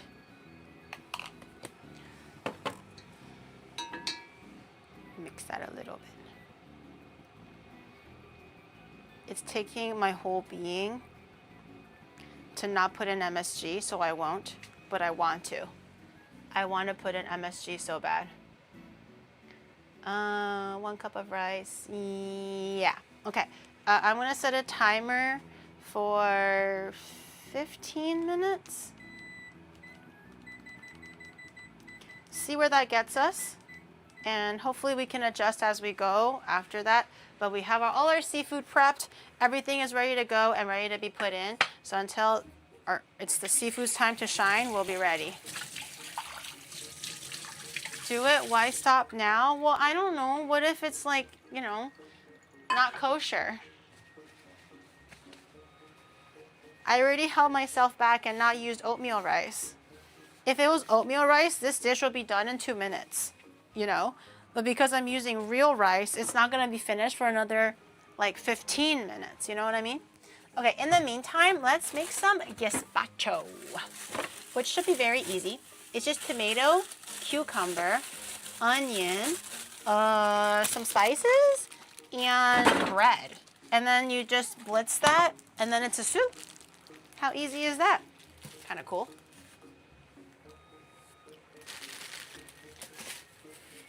So much water, yeah, right? But I think the recipe calls for this much, so I'm just gonna trust the process here, and hopefully I didn't fuck it up too much. And kind of excited about having some chicken stock to drink. Let me double check. What does it say? Tomatoes. Oh, I was supposed to save half a red pepper. Fuck. We'll leave the red pepper out. I was supposed to use half of the red peppers, and I used all of it because I forgot. Tomatoes, fictional red peppers, cucumber, red onion, garlic, lime, olive oil, balsamic vinegar, a few slices of baguette to kind of like thicken it, I think. Hot peppers to make it a bit spicy. I think I still have some left over from the Giga collab. I have some hot peppers here, and a mix of cumin, oregano, onion powder, garlic powder, and coriander powder. Okay, I think I'm just going to grab my blender. Just straight up throw everything in there. If you want to do like things like garnish and everything, you can. I might reserve like half of the ingredients so I can do a little bit of a garnish, but I'm not going to be too worried about it. Have you cooked Brazilian food? I did. I cooked it last week. I made pão de... Fuck, I forgot what it was called. The cheesy bread. I made the feijão... The pork dish. The national dish of Brazil. It was a pork dish with beans in them. And it was really, really good. And I made... What else did I make? Oh, I made macaca.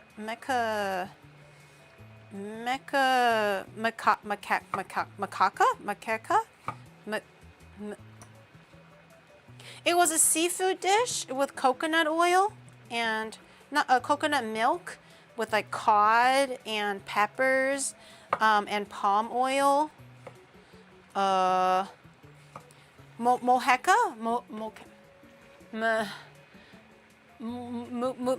Maqueca, I think it's called maqueca, something like that. Yeah, I made those 3 dishes and it was very good. The pork dish, the feijão one, was really, really, really good. I don't remember the full name of it though. I'm gonna save half of that tomato for garnish. And cucumber, similarly, I'm gonna save like a half of 1 cucumber for garnish, and then the rest I'm gonna cut all of them. Can you make a BBL for shadow? What's a BBL? Like a big ass? Impossible. That train has passed. You can peel it if you want, but I'm gonna just leave the skin on since we already have the perfect trick to making sure our cucumbers don't taste bitter. And I think if you mix the tips, Like if the tip doesn't belong to the original cucumber, I think it's totally fine as well. Huda I always was like, means oh, what if I beautiful mixed woman. it up? This is because Iron Mouse taught me. This is also Yes. a joke, Chia. Don't be mean to Grandma. Wait, Espanol hold is on. not her native tongue, see.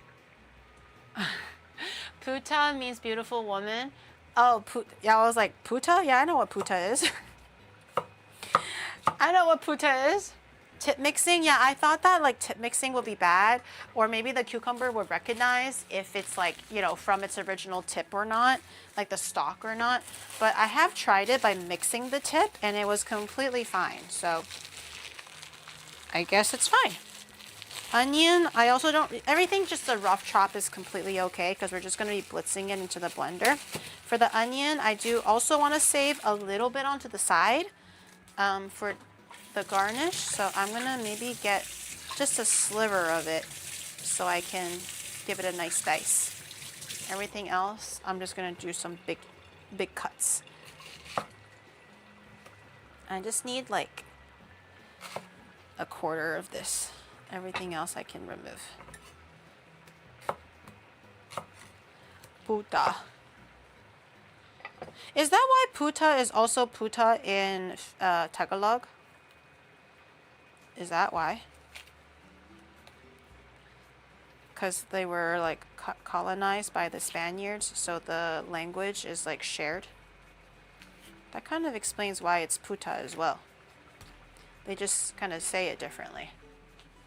Oh, that kind of makes sense. Oh, okay.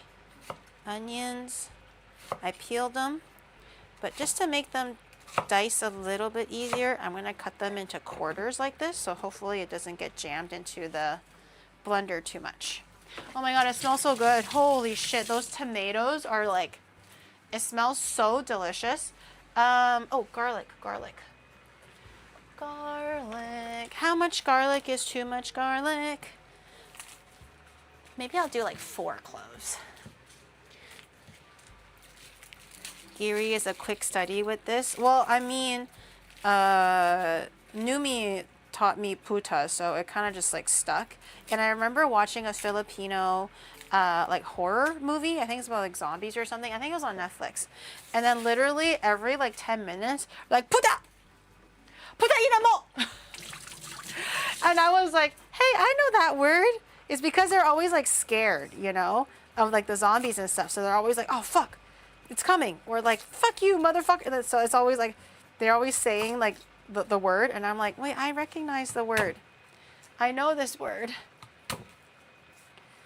I've never really heard it like in the wild outside of Numi saying it. So when I heard it in the movie, I was like, yo, they said the thing. That's the word. Okay, garlic, I just have to peel it. Don't worry about chopping it because everything again will be ideally pulverized together. Remember Kenya told you what will happen if you eat too much garlic? No, I totally forgot. What did she say? Skipped my mind. So when are you Will I going turn to into start a a garlic? Spanish restaurant in Japan? I mean, all the ingredients are there, well almost.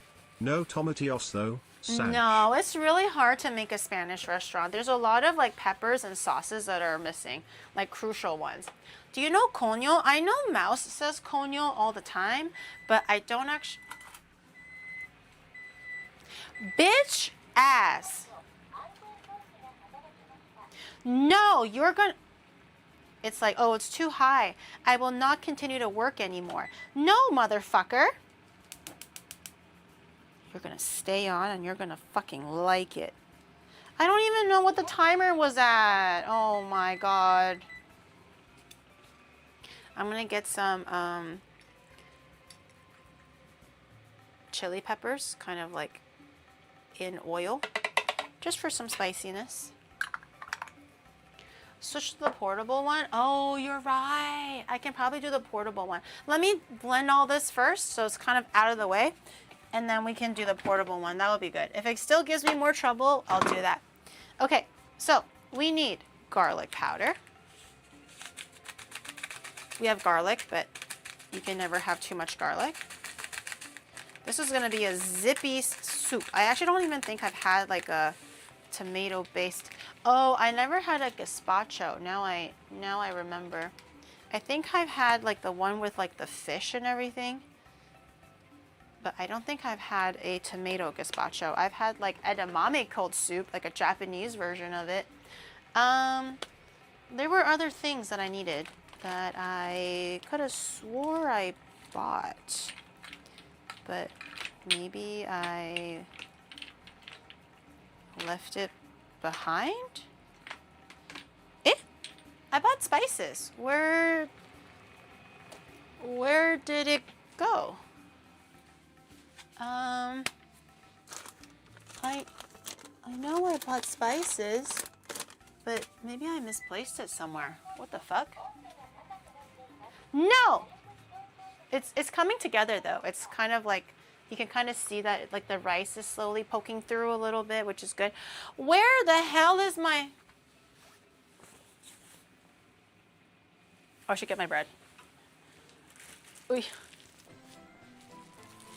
I remember buying it, but maybe I misplaced it somewhere. That shouldn't be right. That shouldn't be right at all. Do I have dementia? I remember paying for it. Who took it? You have 3 seconds.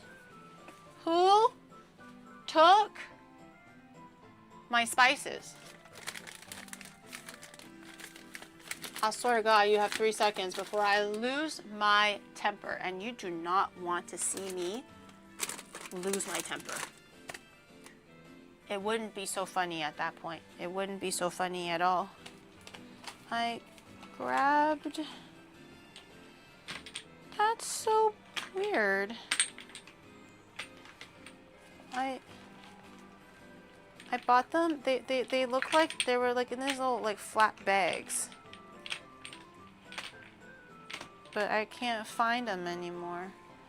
Okay, well I think I have They're under replacements the for oven some mitt. things. Keck fooled you. I thought it was where I put the oven mitt, and I was like, no, not there. Where the fuck is it?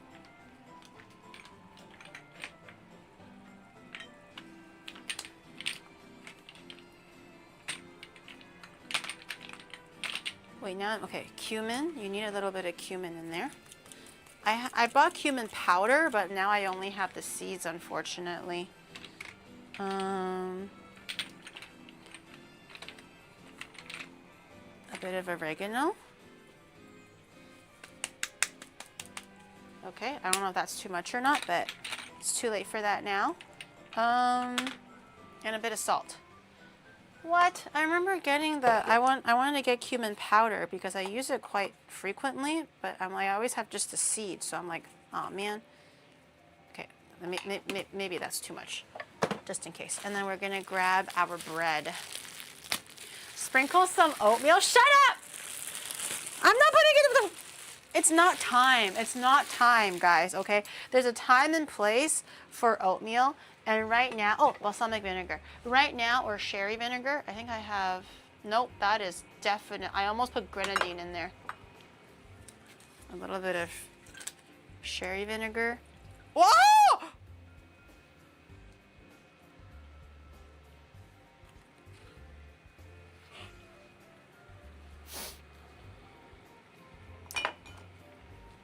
This is gonna be a zippy one. This is gonna be a zippy gazpacho. I don't even know how much bread to put in. Is that baguette? Yeah. Can I get some butter baguette? Do you deserve it? I want to reserve a little bit more just in case I need it. Here, you can. I actually got this so that you can have some. Well, you can just peel on it. It's okay. We have butter? Yes, but it's still fridge cold. I don't have room temperature at the moment. Oh, rice is pretty good. I'm gonna let it go just a little bit longer, but I think it's almost time to put in the seafood. Almost time. In the meantime, I hope my soup isn't too sour. I may or may not have accidentally put in a whack load of vinegar. And then just blend it. That's all you need to do. Just blend it and hopefully everything will come together. With the bread and everything. No water. Everything is just the liquid from the tomatoes and the cucumber. Oh, it's jumping, it's jumping. It's going crazy style.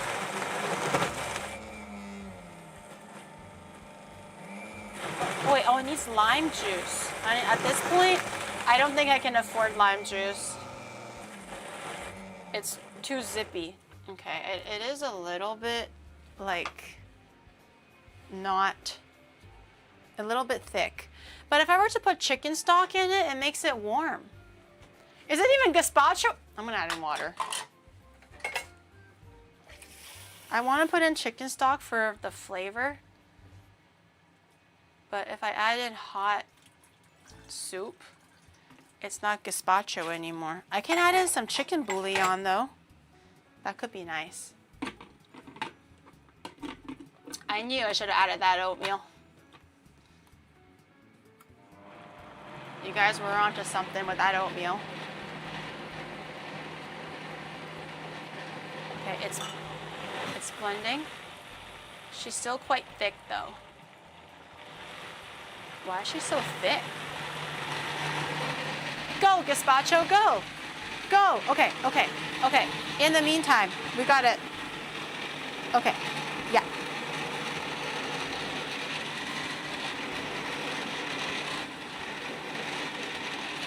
When will you make a meatloaf? Some trying to appease the Caucasian diet.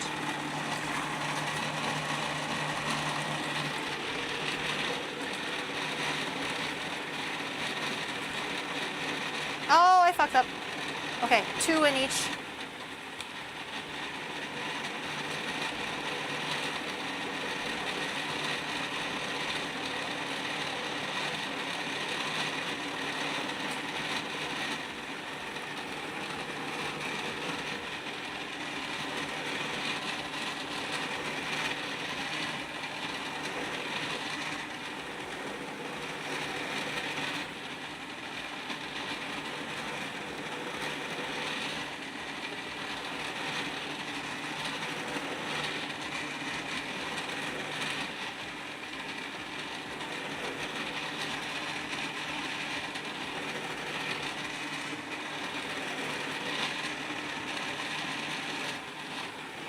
Okay. God damn. I can't hear it. I can't hear it. Everything is too loud. Wait.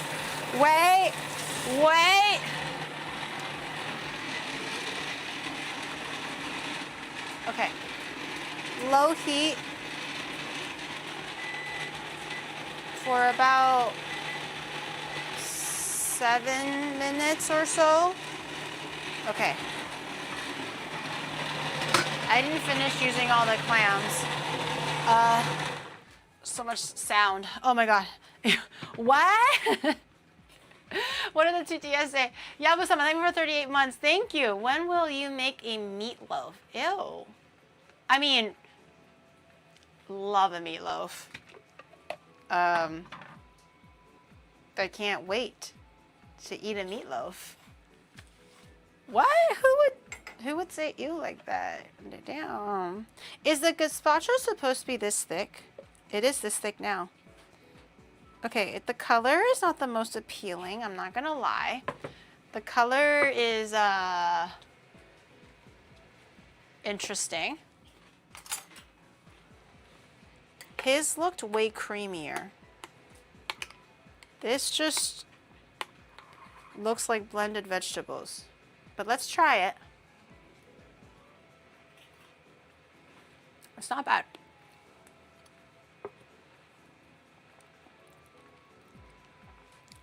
A little fibrous, I guess, but it's not bad. The flavor is really good, actually. But if it was like a little bit smoother, it would be better. Don't make me break out my mom's meatloaf recipe for you. I never actually had a meatloaf before, if you can believe that. But I mean, I also come from a Chinese household, so. Oh, that raw garlic is giving me a little bit of heartburn. It's kicking in. Oh boy. I thought it was spicy from the peppers, but I totally forgot there's like raw onion in there, raw garlic in there. It's like a heartburn waiting to happen. Ooh. Ooh, baby. Ooh, baby. Oh, damn. Like, I think I'm fine for now, but it's definitely like a... I feel something. It's doing something.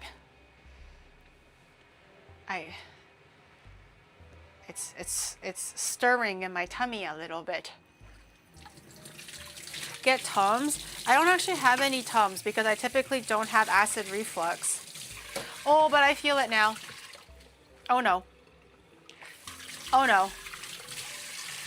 Too raw? No, I eat raw vegetables all the time. I think it's the raw garlic. And I usually don't like to eat raw onion. Oh no. Let me eat a little.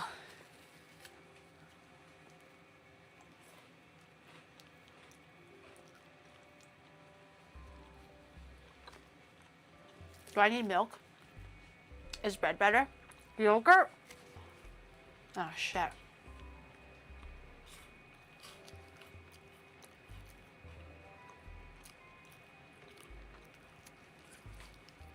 Just give me a second, guys. Poop? No, it just kind of burns here.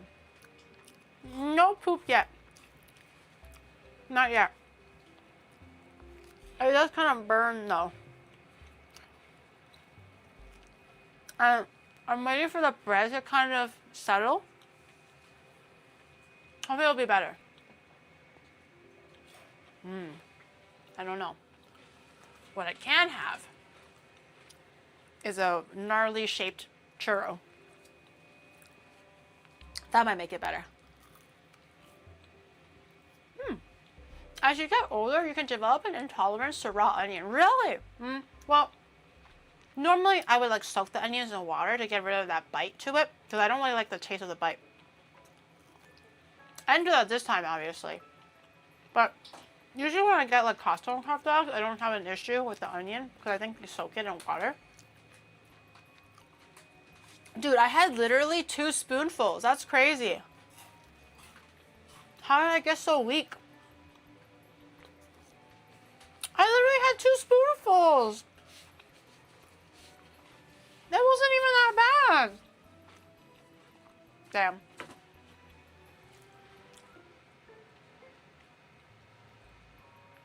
It's still doing stuff, right?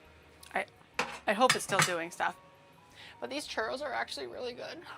I really shouldn't be eating them, but they're really good. The flavor of the gazpacho is really nice. It's just a heartburn. Muy deliciosa comida de España. Muy deliciosa comida of España. No. You can just cook it with the rest of the clam. Oh yeah. I guess you can add it towards the soup or whatever. Okay, the only saving grace right now is this paella, guys. The gazpacho is really good, but it's giving me heartburn. So I can't really drink it. The churros, honestly, taste really good. But I'm not, they don't look accurate, obviously, but the taste is really nice. Look how fluffy the inside is.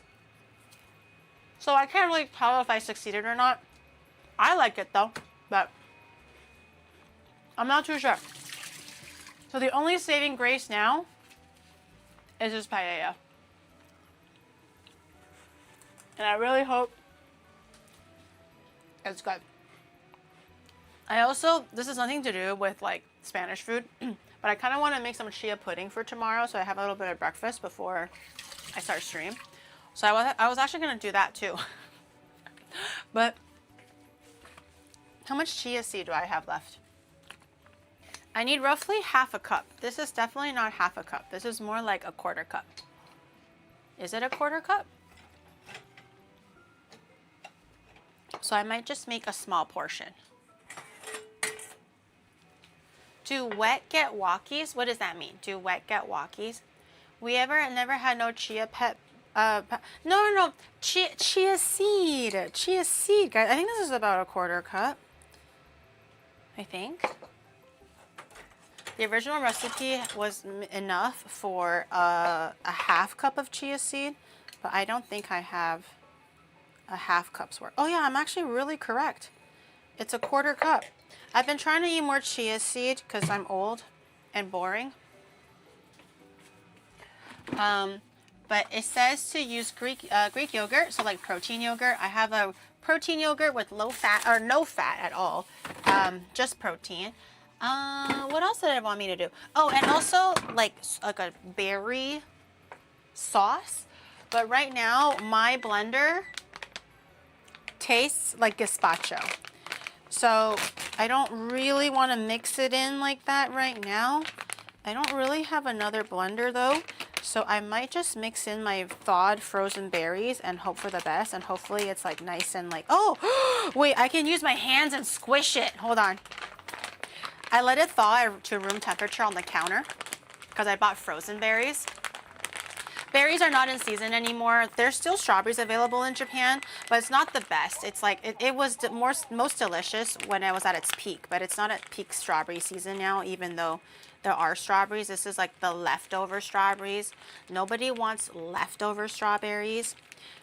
So I got frozen berries, but they're pretty squidgy now, so I can probably just squeeze this in my hand and get like more or less juice. Looks like I killed somebody with the sauce. Oh, okay, hold on. Paella. We might be ready to move on to the next step. Let's take a look.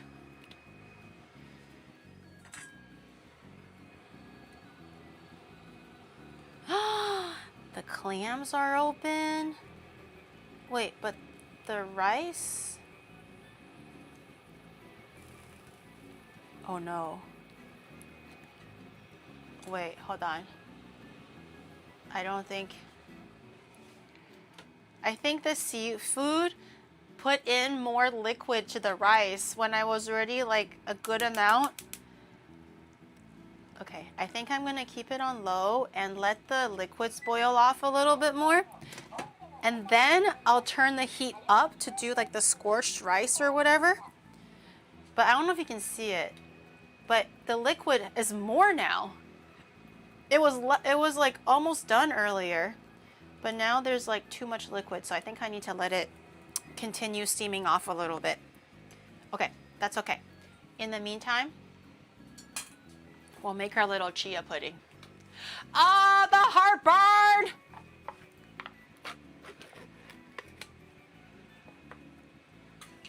The heartburn. It's killing me softly with his song. I might fart. Man, is this what it means to get old? That's crazy. I don't know how much yogurt to put in because she kind of just eyeballed everything and she made like a huge amount, which was like 1/2 cup of chia seed. I only have a 1/4 cup, so we're gonna try to aim for roughly half of what she did, but she kind of eyeballed everything. So here's hoping that I have some edible and delicious chia seed pudding. I have Greek yogurt over here. I kind of use my hands to pulverize some frozen berries. So it's like half sauce, half berry. Completely off topic and random pro tip for you. When you guys rent that camper for the week or however long road trip adventure, bring an outdoor UGG or mat for your shoes. Makes keeping the floor clean much easier. Also maybe sit outside in a tent for a day before the camper trip. Note down things that would be nice to have, put those in the camper. Oh, so you can kind of like plan a little bit with like what you need. Good tips. I will try to keep those in mind once we start getting like closer to like preparing for things like that. But good tip overall. I'm gonna mix in all of the juice. It's okay if it should be quite liquidy because chia seed absorbs a lot of liquid. So I'm just gonna keep adding. Also, I think having it be like semi-smashed and not completely pulverized and having the berries have a little bit more texture might lend nicely to the flavor, I think. I'm gonna dump it a little bit more in. I'm just gonna eyeball this until it gets to the consistency that I would like, which should be pretty liquidy. Are you gonna try the, ew, what? Ew, well, hold on, I almost look like I splattered blood all over myself. Pizza Hut has a drinkable pizza? Ew. Are you yanking my chain or is that real? Ew, that sounds gross. Why would they do something like that? It looks like I committed a murder all over my cutting board. These berries are wet. Can't tell if this is enough berry or not. Basically, the result of the chia seed pudding for this one should be very thick and almost scoopable. So not like wet and slimy, I guess, like how chia seed can be typically. This should be very like scoopable and dense. And I kind of want to try that just to see if it's any good. Add a little bit more. Okay. Oh, it looks like a murder scene. I must clean up the evidence. There's redness everywhere. Okay.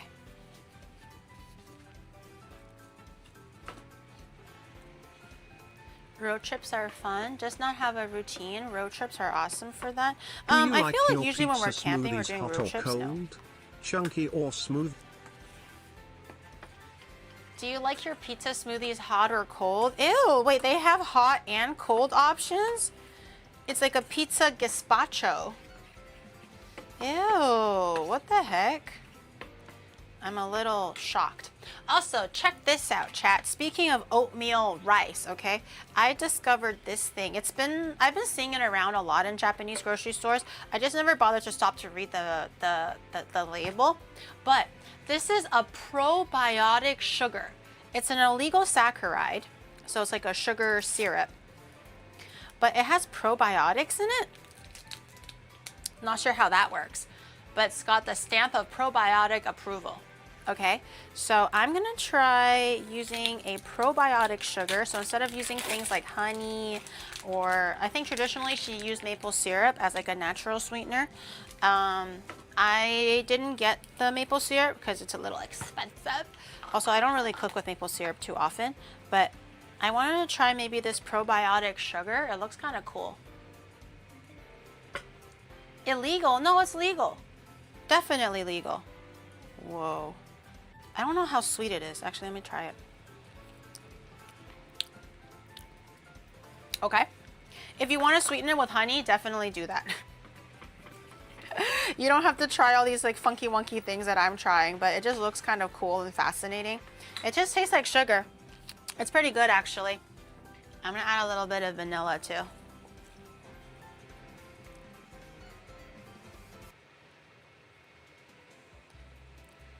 For some extra richness, and a little bit of salt to balance the flavors.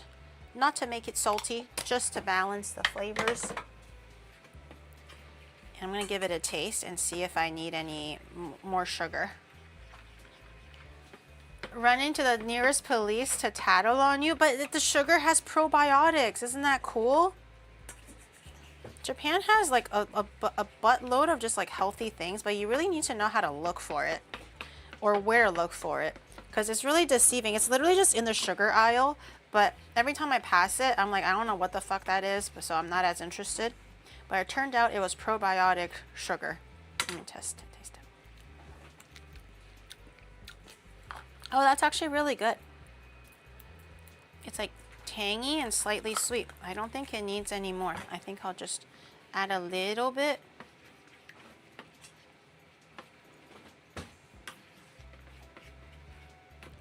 That tastes really, really nice. I quite like this concoction. As long as the chia seeds expand and make a nice thick pudding almost, we're in good hands. It almost tastes like berry ice cream. I like it. Okay, and then our 1/4 cup of chia seeds go in. Give that a little mixy mix. Oh, you know what I should add in?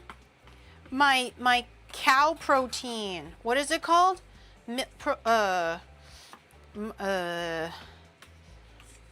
this protein that I take.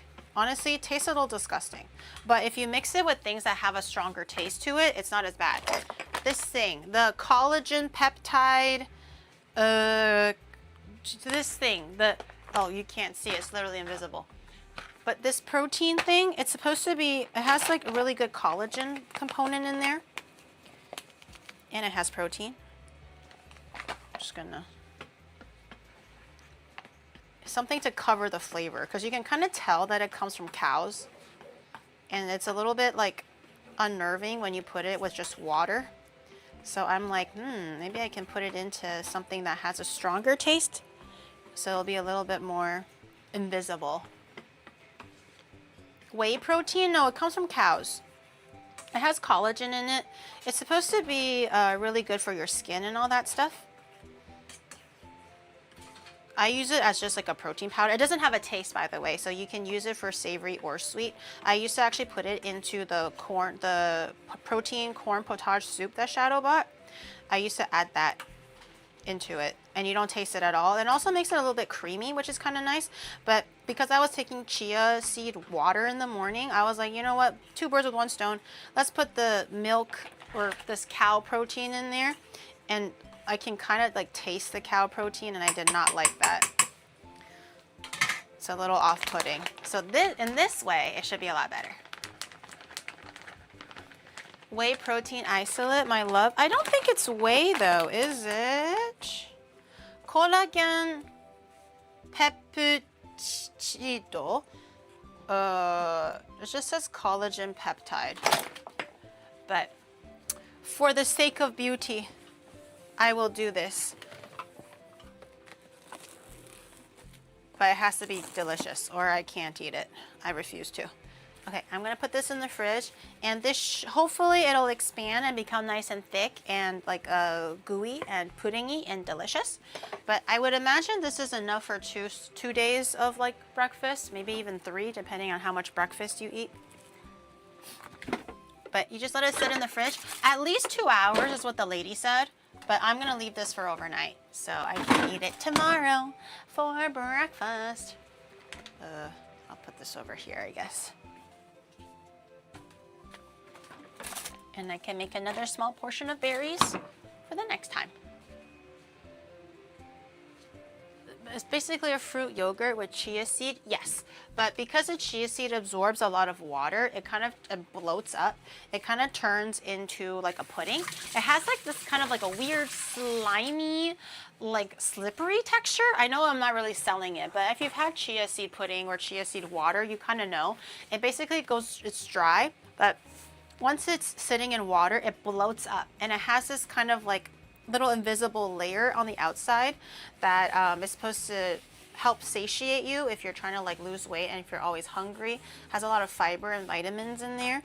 But it also absorbs a lot of liquid, and it turns into this like thicker consistency. So in this case, because the yogurt's already a little bit thicker, it'll turn into a nice pudding texture. Similar, yeah, like sago. Okay, let's check on our... Why is it still so wet? I don't understand. Oh, someone was like, bamba rice absorbs 3 times the liquid. But it was done. It was already like done. And then the seafood just added more liquid. So I'm kind of like, the heck? It was already like fully absorbed. I don't think it's evaporating anymore, guys. I don't know if it's still doing anything. I mean, I can just try it as is.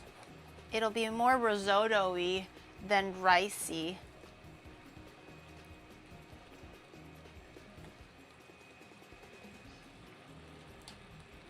Note to self, get bamba rice.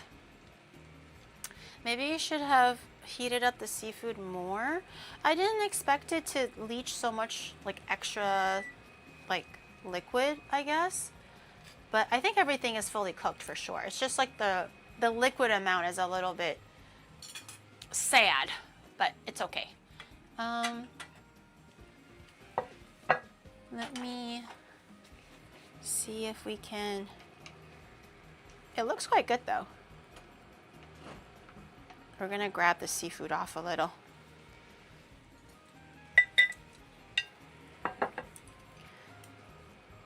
This is probably Shadow's worst nightmare. So I will have the shrimp in his honor.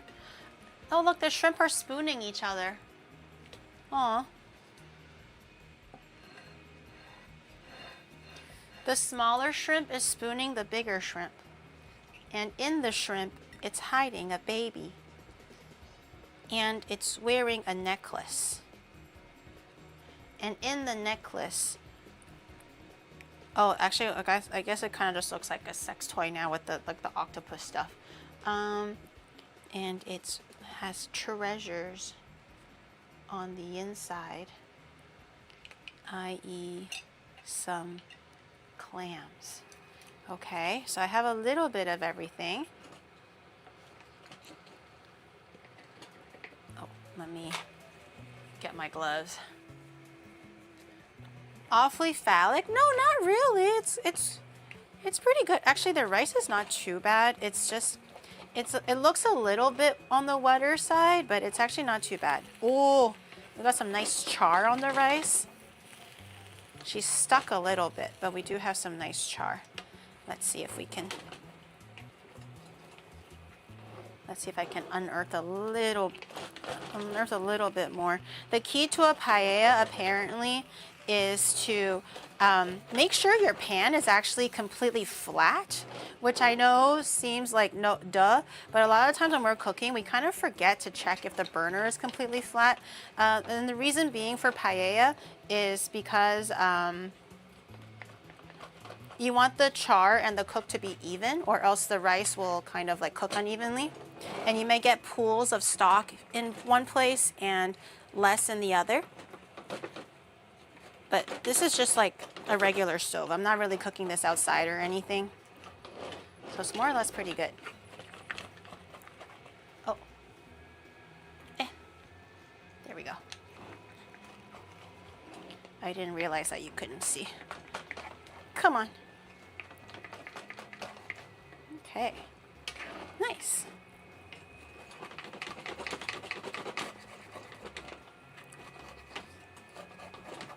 Nice.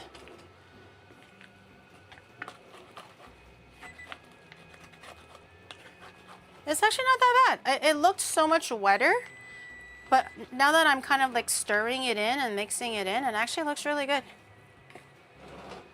It's kind of absorbed quite well. We got some charred pieces.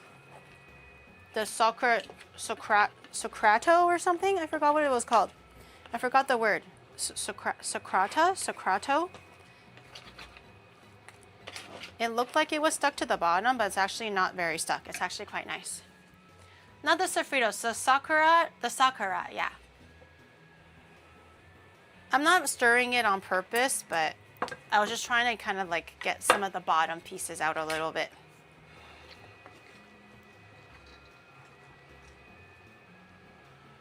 Oh.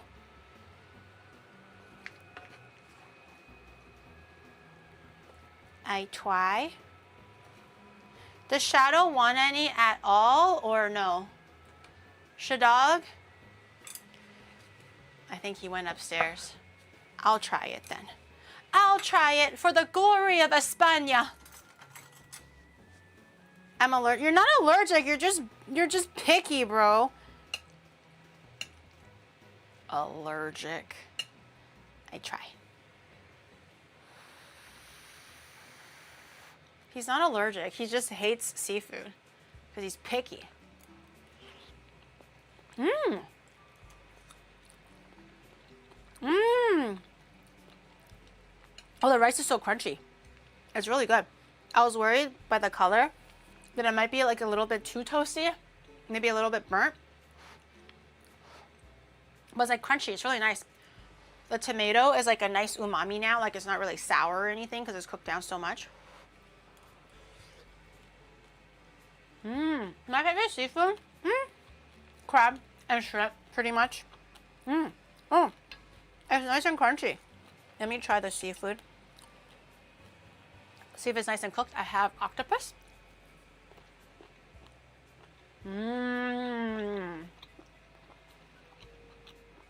Nice and juicy and bouncy. And clam. I like clam. Oh, I forgot the olive oil. Out of 10, I never had a real paella, so I'm not sure how it stacks to a real thing. But it's quite nice. I like the soft rice. It's very comforting. And I like seafood. You can't hate seafood. Oh yeah. That's the fucking stuff. Let me suck it.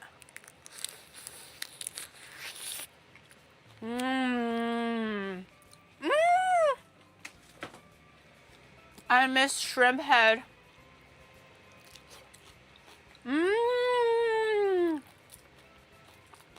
So good. Because I seared it a little bit, I kind of make the head a little crunchy. Like the legs a little bit crunchy, which is really nice. So it's not hard to eat. I love shrimp. I'm so ready for the cholesterol.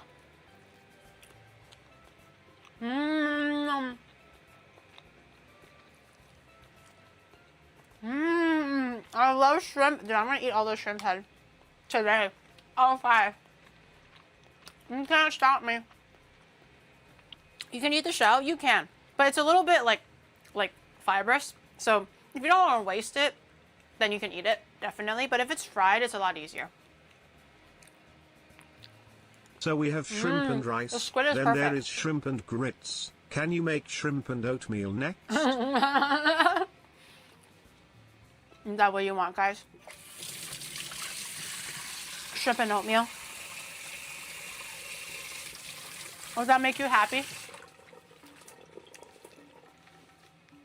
Is this idle friendly? I mean, if you kind of control the rice intake and you eat more of the protein, like the seafood and stuff, yeah. I mean, it's still very protein heavy. I use a little bit of oil, a little bit more than I would normally use nowadays, but I would say overall it's not super a lot. Also, you're not eating it all in one serving. This is like definitely like at least 3 servings, 4 servings. Break it down. Not bad. No, I forgot the scallop. Scallop. Wouldn't it give you gout? Does seafood give you gout? I don't eat it enough to maybe have gout. Have you seen oatmeal shrimp in Southeast Asia? It tastes so good. I don't even know. They have oatmeal shrimp in Southeast Asia, unironically. The scallop is perfect. What did you rate it?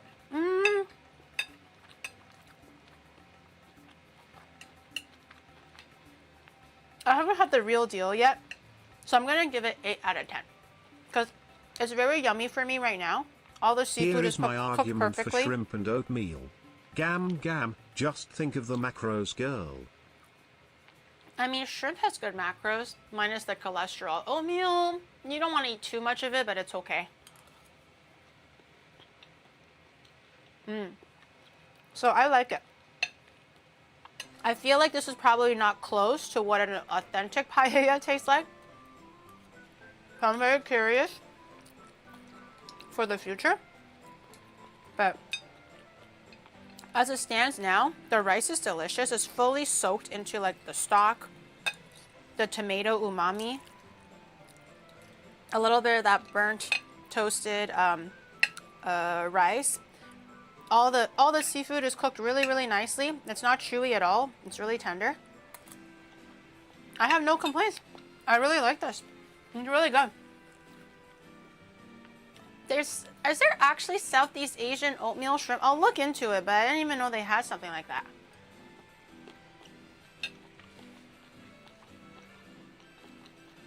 and alcohol and fructose as well. Man, you just can't eat anything good on gout. Okay, chat. I'll see you guys tomorrow. We have some fun things planned tomorrow. It should be pretty exciting. It will be a little bit rainy on and off tomorrow, so make sure you bring in your umbrellas. Make sure you bring your umbrellas and your galoshes. Everything you'll need to be comfortable, or we will leave you behind. Is Shadow setting up a raid, or should I set up a raid? I don't know if he's watching right now or if he's like taking a shower. Bring your air umbrella. They have that, right? In Dyson? They have that.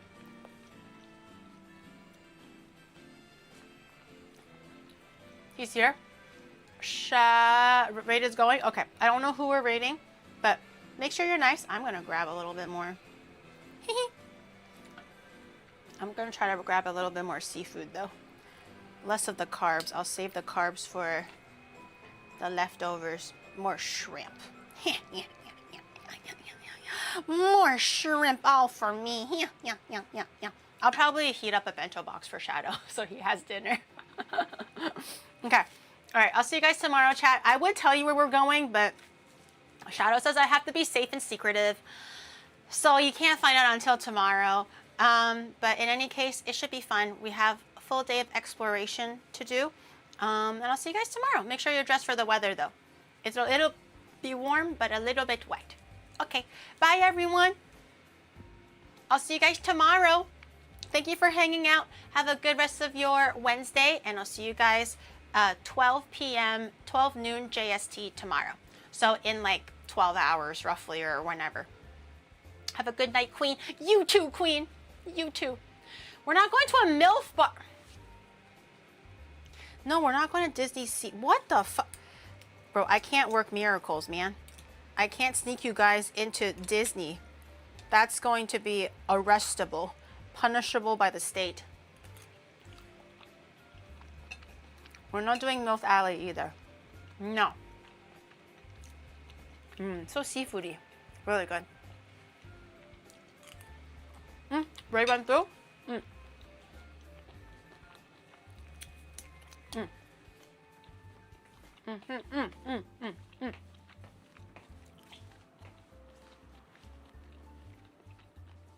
All right, see you guys tomorrow, chat.